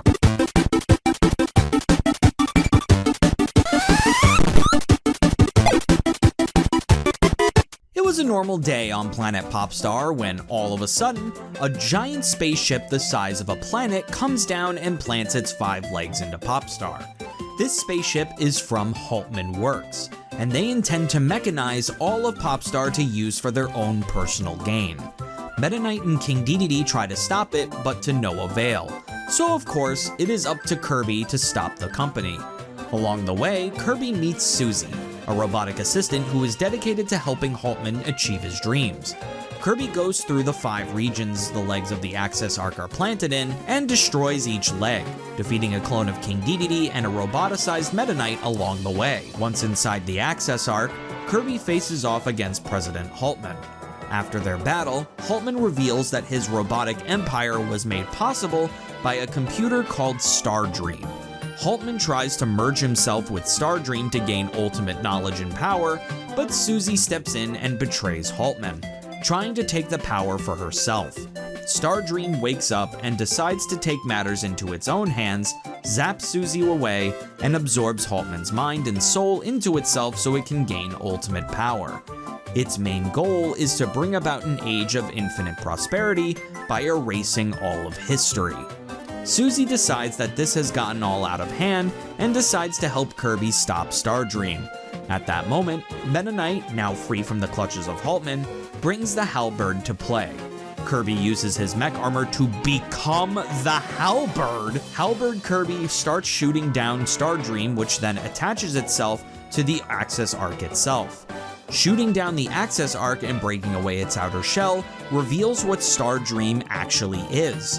Stardream looks suspiciously like the Galactic Nova, meaning there's more than one of these fuckers floating around. Kirby finishes shooting down Stardream, Popstar returns to normal, and Susie leaves to go wherever the hell isn't here.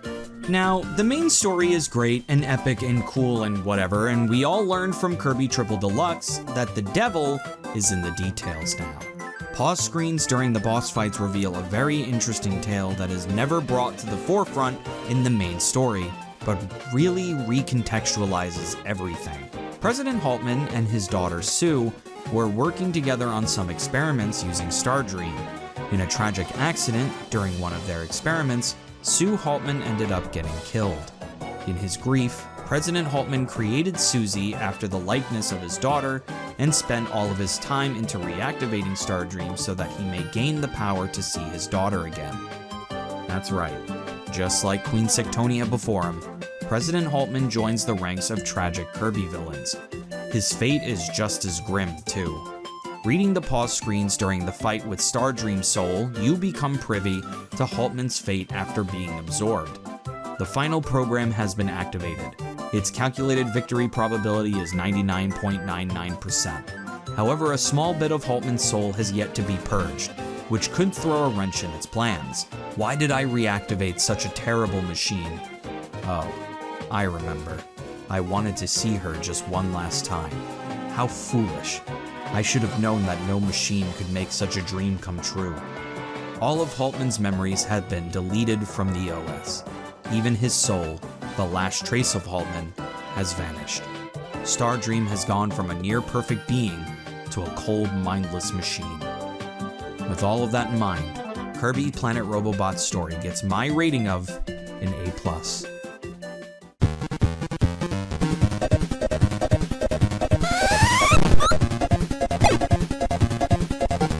The gameplay of Planet Robobot is your standard Kirby fare. You run, you jump, you eat, you copy. In place of Kirby Triple Deluxe's Hypernova power-up, we have probably the coolest addition to a Kirby game ever, Kirby's mech armor. I honestly love the mech power-ups in this game because, just like how the animal friends function in the older Kirby's Dreamland games, they create an environment for copy abilities to be able to do different things. I loved whenever I picked up the mech armor and I just fucked everything in my path without a care in the world. Also, I don't know how, but somehow the level design and the puzzle design of this game got even better. A lot of these puzzles made me really have to think, and it was super satisfying whenever I solved a puzzle on my own without feeling the need to look up a walkthrough. The mech armor ability is exactly what I wanted out of the super copy abilities from Return to Dreamland and the Hypernova ability from Triple Deluxe. A super powered version of every copy ability that isn't just a situational thing, they can be used most anywhere. Hell, you can skip it and still beat the level most times. When it comes to level design, this game is one of the best. Also, to kinda skip to the end of the game for a second, the Halberd section you play when you fight Stardream is actually really cool and really fun.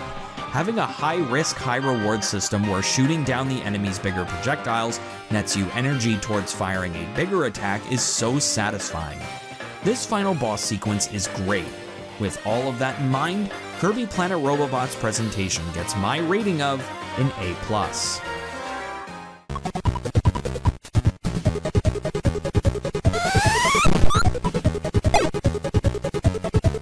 This game looks very similar to Kirby Triple Deluxe when it comes to main design.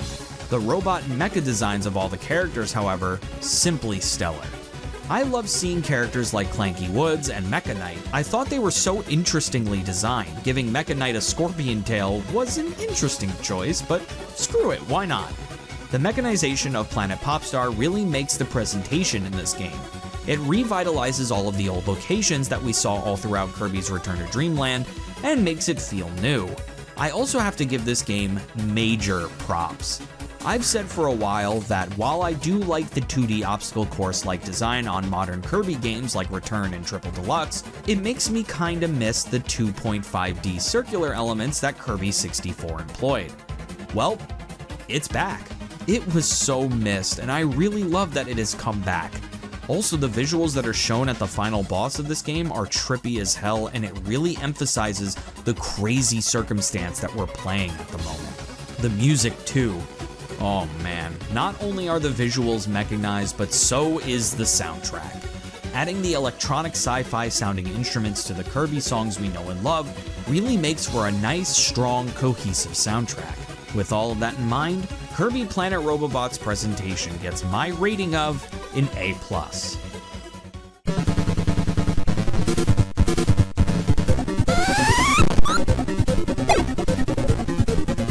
To complete Kirby Planet Robobot, you must do the following.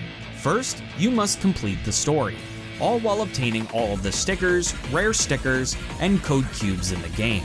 Just like its two predecessors, obtaining the 3 MacGuffins in each level, in this case the code cubes, is not that difficult, and you'll easily be able to find them all if you just make the effort to explore a little.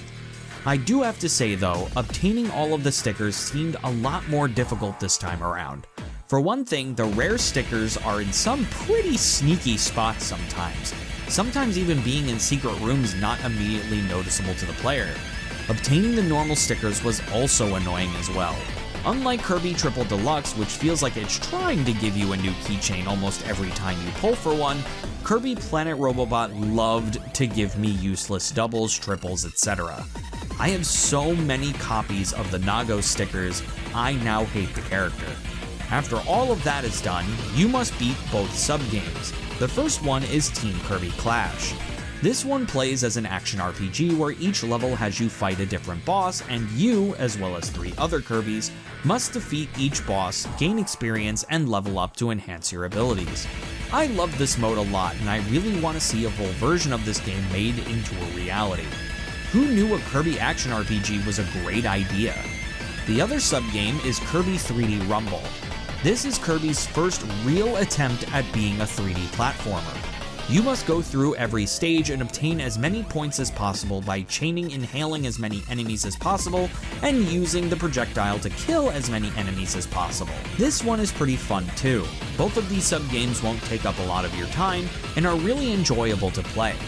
Miles better than Triple Deluxe's sub-games. Next, you must beat the Meta Nightmare Returns mode, which has you play through an abridged version of the original game, but this time as Meta Knight, retaining a lot of the abilities that Meta Knight had in Kirby Superstar Ultra. You already know any mode that lets me play as Meta Knight is a winner, but this mode's finale is one of the best ever. When Meta Knight defeats President Haltman, Stardream notices him and recognizes him as one of the most powerful swordsmen in the universe. So it clones two of the most powerful swordsmen in the universe for Meta Knight to fight. This is where you fight Dark Matter from Kirby's Dreamland 2 and Queen Sectonia from Kirby Triple Deluxe. None of this, though, compares to the finale. Of course, you can't have Meta Knight fight the greatest warriors in the universe without having him fight the ultimate warrior. That's right, we get a rematch with Galactonite. Beating Galactonite will spell victory for Meta Nightmare Returns. Next, you must beat the arena. This isn't so bad, just defeat all of the bosses in the game. It's pretty easy. Then comes the true arena, where you must fight every boss from the Meta Nightmare Returns mode. This isn't so hard either, I almost got to the final boss on my first try. The part that makes this mode so difficult is fighting Stardream Soul OS. This is a 4-phase gauntlet of a boss fight that if you die, even once, you have to start the entire true arena all over again. This can be pretty frustrating, especially since the final phase of the fight, which has an amazing remix of Nova Corps' fight from Kirby Superstar, is completely original and you must learn it on the fly. So would I say to complete this game? Yes, absolutely. Not only is it an immediate yes just due to the finale of the Meta Nightmare Returns mode, but all of the sub-games are stellar, the main game is amazing, and the arenas really add that extra bit of challenge that a completionist is looking for. Yes, complete this game.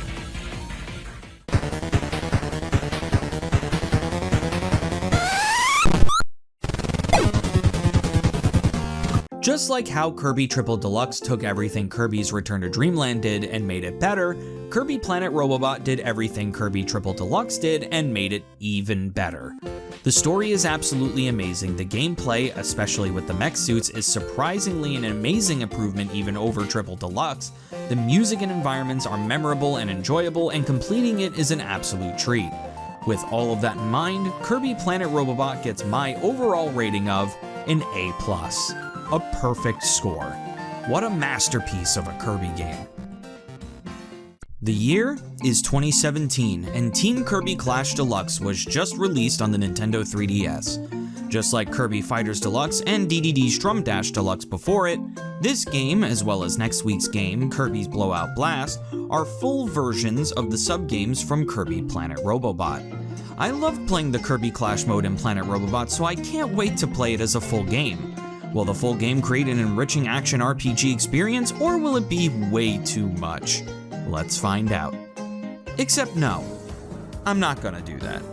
I'm breaking format because this game is the biggest waste of potential that I've ever seen in a video game. I can't even review it at this point.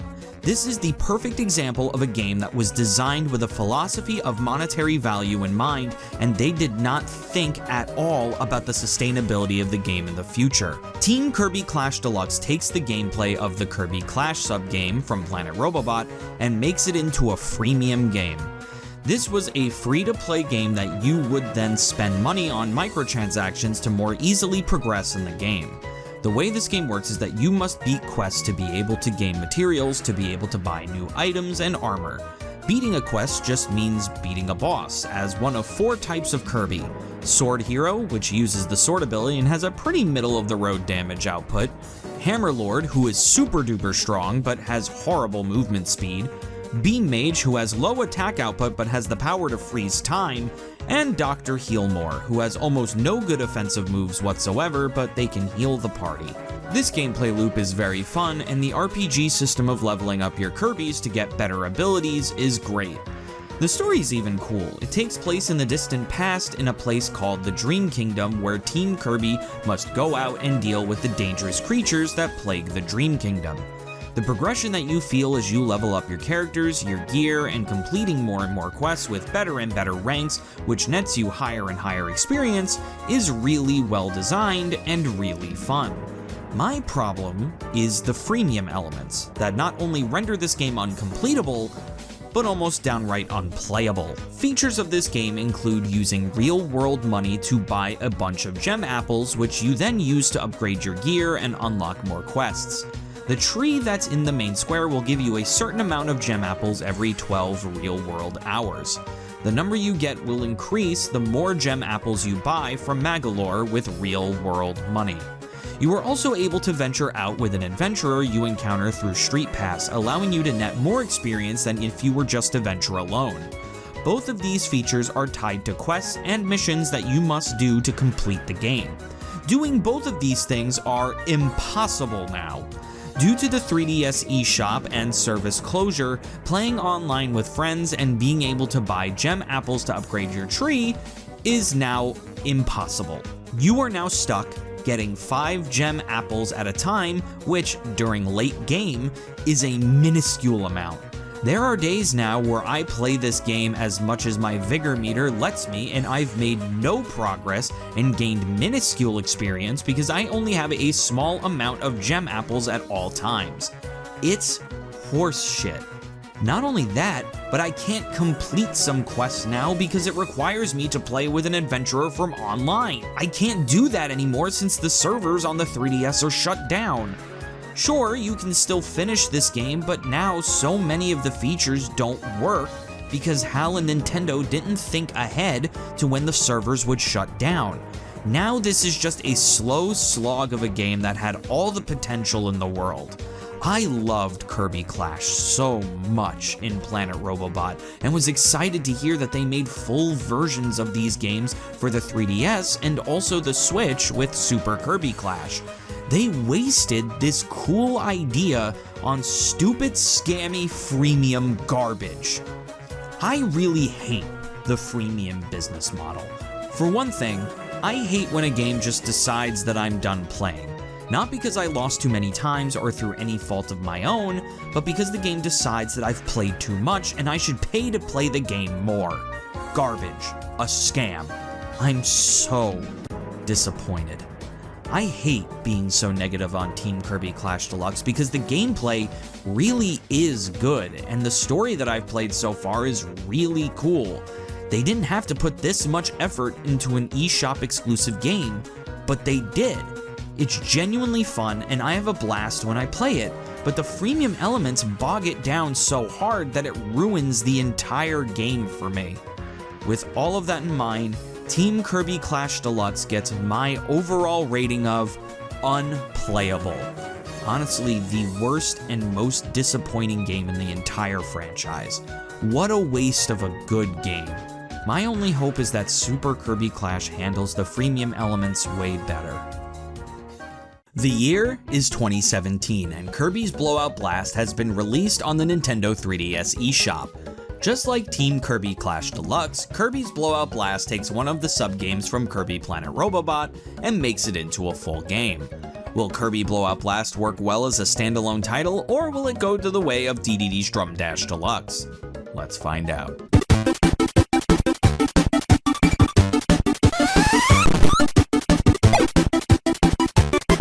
The story of this game is very simple. Though not entirely stated, Kirby's Blowout Blast sees Kirby going through multiple areas defeating bosses like Kracko Jr., Mashers, Kracko, and King Dedede, which leads me to believe the most basic story is at the forefront here. King Dedede is causing trouble and Kirby has to stop him. When you fight Dedede, he flies off the castle as per usual, but then he gets powered up by a crystal, allowing him to grow giant. This giant Dedede fight is pretty sweet and a fun finale for the game. Though the game doesn't tell the complex Kirby stories that we're used to nowadays, it's still an effective little plot for a short game sold on the eShop. With all of that in mind, Kirby Blowout Blast story gets my rating of a B.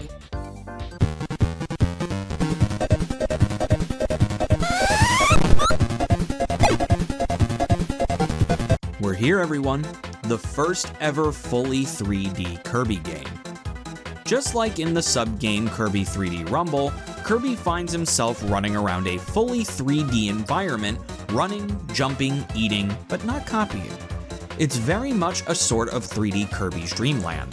The goal is to try and get as many points as possible. The way you do this is by sucking up as many enemies in one inhale as possible, defeating as many enemies with one projectile as you can, and not getting hit. The more enemies you defeat in a chain, the more points you get. At the end of every stage, you get a bronze, silver, gold, or platinum medal, depending on how many points you obtain by the end of the stage and how fast you finish the stage. Once you beat the boss at the end of the stage, you move on to the next world. Beat King Dedede at the end of World 5, and you beat the game. Honestly, this game is really fun. It's short, sweet, simple, but so is Kirby's Dreamland. Out of all the eShop exclusive games we played so far, this one is definitely the best. With all of that in mind, Kirby Blowout Blast gameplay gets my rating of an A.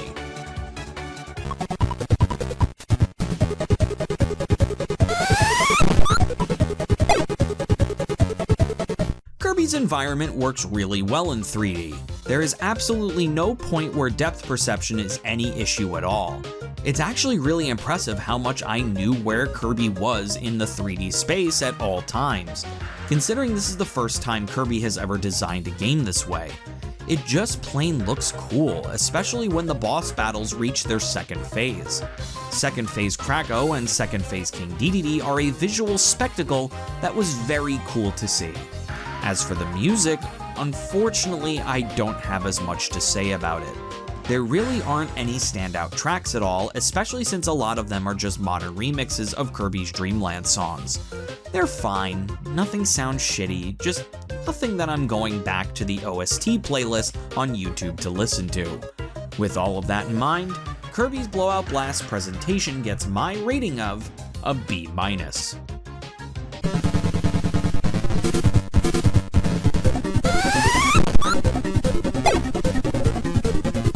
To complete Kirby's Blowout Blast, you must beat all 5 worlds and all 5 EX worlds with a gold medal or higher.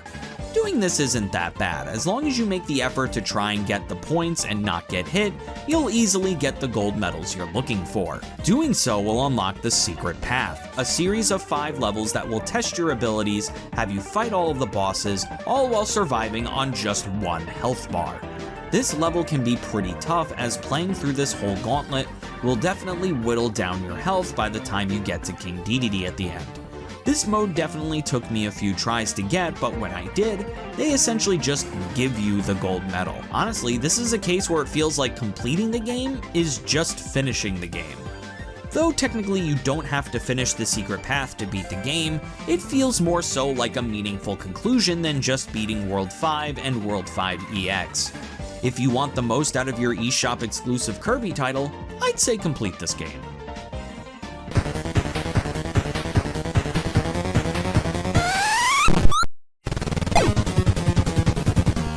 Out of all of the eShop exclusive games we've gotten based off of sub-games, this one has to be the best of them all so far.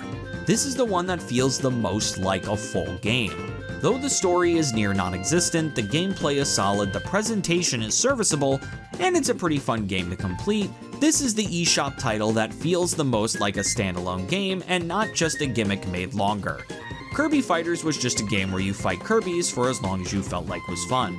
Dedede's Drum Dash Deluxe was just a rhythm minigame that had no right to be as difficult as it was, and Team Kirby Clash Deluxe was... This game is just a game, and that's all I ask of it. With all of that in mind, Kirby's Blowout Blast gets my overall rating of a B. A solid B. The year is 2018, and Kirby Battle Royale was just released for the Nintendo 3DS. As a part of Kirby's 25th anniversary, Nintendo decided to come out with a new spin-off with a playstyle that we've never seen before. Will this new experiment be a success, or will it join the leagues of Kirby spin-off failures? Let's find out.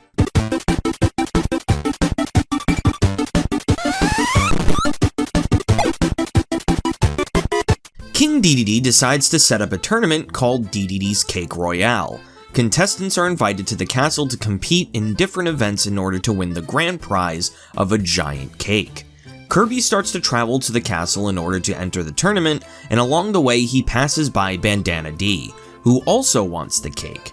Together, they enter the tournament and rise through the ranks in order to win that cake. King Dedede has a device called the Kirby Printer that is able to produce doppelgangers of Kirby. Kirby and Bandana D fight through the Kirby duplicates, Meta Knight, and eventually find themselves in the Platinum League.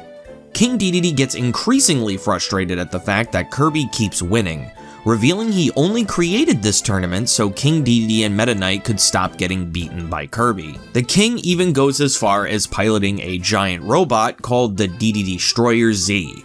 Of course, Kirby comes out victorious and they eat that sweet, sweet cake. I gotta say, I'm liking these simple Kirby stories that we've been getting. Even though the stories are simple, this game does give a lot of character to both King Dedede and Meta Knight that we haven't seen in quite a while. It was great seeing them fully in the rival role against Kirby again. With all of that in mind, Kirby's Battle Royale story gets my rating of an A.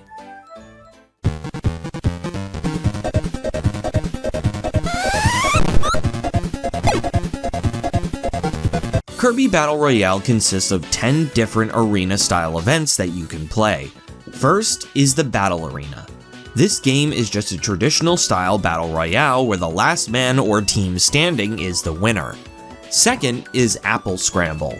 This game sees you fighting the other team to collect the most apples. Poor Wispy, he just can't catch a break. The third event is Coin Clash. In this one, you compete to collect the most coins while keeping the ghost off of you for as long as possible. Fourth is Attack Riders. This is kinda similar to Coin Clash, but instead of a top-down perspective, you are on a circular style arena and you must steal the coins from your opponents. Fifth is Crazy Theater. This one sees you and your opponents competing in multiple lightning round events that can vary from hitting your opponent, to dodging attacks, to answering math questions. First to 10 wins. Sixth is Rocket Rumble. Players must compete to get as much fuel into their rocket ship as possible to be able to fly your rocket the highest when it's time for blast off. Seventh is Robo Bonkers. You and your opponents compete to do the most damage on a giant robot version of Bonkers. The one to deal the most damage is the winner. Eighth is Slam Hockey. You must hit the hockey puck into your opponents in an air hockey style game. Ninth is the Ore Express.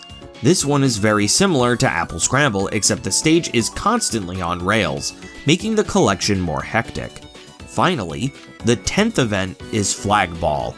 This game sees the player trying to throw their ball at the flag with their team's color on it. The interesting part being that you can pick up both the ball and the flags. Before any game, you are able to pick copy abilities, which are pretty standard to the Kirby series. Honestly, there isn't a bad game in the bunch. All of these games invite its own brand of hectic competitiveness that is very fun, and I can see being a great multiplayer experience. My favorite one is probably Crazy Theater, just because of how fast-paced it is, despite being the longest game of them all.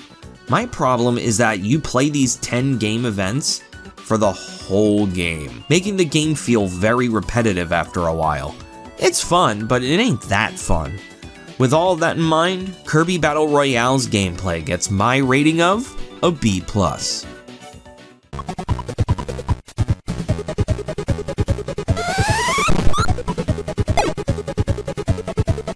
I'm not gonna lie, I really don't know what I want to say for this section. The presentation of this game is just not notable at all. The stages and characters look just as they should, but there's no, I don't know, pizzazz to it.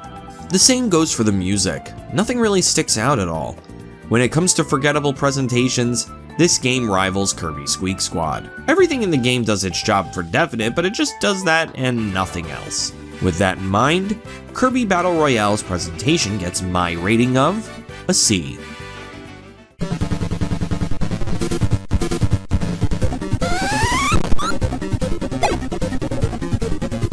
To complete Kirby Battle Royale, you must first beat Dedede's Cake Royale and obtain all of the medals in the game. Using the points you get from these medals, you can buy different costumes, songs, and power-ups that you can use in future battles. This is another game that I didn't complete because pretty early on into completing the game, I realized that this just wasn't for me. Getting all of the medals is just a matter of completing a bunch of repetitive, arbitrary tasks that, from what I've seen, doesn't unlock anything when you get them all other than bragging rights. Hell, I did the one where you have to complete 10 games in a row on the hardest difficulty without losing, and it was such a snore fest and frustrating as hell. It legitimately feels like the game just ignores your inputs entirely most of the time in favor of your opponents. It barely feels fair and feels like fake difficulty rather than a legitimate challenge. I should leave a match saying, "Whew, got through that one, not finally, the game let me win." Doing this really doesn't seem worth the effort. I cannot recommend completing this game.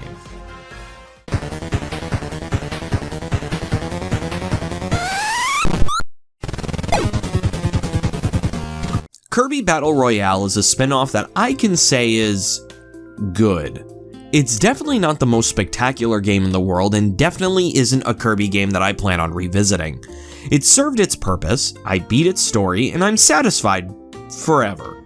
Kirby Battle Royale is definitely one of those games where beating it once is enough for me. The replay value is definitely lower than most. It has a story that slaps, gameplay that's fun until it gets repetitive, presentation that does the bare minimum, and a completion requirement that's bland as hell. With all of that in mind, Kirby Battle Royale gets my overall rating of a B. Definitely not a bad game by any means, it just doesn't really do a lot. The year is 2018 and Kirby Star Allies was just released on the Nintendo Switch. Starting development on Kirby's 25th anniversary, director Shinya Kumazaki wanted this to be the ultimate celebration of Kirby as a franchise. Kumazaki felt that focusing on creating an intricate story would have hurt the focus on being a celebration as opposed to just another game in the franchise. Will this outlook hurt the game in the long run, or will this be the ultimate Kirby celebration? Let's find out.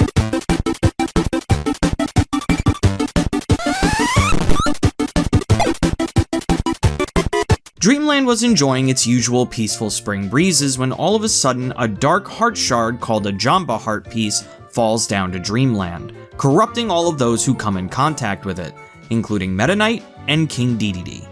King Dedede goes back to his old ways and orders his Waddle Dees to steal all of the food in Dreamland. Kirby, being sick of this shit, goes to stop Dedede.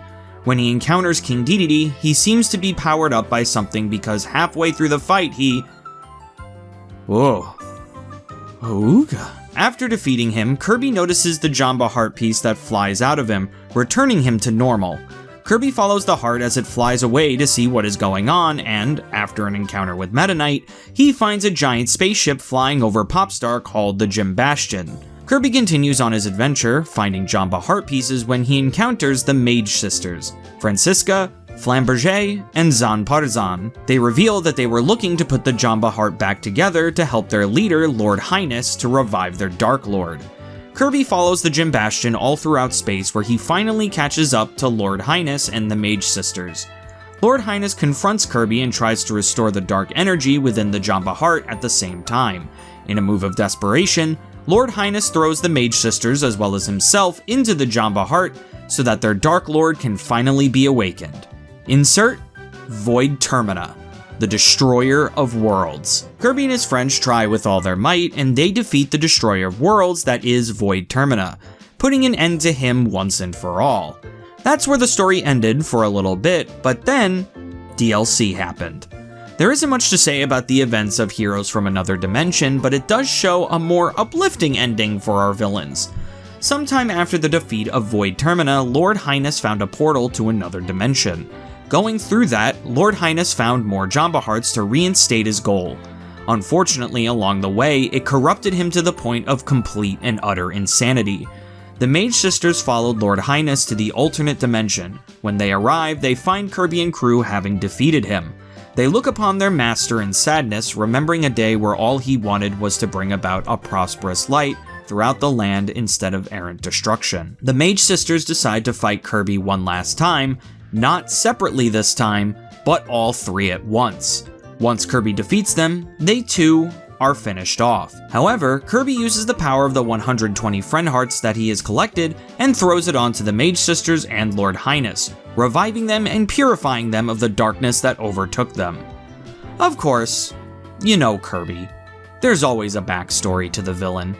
Long, long ago, there was a race of ancients that encountered a god named Void. Void created many, many mysterious oddities throughout the universe, so they wrote down the goings-on of Void in many books. One such book was known as the Book of Legends. The Book of Legends found its way into the hands of Lord Highness. Lord Highness's clan faced some sort of cataclysm and, guided by the Book of Legends and visions of a light-filled paradise, Lord Highness wanted to revive the god Void in order to help bring back his clan. The legends say that when Void turned into a being of pure darkness and destruction, 4 ancient heroes used their 4 dream spears to trap Void within the Jamba Heart. Through Lord Highness's experiments with the Jamba Heart that he found from another dimension, he slowly but surely got consumed by its dark energy, switching his goals from wanting to bring back his clan to wanting to destroy the universe to avenge them. This is what led to the events of this game. Oh boy, remember when we said that this wasn't going to be a complicated story? I love what this story does. Not only does it continue stuff that was set up in other Kirby titles, but it leaves a bunch of stuff open for future Kirby games to explore. This really does feel like the beginning of a new era for Kirby. For one thing, I would love to learn more about these 4 heroes that sealed away Void, what the connection between Void and Dark Matter is, and more importantly, the connections between Void and Kirby. I've seen many fan theories that state that Void is a being that exists in every dimension. When it was exposed to light, it became Kirby. When it was exposed to darkness, it became Zero, having Kirby and Zero be 2 sides of the same coin. I do want to say that I believe this theory, despite the fact that the director of the game discounted the ties to Kirby, saying that Void only had Kirby's face during the boss fight because it was the first face it saw when it was hatched. This pause screen, though, really seems to hint otherwise. The final battle at hand. Void takes his first steps towards a new age. In place of tyrannical rage, will he find nap time? Gentle breezes? Treats? He may even dream again. A dream of friends reunited. That is only scratching the surface of all of the cool stuff this story has done. With all of that in mind, Kirby Star Allies story gets my rating of an A+.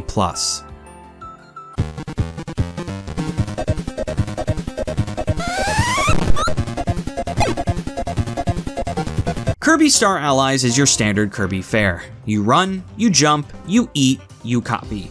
Nothing really much to it than that.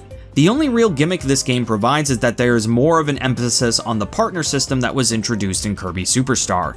Honestly, I think they improved it in a huge way and made it work for Star Allies rather than in Kirby Superstar. For one thing, they scaled up the health bar of all of the bosses in the game to make it so that it would be very difficult for Kirby to fight on his own. The other inclusion that I really like on the partner system is the ability to give each other stat buffs. For example, if you are Sword Kirby and you want a little extra oomph to your attacks, bam! Add some fire to that bad boy and you got yourself a flame sword. I also really like the Dream Friends system that this game employs. Jesus Christ, the fact that you can have characters like Marks and Dark Meta Knight on your team is really cool, and even though I wish there was a plot reason for them, it's just plain fun. Other than those little gameplay quirks, the game is very much just your standard Kirby game with nothing really else to offer. Trust me, the gameplay is good, but it leaves me wanting a little bit more pizzazz. The best analogy I can give for this game is that it is the Kirby Squeak Squad of the 2.5D quadrilogy. That being said, the shooting section that we got for the final boss with Void Termina was definitely an interesting change of pace from the rest of the game, and is definitely a much better shooting section than the Halberd section in Planet Robobot, which is really saying something. With all that in mind, Kirby Star Allies gameplay gets my rating of a B.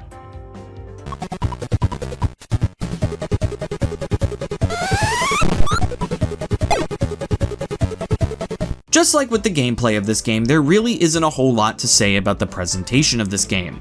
Once again, don't get me wrong. This game is absolutely beautiful, as is to be expected from the first Kirby Switch game. But unlike games like Kirby Triple Deluxe and Kirby Planet Robobot, there is nothing really that ties the game together theming-wise. It just feels like a standard Kirby game. The same could be said for the music. Most of the music in this game is just kinda what you'd expect from Kirby. Nothing really standout.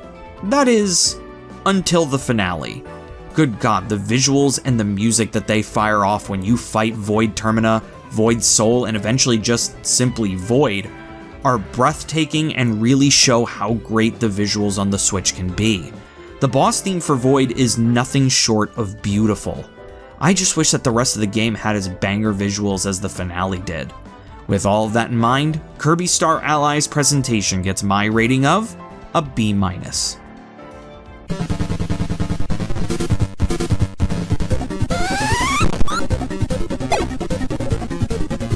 Here we go again with the hefty completion requirements. First, you must, of course, beat the story. Next, you must collect every rare puzzle piece for your celebration pictures. Interestingly enough, you do not need to finish every celebration picture in order to crown percent this game. Thank God, because I'd be grinding this game for hours if I had to do that, Jesus. Next, you must complete guest star ... Star Allies Go as one character. Just like in Helper to Hero and Kirby Superstar Ultra, thank God you only have to do it as one, because goddamn one playthrough essentially took me 2 hours, and look at how many characters there are. Next, you must get at least 3rd place on the 2 sub-games Chop Champs and Star Slam Heroes on the hardest difficulty. Thank God you only have to get 3rd place, because Jesus Christ, the AI is perfect on the hardest difficulty. This game really knew how hard it was. Both of these sub-games are pretty subpar. In Chop Champs, you have to chop down the tree as quick as you can without getting hit and stunned by bugs. In Star Slam Heroes, you have to hit your target as far as you possibly can, kinda like Megaton Punch from Kirby Superstar. I don't think I would ever play these sub-games ever again, and to be honest, I already kinda forgot they existed. Next, you must beat the Ultimate Choice on Soul Melter difficulty. The Ultimate Choice is essentially the arena of this game. At first, I thought this was pretty tough, but then I found out that Magolor has an incredibly broken sword move that absolutely obliterates bosses. If you try this mode, I'd say go in as Magolor with a second Magolor and 2 Chef Kawasaki's as your party. You'll be dishing out mad damage and be healing for days. Doing all of that nets you 100%, but to get that crown percent, you must complete the stuff that came with the update. You must complete Heroes of Another Dimension while collecting all 120 friend hearts. This mode is actually super fun and really makes you learn how to use every character in the game. Even collecting the friend hearts is a fun challenge that really isn't that hard to complete. If you miss a friend heart, you can just die and try again. This mode gives you so many lives that you really can just try as many times as you want. The last requirement to reach that sweet crown percent is to beat the Ultimate Choice on Soul Melter EX difficulty. This mode is pretty tough, even with the Magolor strategy that I mentioned earlier. Being persistent enough, and with a little bit of luck with how good of heals Chef Kawasaki gives you, you can definitely make your way through and beat Void pretty quickly. With that, you have now crown percented this game. Would I recommend it? Honestly, this has been the easiest Kirby game in a while to 100%. Considering Magolor is so good in the arenas, I really didn't have that much trouble with them. Thankfully, Void is the same fight as before. No surprise phases like with Queen Sectonia Soul or Star Dream Soul OS. The sub-games though, not that fun. Won't take any more than 5 minutes to get 3rd place in both though. As for the main game and the extra game, they're pretty fun and satisfying to beat, especially to get that ending with the Mage Sisters and Lord Highness. I would absolutely recommend completing this game.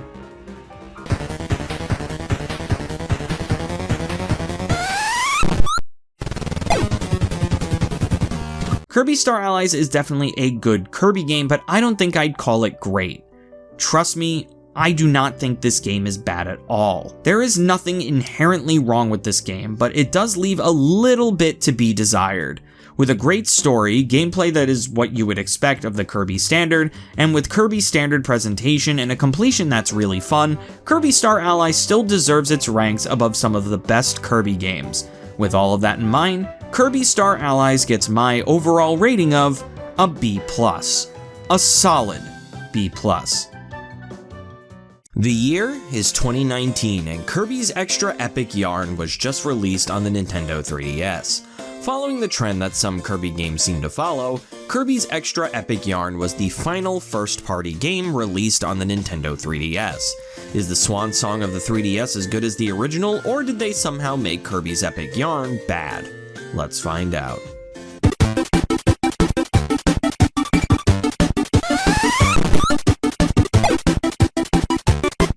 So I'm going to give Kirby's Extra Epic Yarn Story the same rating I gave the original just because it's literally the same story. I'm not going to go into too much detail, but for a recap,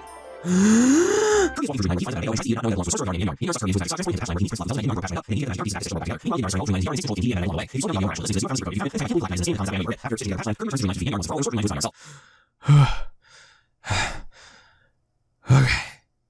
With all of that in mind, Kirby's Extra Epic Yarn Story gets my rating of an A+.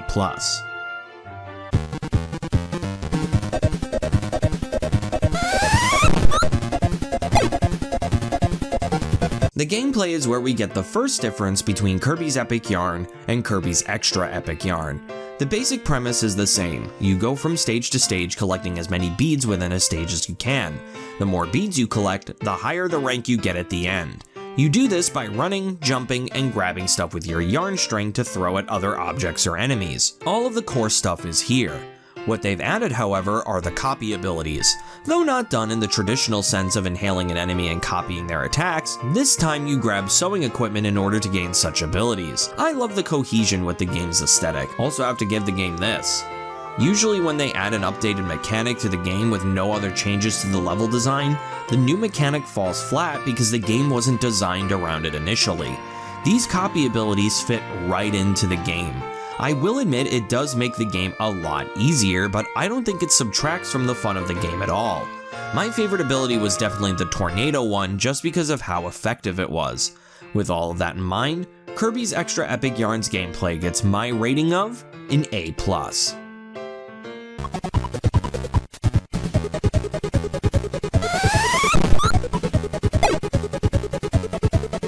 When we played Kirby's Epic Yarn, one of the things I praised the game about most was the incredibly cozy music and the amazingly animated visuals. Everything in Patchland looks great with the yarn aesthetic, and they are committed to staying consistent with said aesthetic. So what about Extra Epic Yarn? Much of the same, right? Unfortunately, I cannot say the same for this version. The beautiful vibrancy of the game and the fluidity of the animation has been completely done away with. One of the worst decisions they made with this version of the game was the decision not to update the graphics. All they did with this version of the game was compress the assets of the Wii game onto the 3DS. This results in the game looking kinda chunky. The compression of the image unfortunately does kinda take away from how beautiful the original game looked. I'm not so quick to blame limitations of the hardware because it's not like the 3DS wasn't capable of making graphics look beautiful. I mean, look at games like Planet Robobot. I just think it was a way to cut corners and it hurt the presentation in the process, unfortunately. With all of that in mind, Kirby's Extra Epic Yarn's presentation gets my rating of a B.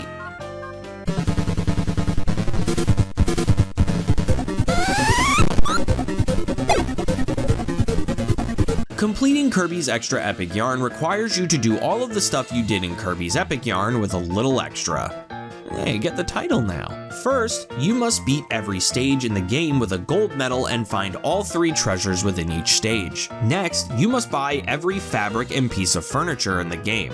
I think this was actually easier in this version because I ended up getting everything even quicker than my run-through of the Wii version. Next, you must beat all of the tenant missions.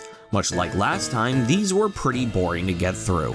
They weren't that hard or exciting, so it just kind of felt like busy work. Now, the new stuff. There are now 2 sub-games you must complete.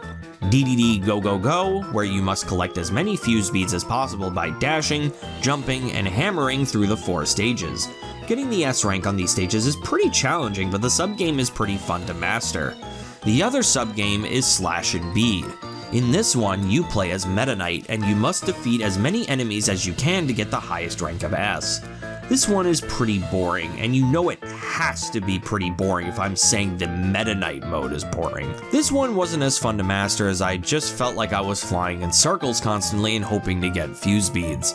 Using the fuse beads you collect in both of these sub-games, you must then complete all of the fuse bead arts that are given to you. grinding for fuse beads just feels like padding, and it's honestly kinda boring to play these levels again once you've mastered them. Finally, the worst completion requirement for last. Every level in the game has a new mode called Devilish Mode. If you choose Devilish Mode, a devil enemy will spawn and try to attack you as you try to get through the stage. Did I mention to be able to get all of the pieces of furniture you can unlock during this mode and 100% the game, you must not get hit a single time in every stage, including bosses. Now, veterans of this Kirby retrospective know that I hate, and I mean hate, challenges in games that require you to not get hit a single time. But this one is even more egregious because it goes against the philosophy of the game itself. Devilish Mode turns Kirby's epic yarn from the most comfy game on the planet to a stress-inducing nightmare. Not only that, but the devil monsters have a theme song. So I hope you like hearing the same song played over and over and over and over and over again for the whole game. Devilish Mode borderline ruins this game for me. Never, ever complete this game.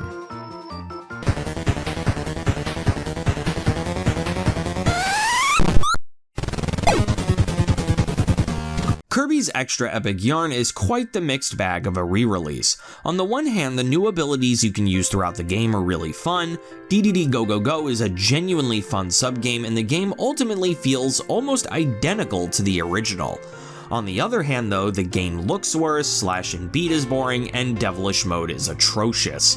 I think Kirby's Extra Epic Yarn is a perfect example of the less is more mentality.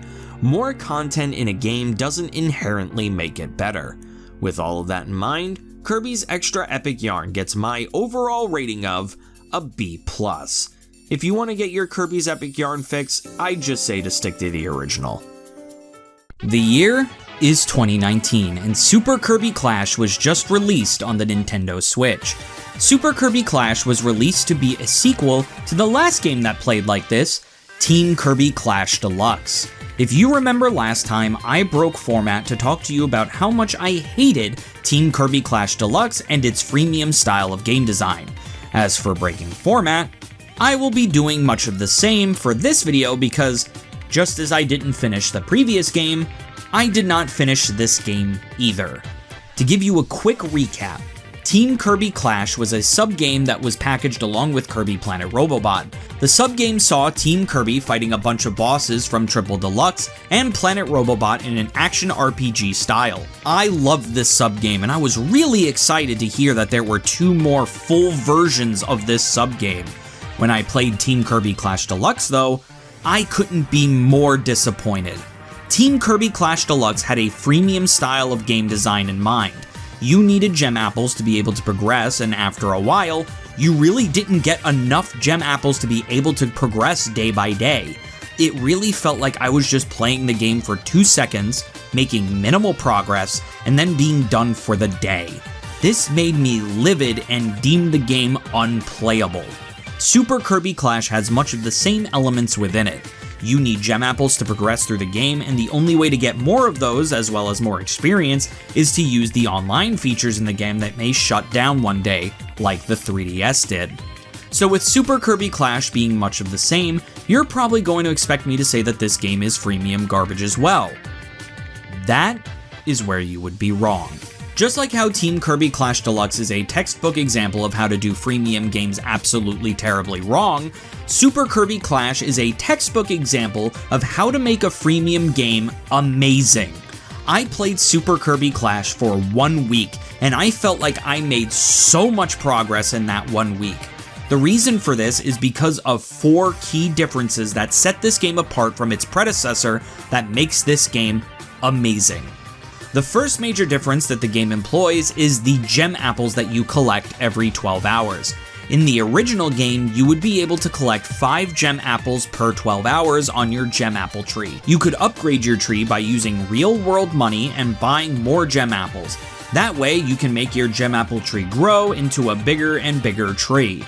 The problem with this method in the original game is that once the 3DS Online servers were shut down, there was absolutely no way to upgrade your tree. leaving you with 5 gem apples per 12 hours forever, which pretty early on equates to peanuts. In this game, you get 10 gem apples per 12 hours, which may not seem like a big difference, but honestly, it makes all the difference. This makes gem apples feel more available to the player and doesn't make me feel like I'm making pennies a day. It also helps that there are more hero quests that give you more and more gem apples to collect. This brings me to my next point. The second major difference that the game employs is that no hero quest that I've encountered yet has anything to do with any online elements whatsoever. Pretty early on into Team Kirby Clash Deluxe, there were missions for playing a level with an online adventurer, which, again, is not possible anymore. In this game, no such quest. All quests are based on either skill or being a certain level. That's it. Thank Christ. Before, it felt like I was limited on how many gem apples I could get through hero quests because of this stipulation, and as a completionist, that made completion impossible for me, which is a big pet peeve of mine when it comes to video games. Now the game is my oyster, no matter how or when I play it. Speaking of online adventurers, the third major difference that this game employs is how it handles getting help from online adventurers. Just like the first game, you are still able to get help from other players from online. These players can go into your plaza and help you out on a certain number of quests, sometimes even being a little bit of a higher level than you. Now you must be thinking, how is this an improvement? Once the Switch's servers shut down, that'll be finished and it'll be useless. Wrong, dear viewer! There is one shiny, sexy little button right over here. That's right, baby. It gives you the option to do it offline, so that you can get the help you need, and it's just perfectly randomized and no internet is required. This was such an incredible inclusion because this snazzy little feature, this one solitary button, made this feature go from having an expiration date to becoming immortal. This is what having foresight looks like, and other freemium games need to take notes. Would you believe me if I said that that was not the most genius thing this game employs though? No. We haven't even scratched the surface yet. The fourth major difference that this game employs is the addition of party quests. Oh man, this is my favorite inclusion to any freemium game ever. So just like before, you have your story quests. In order to enter these quests, you have an energy bar called the Vigor Meter.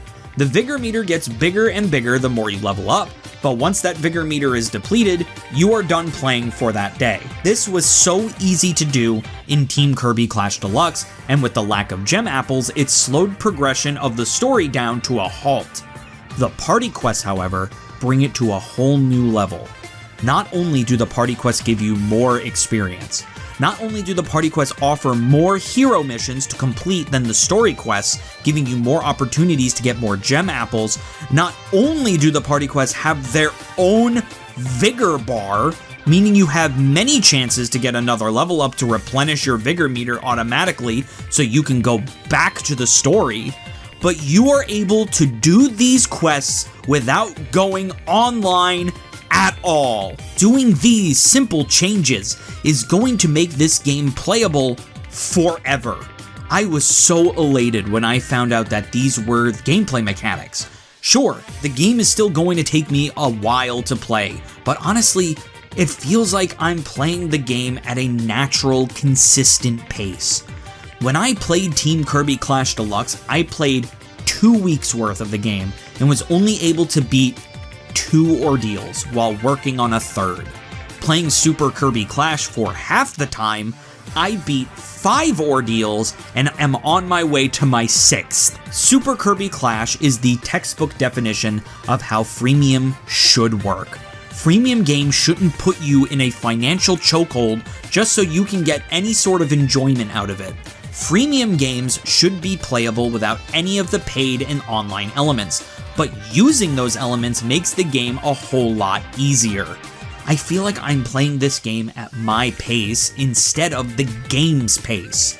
I still don't feel comfortable giving this game a definitive rating right now because I didn't even beat the game yet, but for now, I'll give it a temporary rating based off of what I've played so far.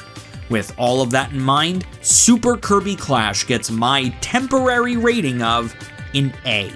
I'm definitely having an amazing time playing this game so far, and I even think I'm gonna play it on my own and beat it. Maybe I'll make an update video to this one if I do. The year is 2020, and Kirby Fighters 2 was just released on the Nintendo Switch eShop. Using the same engine as Super Kirby Clash, developers at Vanpool and HAL Laboratories wanted to create the perfect sequel to the original game that was released 6 years prior. They decided to add a single-player mode this time because the planning director, Tadashi Kawai, wanted to build upon the great multiplayer game that they had and make it just as fun, even when playing alone. Fun fact about this game, it was developed exclusively remotely due to the COVID-19 pandemic lockdowns going on at the time. Will its remote development create a detriment in the final product, or will we have a truly solid Kirby fighting game experience? Let's find out.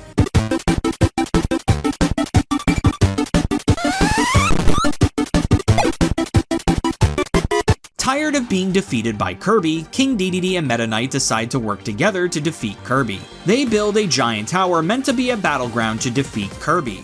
Kirby and a buddy go to the tower to fight their way through. When they finally reach the summit, Kirby and his buddy fight a 2-on-2 battle, defeating King Dedede and Meta Knight once and for all.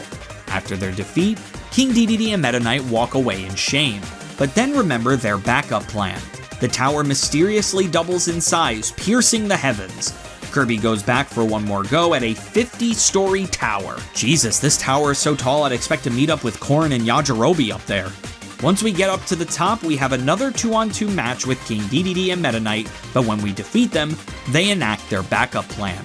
They use the masks of Darkened Bonds, becoming Waning Crescent Mask Dedede and Waxing Crescent Mask Meta Knight. This gives them the ultimate power due to the dark bond that they have created with each other. Kirby ends up defeating them both and destroying the masks of Darkened Bonds once and for all.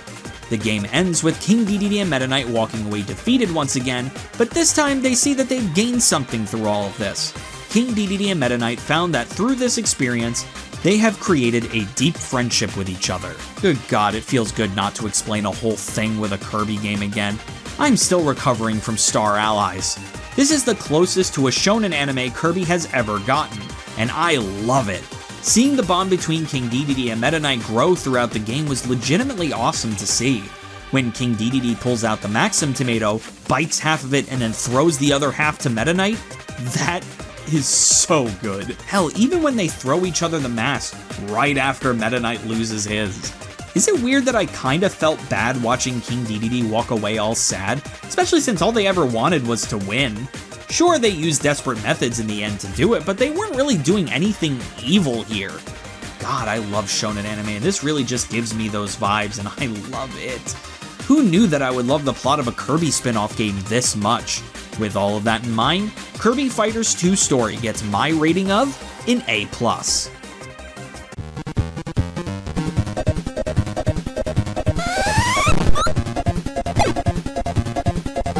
Kirby Fighters 2 plays essentially the same exact way as the first game.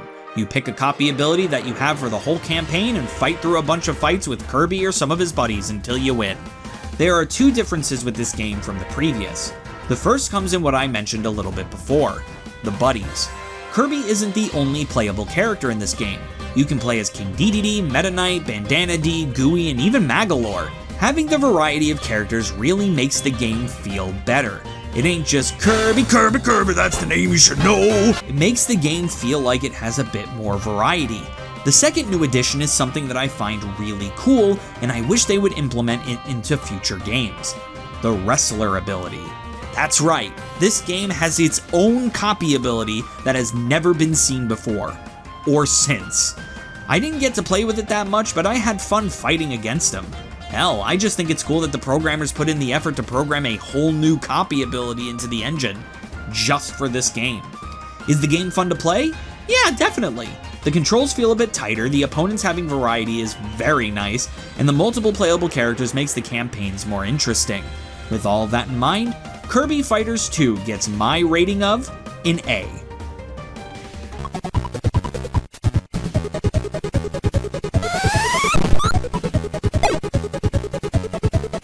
I already praised the original game for some of its presentation because the backgrounds and music were pretty good and even at times became stunning. Where the original fell off was that the variety of stages got repetitive very quickly, so it got boring pretty fast. Not only are there more stages to play through in this game, that way the game doesn't feel samey, but the upgrade from the 3DS to the Switch made the stages that looked okay before look great now. The presentation went above and beyond in this game, especially in the story mode. The music and the stage backgrounds of the final battle with Waning Crescent Mass Dedede and Waxing Crescent Mass Meta Knight look so fucking awesome. The presentation of this game is simply amazing. With all of that in mind, Kirby Fighters 2's presentation gets my rating of an A.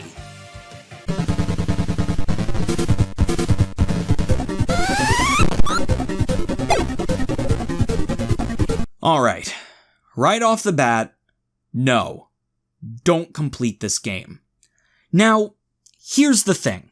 We've gone through a lot, and I mean a lot, of bullshit when it came to completing Kirby games.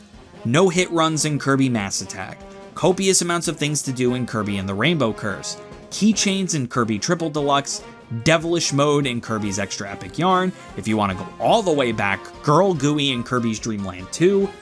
Sure, there are Kirby games that I didn't complete for one reason or another.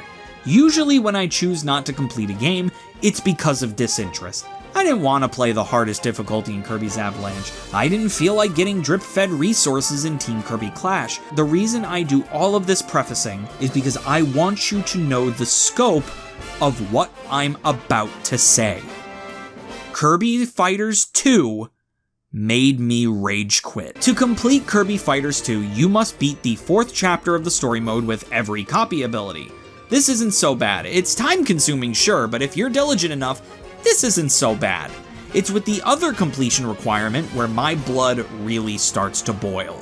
You also have to beat single-handed mode as every copy ability in the game on very hard mode. This is essentially the Super Smash Bros. Classic mode of this game. The entirety of the mode isn't so bad, doesn't take me any more than 20 minutes to get through, but this motherfucker. I repeat for all of you who don't like it when I curse, this motherfucker is the reason that I had to stop playing this game. Shadow Kirby is the bane of my existence in this game. It would take me 20, 30, even sometimes 40 minutes just to beat him. After 40 minutes of fighting him as Bomb Kirby, I had enough and I stopped playing the game forever. Shadow Kirby feels like arcade quarter muncher fighting game boss levels of difficult to the point where it doesn't even feel fair. It feels like he's reading your inputs. It feels like he has more invincibility frames. That is why I will never complete Kirby Fighters 2.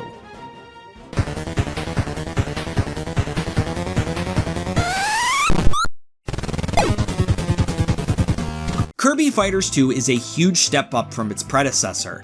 Kirby Fighters as a series has evolved from a watered-down version of a sub-game to a game with an amazing story, pretty good gameplay, and great visuals. I actually actively want a Kirby Fighters 3, and I hope it's soon.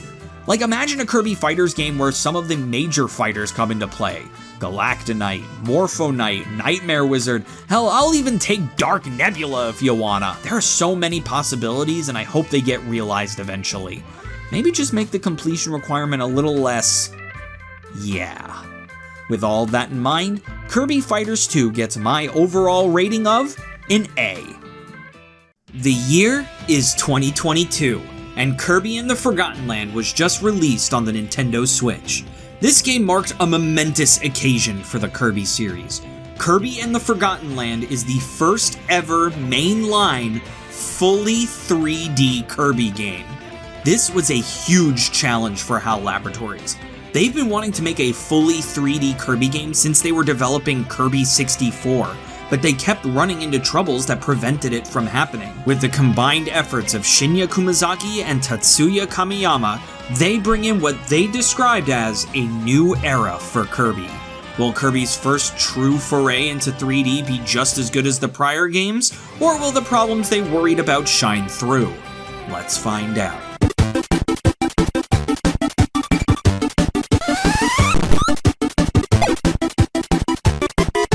Kirby is strolling through Dreamland like any other day. All of a sudden, a giant vortex opens up in the sky and sucks in a good amount of Dreamland's denizens. As Kirby gets warped through the vortex, he starts contorting into weird shapes and sizes.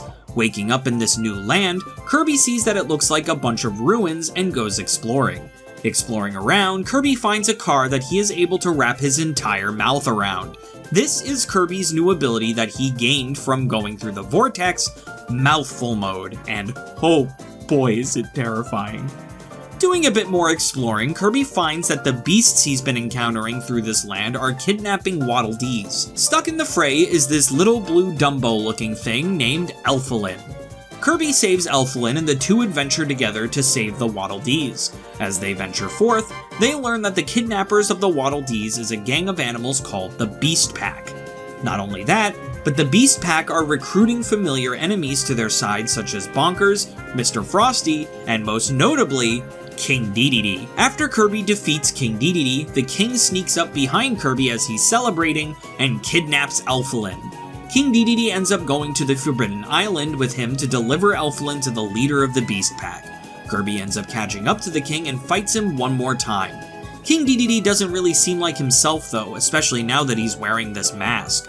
Kirby breaks the mask, bringing the king back to his senses. The Beast Pack ends up coming to finish off Kirby and take the rest of the Waddle Dees, but King Dedede stands his ground, giving Kirby time to go meet with the leader of the Beast Pack in the Lab Discoverer. As Kirby rides the elevators up, we hear a monologue through the intercom that tells us the backstory to this whole game. The ancients that we've heard so much about ever since Kirby's return to Dreamland came from this land. They had many corporations, amusement parks, and even many advancements in the field of science. One day, an extraterrestrial being known simply as ID-F86 came down and started destroying everything. The ancients were able to capture the creature and harness its power to attain transdimensional travel. Eventually, they used this power to warp to the dimension that Kirby is from, leaving this land behind. Forgotten. During a lab accident, ID-F86 was split into two beings, one of which escaped and was never found, and the other being left in Lab Discoverer, abandoned by those who captured it. We're about to meet that half right now.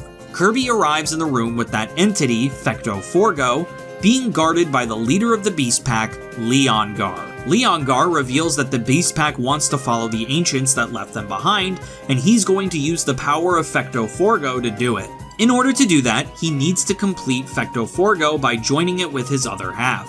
The other half is Elfilin. After defeating Leon Gar, Fecto Forgo is revealed to be the true puppet master and starts engulfing everyone and everything within itself. When it gets Elfilin, the being is finally complete once again. The ultimate life form, Fecto Elfilis, is back. After a lot of fighting, Kirby drags Elfilin out of Fecto Elfilis, making him highly unstable. Fecto Elfilis then opens a dimensional rift, pulling Popstar in to collide with the new world. After becoming a big rigged truck, Kirby defeats Fecto Elfilis once and for all, and returns back to Popstar. The planet is still on a collision course with the new world, so Elfilin uses the last of his power to stop it, making a stable connection between Popstar and the new world. Elfilin almost dies in the process, but somehow gets saved by Chloraline, the second in command of the Beast Pack. The Beast Pack and the Waddle Dees live in harmony between both worlds, but Leon Gar is noticeably missing.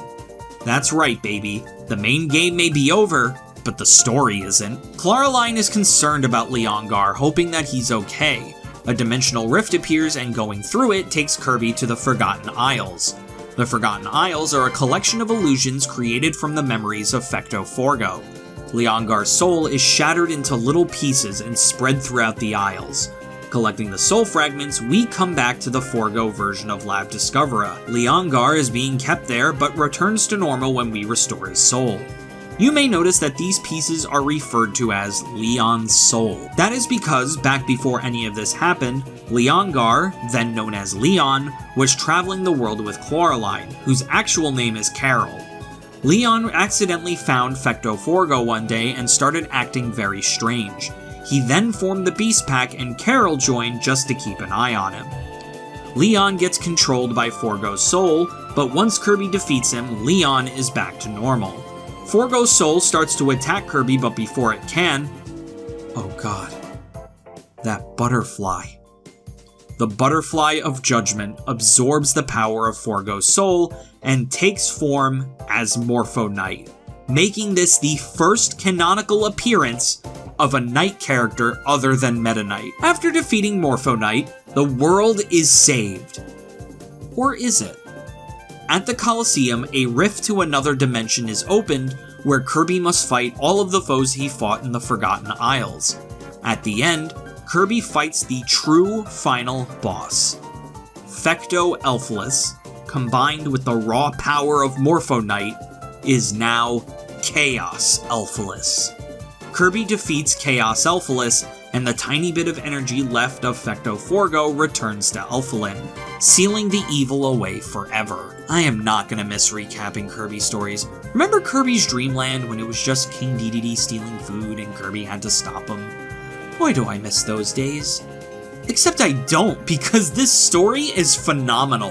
What I find really interesting about this game's story that sets it apart from others is that this game almost entirely looks forward. A lot of the stories since Kirby's Return to Dreamland have 90% of the story happen off-screen to give context to what we do see on screen. We saw it with Haltman and his daughter, we saw it with Queen Sectonia finding the Dimension Mirror, we saw it with Lord Highness and the Jamba Heart. This game gives a little bit of backstory, but has 90% of the story happen on screen. I think that's really cool, and I hope Kirby games in the future take this approach. I also find it interesting that this game didn't really have that many callbacks. We all know Kirby games love their callbacks. Kirby Triple Deluxe had the Dimension Mirror, Kirby Planet Robobot had another being like Clockwork Nova. Things that expand the world that they built over the last 30 years. The only real callback we got in this game was Morpho Knight, but this time it's different because his appearance was canonical this time, as opposed to Kirby's Star Allies. I also love the Beast Pack. They are a cool new enemy type that breathes new life into the Kirby universe. Hell, having Popstar and the New World connected opens up so many possibilities for interdimensional adventures for Kirby in the future. I've seen fan theories going around that King Dedede originally came from the New World and was brought to Dreamland, and honestly, if that's true, I'd love to see that explored. This is a story that makes me excited for Kirby's future. With all of that in mind, Kirby and the Forgotten Land story gets my rating of an A+.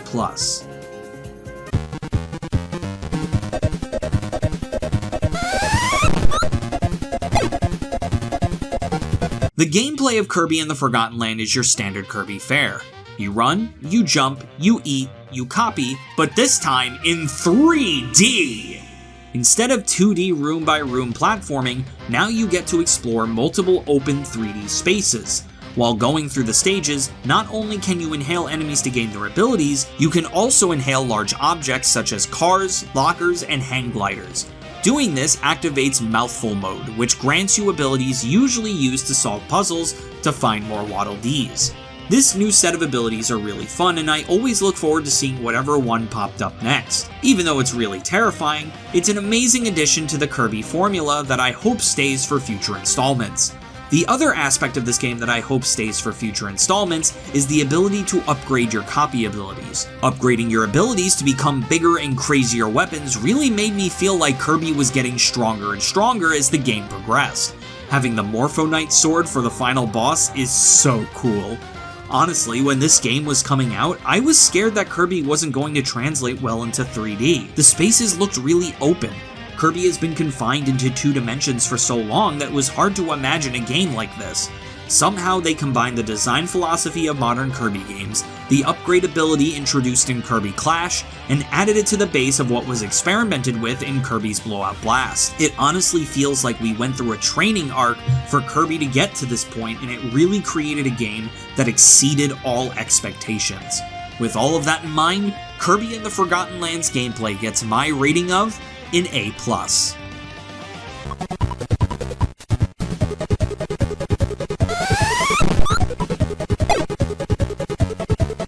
Oh my god, the presentation of this game. Jesus Christ, where do I even begin? I have to say, For the past couple of games, it's been really tough to talk about the presentation of these games. Kirby's Return to Dreamland, Kirby's Triple Deluxe, Kirby Planet Robobot, and Kirby Star Allies all use essentially the same design philosophy, so it was really difficult to talk about these games without repeating myself. That's why I would look more into things like theming, or certain levels that stood out above the rest.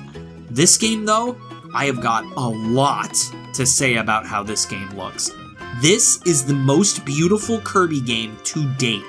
The giant open worlds are vibrant, complex, and just such a pleasure to look at. Going from sunny beaches to grimy factories to desert wastelands, it's just all so cool. Every single level is unique and no level blends in with another. As for the music, nothing short of beautiful. Standout tracks being Meta Knight's theme, Fecto Elfilis' theme, and believe it or not, the Waddle Dee Town theme. This game's music also loves its leitmotifs, which is something I am such a sucker for. With all of that in mind, Kirby and the Forgotten Lands presentation gets my rating of an A+.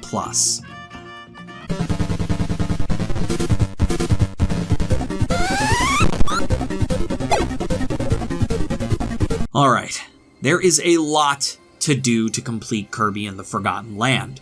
First, you must beat the main game by defeating Fecto Elfilis. Along the way, you must save every Waddle Dee in the game. Every stage has anywhere between 9 and 11 Waddle Dees for you to save. The first 3 comes from beating the stage. Then you get another 3 to 5, depending on the stage, from finding them hidden throughout the levels, usually at the end of a hidden sub-room. There's also 3 missions you must complete per stage to award you the final 3 Waddle Dees. These missions can range from really easy, like finding a secret hallway that you had to go down anyway to collect a hidden Waddle Dee, to extremely difficult, like having to beat these twin Mr. Frosties without getting hit. Honestly, collecting all of the Waddle Dees wasn't so bad, and it was very rare that I had to replay a stage to get a missed Waddle Dee. Next, you must beat the Forgotten Isles mode and collect every piece of Leon's soul. The best comparison I can give this mode is that it's the 3D version of Heroes of Another Dimension from Star Allies. Not that difficult, really fun, and doesn't take that long, plus the ending of a canon Morpho Knight is so worth it. I also find it really nice that the game tells you when you've collected every part of Leon's soul in a room. That's what I call completionist-friendly game design. Next, you must beat all 3 levels of the Colosseum: the Meta Knight Cup, the Ultimate Cup, and the Ultimate Cup Z. The only tournament that's even a little difficult was the Ultimate Cup Z. Bring in a powered Morpho Knight sword and it becomes cake. The last requirement for completion is to get every gacha capsule in the game. That's right, even though we escaped the second dimension, we did not escape the gacha. Most of the gacha capsules can be obtained through the gacha machines or can be found in the stages, but there are a few that unlock from doing certain things around town.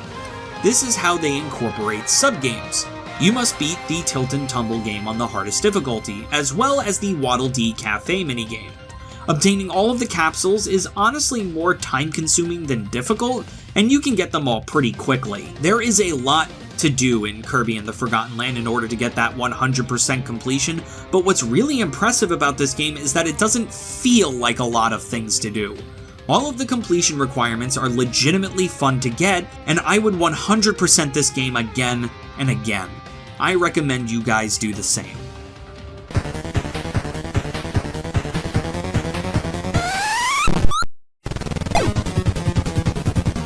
Kirby definitely did not have a rough transition into 3D in the slightest. With a story that makes me excited for the future, gameplay that is the perfect mixture of old and new, some of the most beautiful visuals and soundtracks in the entire Kirby franchise, and a really good amount of stuff to do before hitting that 100%, this one makes its way towards the top of the list for me. With all of that in mind, I give Kirby and the Forgotten Land my overall rating of an A+. I cannot wait to see what future Kirby games do now. It really does feel like a new world. The year is 2022, and Kirby's Dream Buffet was just released on the Nintendo Switch eShop. Just months after the release of Kirby and the Forgotten Land, HAL Laboratories started advertising Kirby's Dream Buffet. Just as quickly as it was advertised, it all of a sudden came out just then and there. Will this join the ranks of great Kirby spin-offs, or will it end the streak? Let's find out.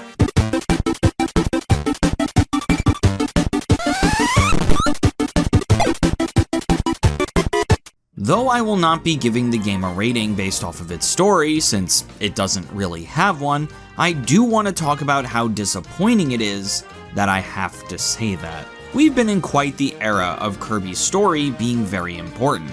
Even the Kirby spin-offs have had a good amount of story. Super Kirby Clash, Kirby's Blowout Blast, Kirby Fighters 2, Kirby's Epic Yarn, these are all Kirby spin-offs that have had great stories. Sure, they can be simplistic. Kirby's Blowout Blast story is just a retelling of Kirby's Dreamland, but it's still there. Here, there's nothing.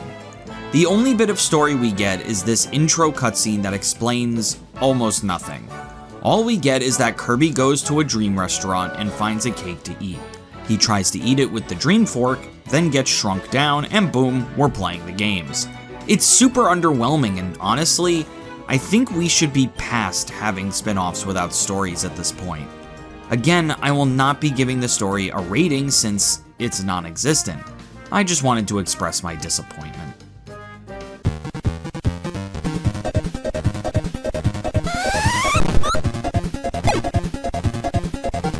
The best way I can describe Kirby's Dream Buffet is that it is Kirby Fall Guys. With a multiplayer focus, this Kirby party game consists of 3 types of games. Competing in these games will award you fruit, which you must have the most of by the end of the tourney in order to win. The first being a race. In a true monkey ball style race, you must get through the course as quickly as possible while collecting as much food as possible. There are different copy abilities you can get to help get through the stage more easily, usually being used to break barriers. Depending on what position you finish at depends on how much fruit you are awarded at the end of the race. The next game is Minigame. In this event, you must collect as many strawberries as possible. The player with the most strawberries wins the event. The third event is everyone's favorite game genre, Battle Royale. This mode is very similar to the previous, except instead of collecting new fruits from the environment, you must knock them out of your opponent. You must fight to the death, knock them off the stage, and avoid stage hazards in order to keep your fruit count up. I'm not gonna lie, this game doesn't really have a lot of substance to it. After playing through 3 tourneys, I noticed very quickly that I already saw everything this game has to offer. I kinda wish there was more variety to this game. It gets boring pretty quickly, but I don't see myself playing this game again anytime soon. With all that in mind, Kirby's Dream Buffet's gameplay gets my rating of a C+.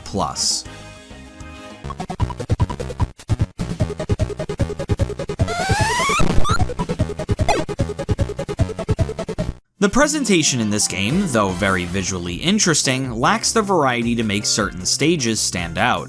I had to legitimately wonder if I was playing different stages or not because the level design and the visual aspects of each stage are so similar that it's honestly hard to tell. Also, and I'm going to try to explain this the best that I can, the way this game looks doesn't feel like Kirby. As weird as this is going to say, the land of giant vibrant foods doesn't fit with the rest of the Kirby aesthetic. Kirby's aesthetic is usually bright green fields, beaches, dreamlike fantasy worlds. Ironically, in a series about eating constantly, there isn't a lot of stages based around food. Even Gourmet Race kept the dreamlike fantasy aesthetic throughout.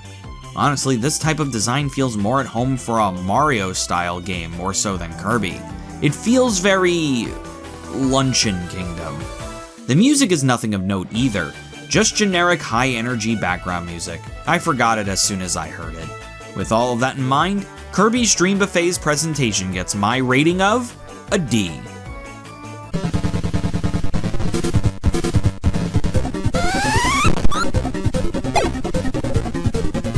There is no completion to this game. The closest thing there is to completion is to obtain all 256 character traits, but there's really nothing to them. There's no special requirements, there's no in-game percentage tracker, nothing. All you have to do to get all of the character traits is just to keep playing the game over and over and over again until the game decides to give you them all. There really is no riveting way to go about this. I didn't even want to do it because I was done with this game after my first 5 tourneys. If there's no in-game percentage tracker, then there's no completion requirement.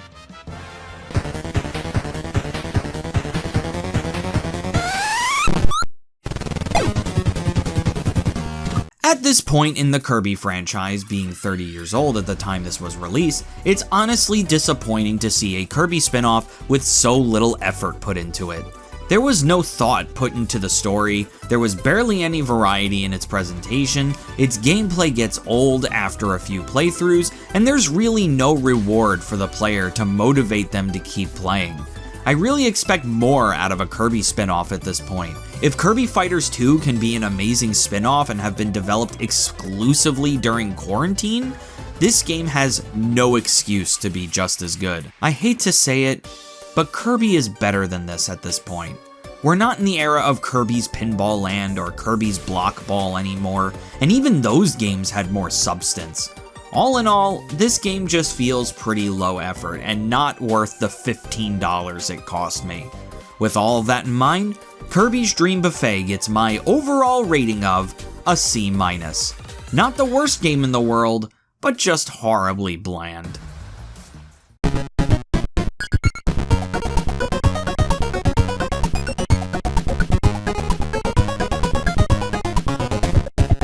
Oh my god.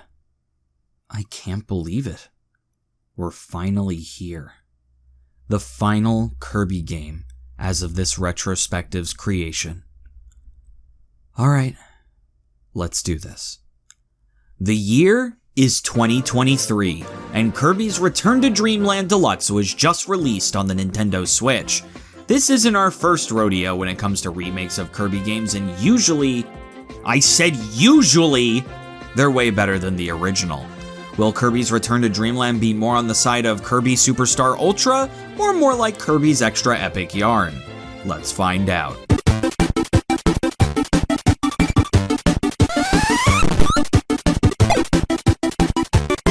The story remains completely unchanged for the main game, so just like with Kirby's Extra Epic Yarn, let's recap.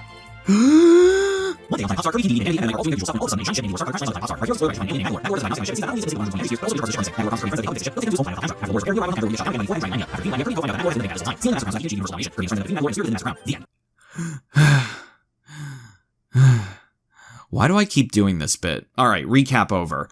With the deluxe version of the game, however, we get an epilogue story where we get to see what happened to Magolor after the events of this game. After getting defeated by Kirby, Magolor gets banished to another dimension along with fragments of the Master Crown. Magolor, who has been significantly powered down, explores the area and finds a fruit fragment that restores part of his magic back to what it was. Magolor finds himself at the ethereal altar. Magolor makes it his mission to obtain all of the fruit fragments so that he can restore all of his magic. After going through 4 different alternate dimensions and obtaining the fruit pieces from the alternate versions of the bosses from the base game, Magolor regains all of his magic and reforms the fruit fragments, creating a gem apple. That's right, the same gem apples from the Kirby Clash games. As Magolor is about to take the gem apple for himself, the fragments of the Master Crown become a Grand Doomer and encase the fruit. Magolor defeats the Grand Doomer, but the Master Crown ends up possessing the gem apple itself, turning it into a giant tree-like monster. Magolor, seeing how evil and monstrous the Master Crown truly is, takes it upon himself to defeat the Master Crown once and for all, wiping it from existence. From the tree, a little sapling is born. Magolor takes that sapling and his newfound magic power and uses it to travel to another alternate dimension where he will live. Magolor finds himself in a castle town, plants the sapling in the town center, and sets up shop, explaining why Magolor is the shopkeep in the Kirby Clash games. According to some dialogue in the extra mode, it's highly implied that Magolor, after gaining enough capital in the Dream Kingdom, he leaves that dimension and returns to Popstar to pursue his true passion, building amusement parks. Thus, Merry Magoland was born.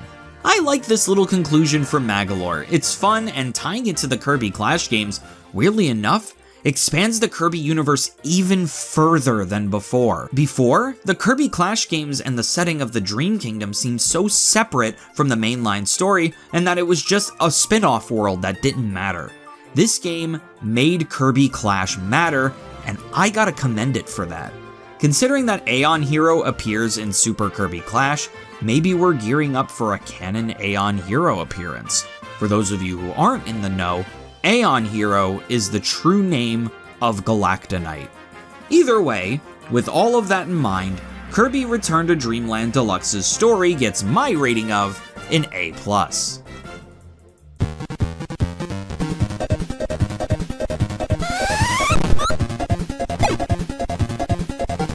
Kirby's Return to Dreamland Deluxe has basically the same gameplay that the original did, but due to the larger frame rate, controls feel a bit more responsive than in the original. The original game ran at 30 FPS, and this one runs at 60 FPS, giving you double the amount of frames to reduce input lag. In this case, it definitely made a difference when it came to control. The game is your standard Kirby fare. You run, you jump, you eat, and you copy. We also get 2 entirely new copy abilities to play with in this game, and honestly, they're both amazing. The Mecha ability has an incredibly powerful laser move that is great at taking down mini-bosses, and the Sand ability is what literally got me through the True Arena with its high attack and high defense power. As for the Magolor Epilogue gameplay, I want more Kirby games to play like this. If there is one thing I have learned through playing Kirby in the Forgotten Land and the Magolor Epilogue, is that I love an upgradable playable character in my 2D platformer. Powering up Magolor was so much fun and didn't feel like a grindfest at all. Feeling myself get more powerful was so satisfying, and I know I keep saying this, I really want to see it keep being incorporated in future Kirby games. With all of that in mind, Kirby Return to Dreamland Deluxe's gameplay gets my rating of an A.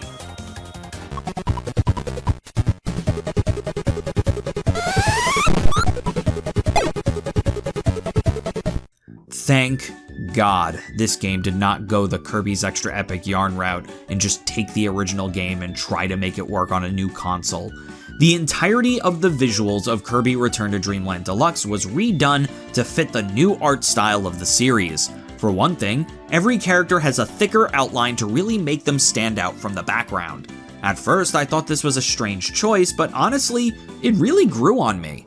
I also appreciate that they kept King Dedede's look from Kirby 64 and Kirby in the Forgotten Land consistent with this game. I really like this look for King Dedede, and I hope they decide to finally make it consistent this time. They made every stage look better. All the new stages we got from the Magolor Epilogue has that sci-fi etherealness that I love from modern Kirby. This game is definitely the best looking 2D Kirby game to date. The music is also just as good as it was in the original. No music was made worse, the new additions are great. They really took the presentation of the original game and made it excel to new heights. With all of that in mind, Kirby's Return to Dreamland Deluxe's presentation gets my rating of an A.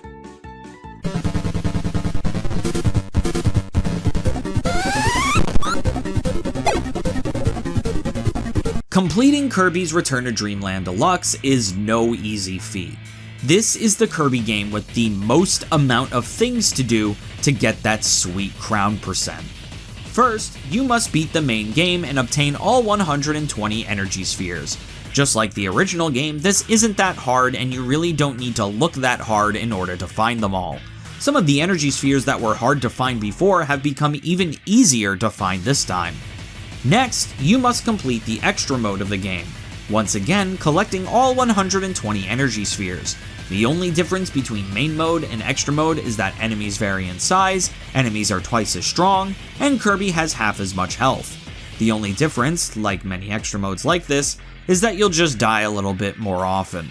You get so many lives throughout the game that you never get a game over. Next, you must complete the Magolor Epilogue. This mode is really fun and I'd highly recommend it to everyone that gets their hands on this game. The upgradable Magolor is really fun to play with and the finale is awesome. Next, you must also beat the secret level in the Magolor Epilogue. To unlock the secret level, you must get a gold or platinum medal for each level in the Magolor Epilogue. What type of medal you get is dependent on how many magic points you obtain per level. Honestly, getting the platinum medal on every level is not that difficult. As long as you keep up your combo, it's pretty simple. Even upgrading Magolor makes getting the platinum medals even easier because it extends the time the game gives you between hits to increase your combo. The only levels that were kinda a bitch to platinum were the boss fights, especially the fucking monkey. I fought him so many times that I almost fully upgraded Magolor with the magic points I got from my many attempts. The secret level you unlock from doing this is just a gauntlet of all of the other dimension segments from the main campaign, all mashed into one level. The next completion requirement is to, of course, beat the arena. Just your normal gauntlet of all the bosses from the main mode of the game. Easy peasy. Next, you must complete the first 100 missions in Merry Magoland. Merry Magoland is a giant collection of sub-games, some original to this game, but many taken from games like Nightmare in Dreamland, Kirby and the Amazing Mirror, and even one from Kirby 64. All of these updated sub-games are actually pretty fun. Except for the egg one, I hate it, ew! Most of the missions are not so bad. It only took me about 3 hours to get them all. The only mission that I really remember being a bitch was getting within the top 20 for Samurai Kirby 100. The only way I could get myself to do it was to essentially guess when the exclamation point would pop up and preemptively press the button. Most of the time I would fault, but I got lucky one time, and that's all I needed. Doing this awards you with a bunch of masks that Kirby can wear during the main campaign of characters from every Kirby game. Hell, one of them is a lore dump. A mask is a lore dump. The mask Old Friend looks a bit like Taranza, but a girl. This is what Queen Sectonia used to look like before she was corrupted by the Dimension Mirror, which was actually hinted at in the Queen Sectonia fight in Planet Robobot. Completing all of the missions in Merry Magoland didn't really take as long as I thought it was going to. Finally, the last bit of completion you must do is to complete the True Arena. This is the hardest True Arena in the franchise. Not just because the bosses in Return to Dreamland are already some of the toughest in the franchise, but because this version of the True Arena is so long. Kirby Superstar Ultra's True Arena had 10 fights, the original Return to Dreamland had 15 fights, Triple Deluxe had 11, Planet Robobot had 12, Star Allies had 14, Forgotten Land had 12. This game's True Arena has 21 fights. Jesus! Not only that, but you only have 3 Maxim tomatoes and 2 regular tomatoes to work with to get you through the fights. You have to fight all of the EX bosses from the Extra mode and all of the bosses from the Magolor Epilogue all in one go. It's brutal. I almost cried when I finished it, I really did, for 2 reasons. The first reason was because it was such a hard gauntlet and I was so happy to finally be finished with it. But I didn't just finish the gauntlet that was the True Arena when I beat Magolor's Soul. The second reason I almost cried was because I also finished the gauntlet of completing Kirby games, period. Do I recommend completing this game? It's hard for me to say. Most players may be intimidated by the amount of stuff to do in order to get that crown percent. I would say I would lightly recommend completing this game.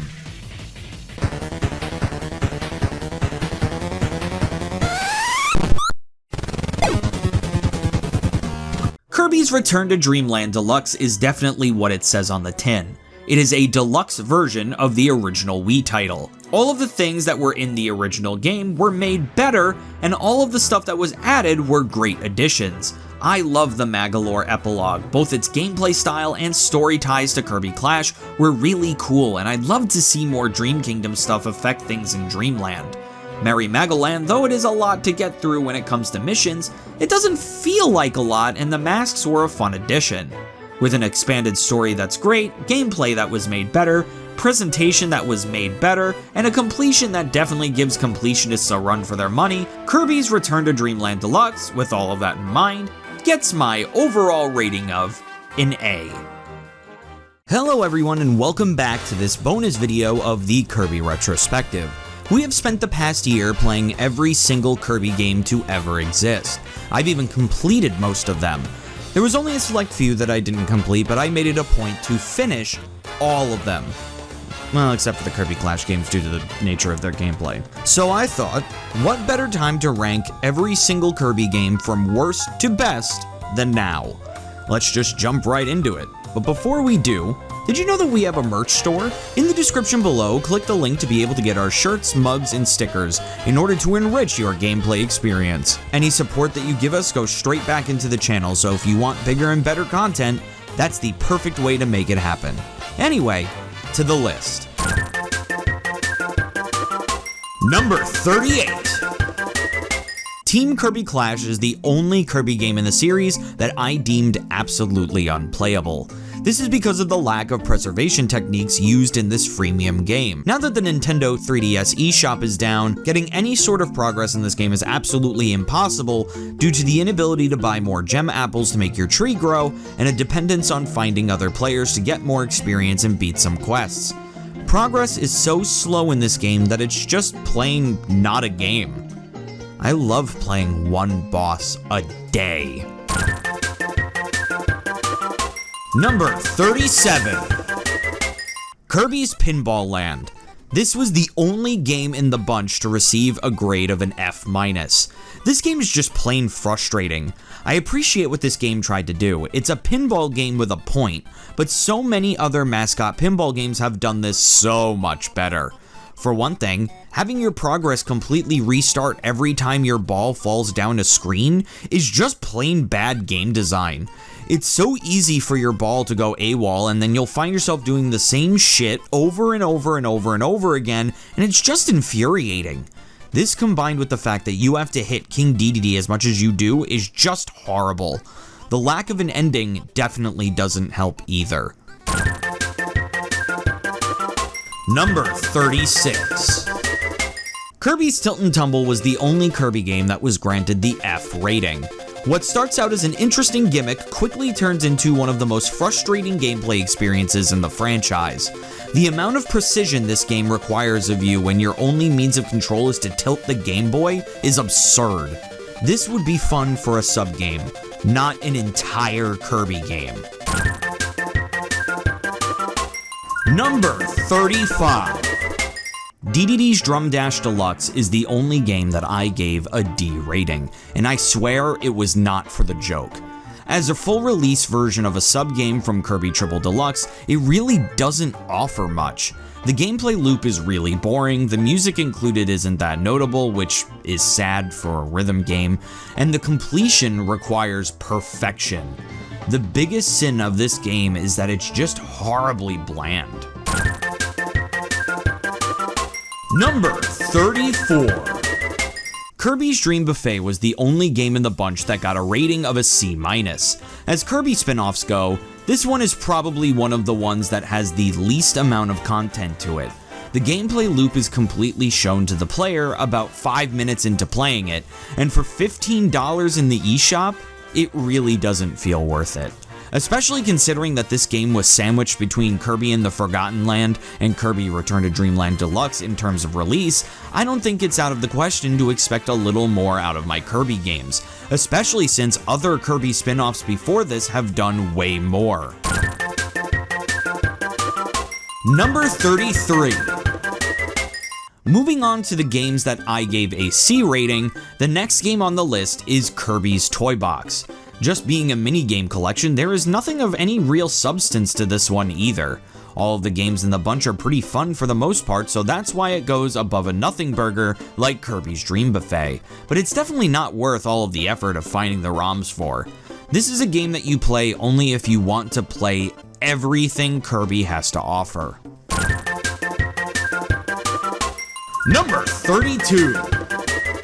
The next C-rank game on the list is Kirby Star Stacker. This is a semi-decent puzzle game that is pretty fun for a long time. It's a simple game that is easy to pick up and difficult to master, and I commend it for that. Completing this game is maddening though. Sometimes it just feels like this game sets you up to fail. God, I don't really miss playing this game. Number 31. The best of the C-rank games on this list goes to Kirby's Canvas Curse. Though I have a lot of childhood memories playing this game, revisiting it shows me just how frustrating this game can be. Some of the level design is just putting spikes anywhere and everywhere and telling the player good luck. This is also another one where trying to 100% this game is an ordeal and a half. There's just so much to do, and it requires near perfection to get even close to beating some of these challenges. I do have to give it props for giving us the first ever Soul Boss. Number 30.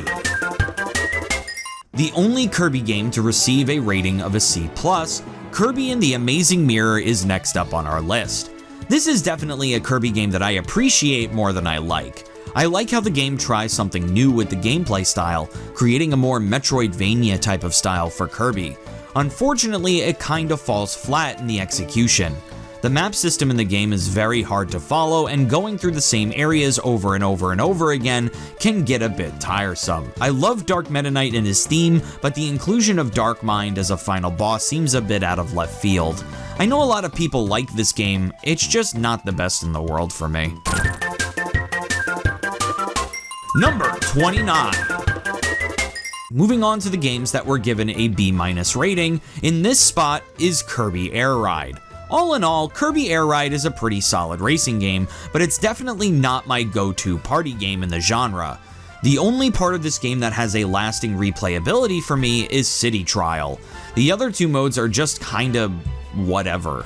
The unlockable warp stars in this game is also a confusing choice design-wise. A lot of the stars that you unlock just have certain handicaps that are high risk, high reward, all of which feel inferior to the original warp star you are given. It's just funny to me that it seems like a lot of the time you put in all of this effort in order to unlock a worse star. It's weird. Number 28. Out of all the Kirby games we've played, this is the one that I wish was better than it was the most. Kirby Mass Attack has it all. The game looks amazing, the music is stellar, hell, the Skull Gang theme is my ringtone right now, but the game itself is just nothing. The worst sin this game commits is that it's boring. It's so close. It's so close to being a good Kirby game, but it just hits the okay range. It also doesn't help that this is one of the few Kirby games of this era that has no lore relevance whatsoever. Yet.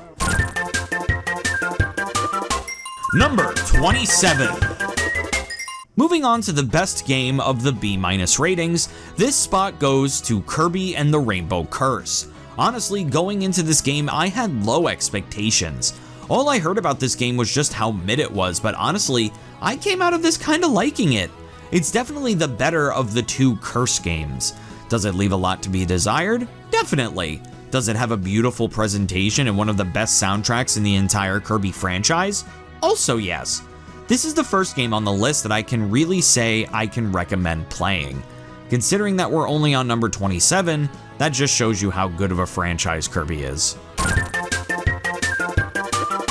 Number 26. Moving on to the games that received a B rating through the retrospective, Kirby's Block Ball is so painfully middle of the road that it's so close to dropping down to a C+. The main mechanics of the game work. If you're casually going through the game, it's just your simple Arkanoid clone. If you like that, like I do, you'll have a good time. It's when you start going for completion that this game becomes miserable. Getting the perfect point scores in order to get to the final boss of the game is this game's worst feature. The music is pretty damn good though. That boss music has no right to go as hard as it does. Number 25. The next game on the list is Kirby Battle Royale. This game offers a good amount when it comes to gameplay and story. Going back to basics with King Dedede and Meta Knight igniting their rivalry with Kirby is a nice breath of fresh air after getting so much cosmic horror. The only issue with this game is that it's a once and done type of game. Once you beat the story mode, I have no want or desire to play this game again. It was fun while it lasted though. Number 24. Going to the best B-rated Kirby game in the bunch, Kirby's Blowout Blast. Out of all of the sub-games turned eShop exclusive releases, Kirby's Blowout Blast is definitely one of my favorites. This one felt the most like a full game to me. I just wish the music was a bit better and that the gameplay was a little less repetitive. This is an excellent precursor to the gameplay of Forgotten Land. Number 23. Alright, getting to the B+ Kirby games that we've gone over, this spot goes to Kirby's Extra Epic Yarn. Spoiler alert for later on in the list, Kirby's Epic Yarn is one of my favorite Kirby games and one of my favorite Kirby spin-off games. Not only did Kirby's Extra Epic Yarn take everything that the original game did and make it worse, but it added the hell that was Devilish mode. That being said though, the part that's Kirby's Epic Yarn is still there and still plays solid. It's all the extra parts that bog down the experience for me. Number 22. Kirby Superstar Stacker does everything the original Star Stacker game does and made it better. The presentation is more vibrant, the music is great, and they added a story mode. I also feel like they tweaked the AI of the game to make it slightly better for the player. More often than not, when I failed in this version of the game, I felt like it was my fault for screwing up my drops, rather than the game making it impossible for me to win. This version of the game is just an overall experience. Put Grill in more games. Number 21. Kirby Fighters Deluxe is a solid eShop exclusive that my only complaint about it is that it isn't longer. Playing through the campaign as each copy ability is pretty fun, and the King Dedede boss fight at the end are super fun to beat. As the first ever eShop release of a sub-game, it sets a good precedent. Simple, yet effective. Number 20. I mean, I just really like Puyo Puyo. It's just as simple as that. I like Kirby's Avalanche, and I like Dr. Robotnik's Mean Bean Machine. I can understand if other people would put this game lower though. It's a pretty solid entry in the franchise for me. Number 19. Just like Kirby and the Amazing Mirror, this is a game that I think I appreciate more than I like. Kirby's Dreamland 2 deserves major props for essentially setting up the structure and story scope of every Kirby game that would come out after it. It sets up the animal friends, dark matter, collectibles within stages that unlock the true ending of the game, and if you want to be technical, the arena with the game's boss rush mode. Kirby's Dreamland 2 was truly a trailblazer for the rest of the franchise. It's definitely the first of those games to do it though, as a lot of those things I just listed are a bit unpolished. Number 18. Of all the Return to Dreamland quadrilogy of games, this is the one that feels the most like a watered-down Kirby game. Now, I'm not saying it's bad by any means. Kirby Star Allies is a great game. It just takes out a lot of the meat and potatoes for what you'd expect of a Kirby game. Collectibles within stages are taken out, subpar subgames, levels that kinda blend together, and a soundtrack that is not memorable at all. On the other hand though, this is the Kirby game with the heaviest lore and one of the best final bosses in the franchise. It's still a great game, but there are other Kirby games that are even better. Number 17. Moving on to the best game in the B+ rankings, this spot goes to Kirby's Return to Dreamland. This is just a solid game all around. The levels are fun, the music is amazing, and it's actually pretty challenging. Kirby's Return to Dreamland still has one of the hardest true arenas in the franchise. This game definitely was a return to form, but didn't really feel like it did anything special. It was the beginning of a new era for Kirby. Number 16. Going to the sole A- ranked Kirby game, this is a choice that a lot of you will disagree with me about, but hear me out. There is a reason this game is so low.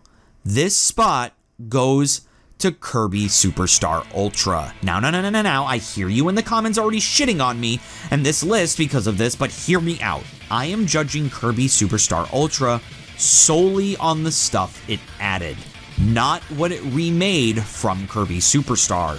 When it comes to the Ultra exclusive subgames, the only one that's really on par with the originals is Meta Nightmare Ultra. I say this fully knowing that this is the game that introduced my favorite Kirby villain in the franchise, Galactonite. Plus, the new subgames are kinda trash. Number 15. We're in the A-rank games now, and the one that hits this spot in the list is Super Kirby Clash. This game is just plain fun. It's everything I wanted out of the original Team Kirby Clash Deluxe game, fully realized. One thing I failed to mention when I covered Team Kirby Clash Deluxe earlier is that when I played the sub-game in Planet Robobot, I loved this game format. That's why it hurt so bad to see it tainted in the 3DS eShop exclusive. This version, however, is immortal, and I can't wait to play it all. I'm still working my way through it, and I will beat it, I promise. A Kirby action RPG is just a good idea. I hope there's more. Number 14. Kirby's Dream Course is a really fun multiplayer experience, which is especially telling considering it's just a golf game.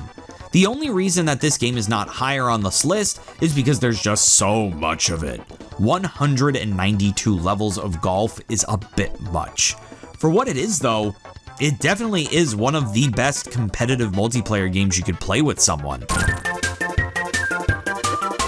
Number 13. The shonen anime of Kirby. Kirby Fighters 2 is one of my favorite Kirby stories in the franchise. King Dedede and Meta Knight creating a bond based off of their shared rivalry with Kirby is honestly some of the best character development we've seen in this franchise. I cannot get enough of the scene where King Dedede pulls out a Maxim tomato, eats half of it, and then throws it to Meta Knight, and then he eats the rest. It's just so cool.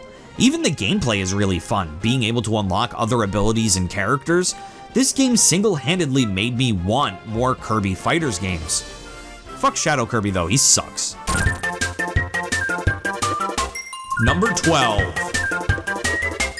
Kirby Squeak Squad is the definition of a standard great Kirby game. I know I dunk on it a lot for being the Kirby game with the lamest final boss in the franchise. I'll never let Dark Nebula go. As for the game itself, it's just solid all around. Kirby Squeak Squad unfortunately doesn't do a lot to set itself apart from other Kirby games of the time, since it just does the Kirby formula and that's it. It's solid, it's quick, and I wish it was longer. Number 11. Right below the top 10, Kirby's Dreamland. The first game in the franchise takes its place. It's quick, easy, simple, and just plain fun. I can go back to playing this game over and over and over again and never get tired of it. Kirby's Dreamland truly is the perfect start for this franchise. Number 10. Alright, we're finally here. What you've probably been waiting the entire video to hear. My top 10 Kirby games in the franchise. Kirby's Return to Dreamland Deluxe improved upon the original exponentially. The main game was made better with the better control and better aesthetic, but this game's claim to fame is the Magolor epilogue. I want more Kirby games to play like this. An upgradable Kirby sounds amazing, and the Magolor epilogue was just plain fun. Story-wise, I appreciate how the Magolor epilogue really expands the universe of Kirby, explaining some oddities in the alternate dimensions of the universe. Merry Magoland was also pretty fun, being a beautiful celebration of almost every sub-game in the franchise. This is just a straight up better version than the original. Number 9. Just like I said in the review itself, Kirby's Dreamland 3 does everything that Kirby's Dreamland 2 does and makes it way better. Everything about this game is absolutely stellar. The colored pencil aesthetic, amazing. The music, breathtaking. The gameplay, perfect. The story, even more perfect. I even love the way you get the heart stars. Solving puzzles within each stage in order to unlock the heart star is still one of the most creative ways the Kirby franchise has ever handled its collectibles. Number 8. Moving on to the best game of the A-ranked Kirby games, this spot goes to Kirby's Epic Yarn. I just love this game with all of my heart. Everything about this game is just so cozy. The calm narrator, the pleasantly soft music, and the commitment to the yarn aesthetic, it's all so comfy. this is definitely a comfort game for me and fully deserves its spot as the best Kirby spin-off out of them all. It's even a great multiplayer game too. Number 7! Now we're here. The games that we gave the illustrious rating of A+ in the Kirby franchise. Starting us off is Kirby and the Forgotten Land. For the first ever fully 3D mainline Kirby game, this one hits it right out of the park. When this game was first announced, I was worried about how Kirby would handle in a fully 3D space since he's been confined to 2D for so long. I didn't want a Sonic situation to happen. You know, rough transition that everybody talks about. But no, they pulled it off flawlessly. The stages are huge, expansive, and beautiful. The missions to collect every Waddle Dee is really fun, and the upgradable copy abilities are amazing. The boss battles are some of the best in the franchise, and Mouthful Mode is an amazing addition, even if it's terrifying. If Kirby's Return to Dreamland was a return to form that started a brand new era of a lore-heavy Kirby, Kirby and the Forgotten Land is a look towards the future, to wherever Kirby decides to go next. Just like Kirby, we have now entered a new world. Number 6! Next, we got Kirby 64, The Crystal Shards. This game just has a special Kirby charm to me that no other Kirby game has really matched yet. With the 3D environments on a 2D plane that we get to explore that we haven't really seen done again until Kirby Planet Robobot, I just love the way this game looks and plays. Plus, this game has my favorite copy ability gimmick ever that I wish they would bring back already. The ability to combine copy abilities is so cool, and I just love to see what they'd come up with in modern iterations. Hell, even if they combine copy abilities with Mouthful Mode in a new Kirby game, that'd be fucking sweet. Number 5! This spot goes to Kirby Triple Deluxe. Though the gameplay of this game is pretty much the same as Kirby's Return to Dreamland when it comes to how much it stands out, this game finds its own footing in its amazing boss music, amazing presentation, and the best finale of any Kirby game. Queen Sectonia's theme and the Dark Meta Knight theme in this game are the best boss themes in the franchise. Also, the Hypernova ability is super cool every time it's used in this game. Number 4! The next game on the list does everything that Kirby Triple Deluxe did and made it better, and is the best of the Return to Dreamland quadrilogy of games. This game is Kirby Planet Robobot. Almost every aspect of this game is fucking amazing. The mechanized theming of everything in the game, the mechanized version of the music, some of the best levels in the Kirby franchise, Kirby becoming the fucking Halberd, one of the best Galactonite fights in the franchise. I honestly didn't expect this game to go as hard as it did. The only thing holding it back from being better is its villain and its finale. As cool as Kirby becoming the Halberd is, this game's finale does not hold a candle to that of Kirby Triple Deluxe or the games coming up.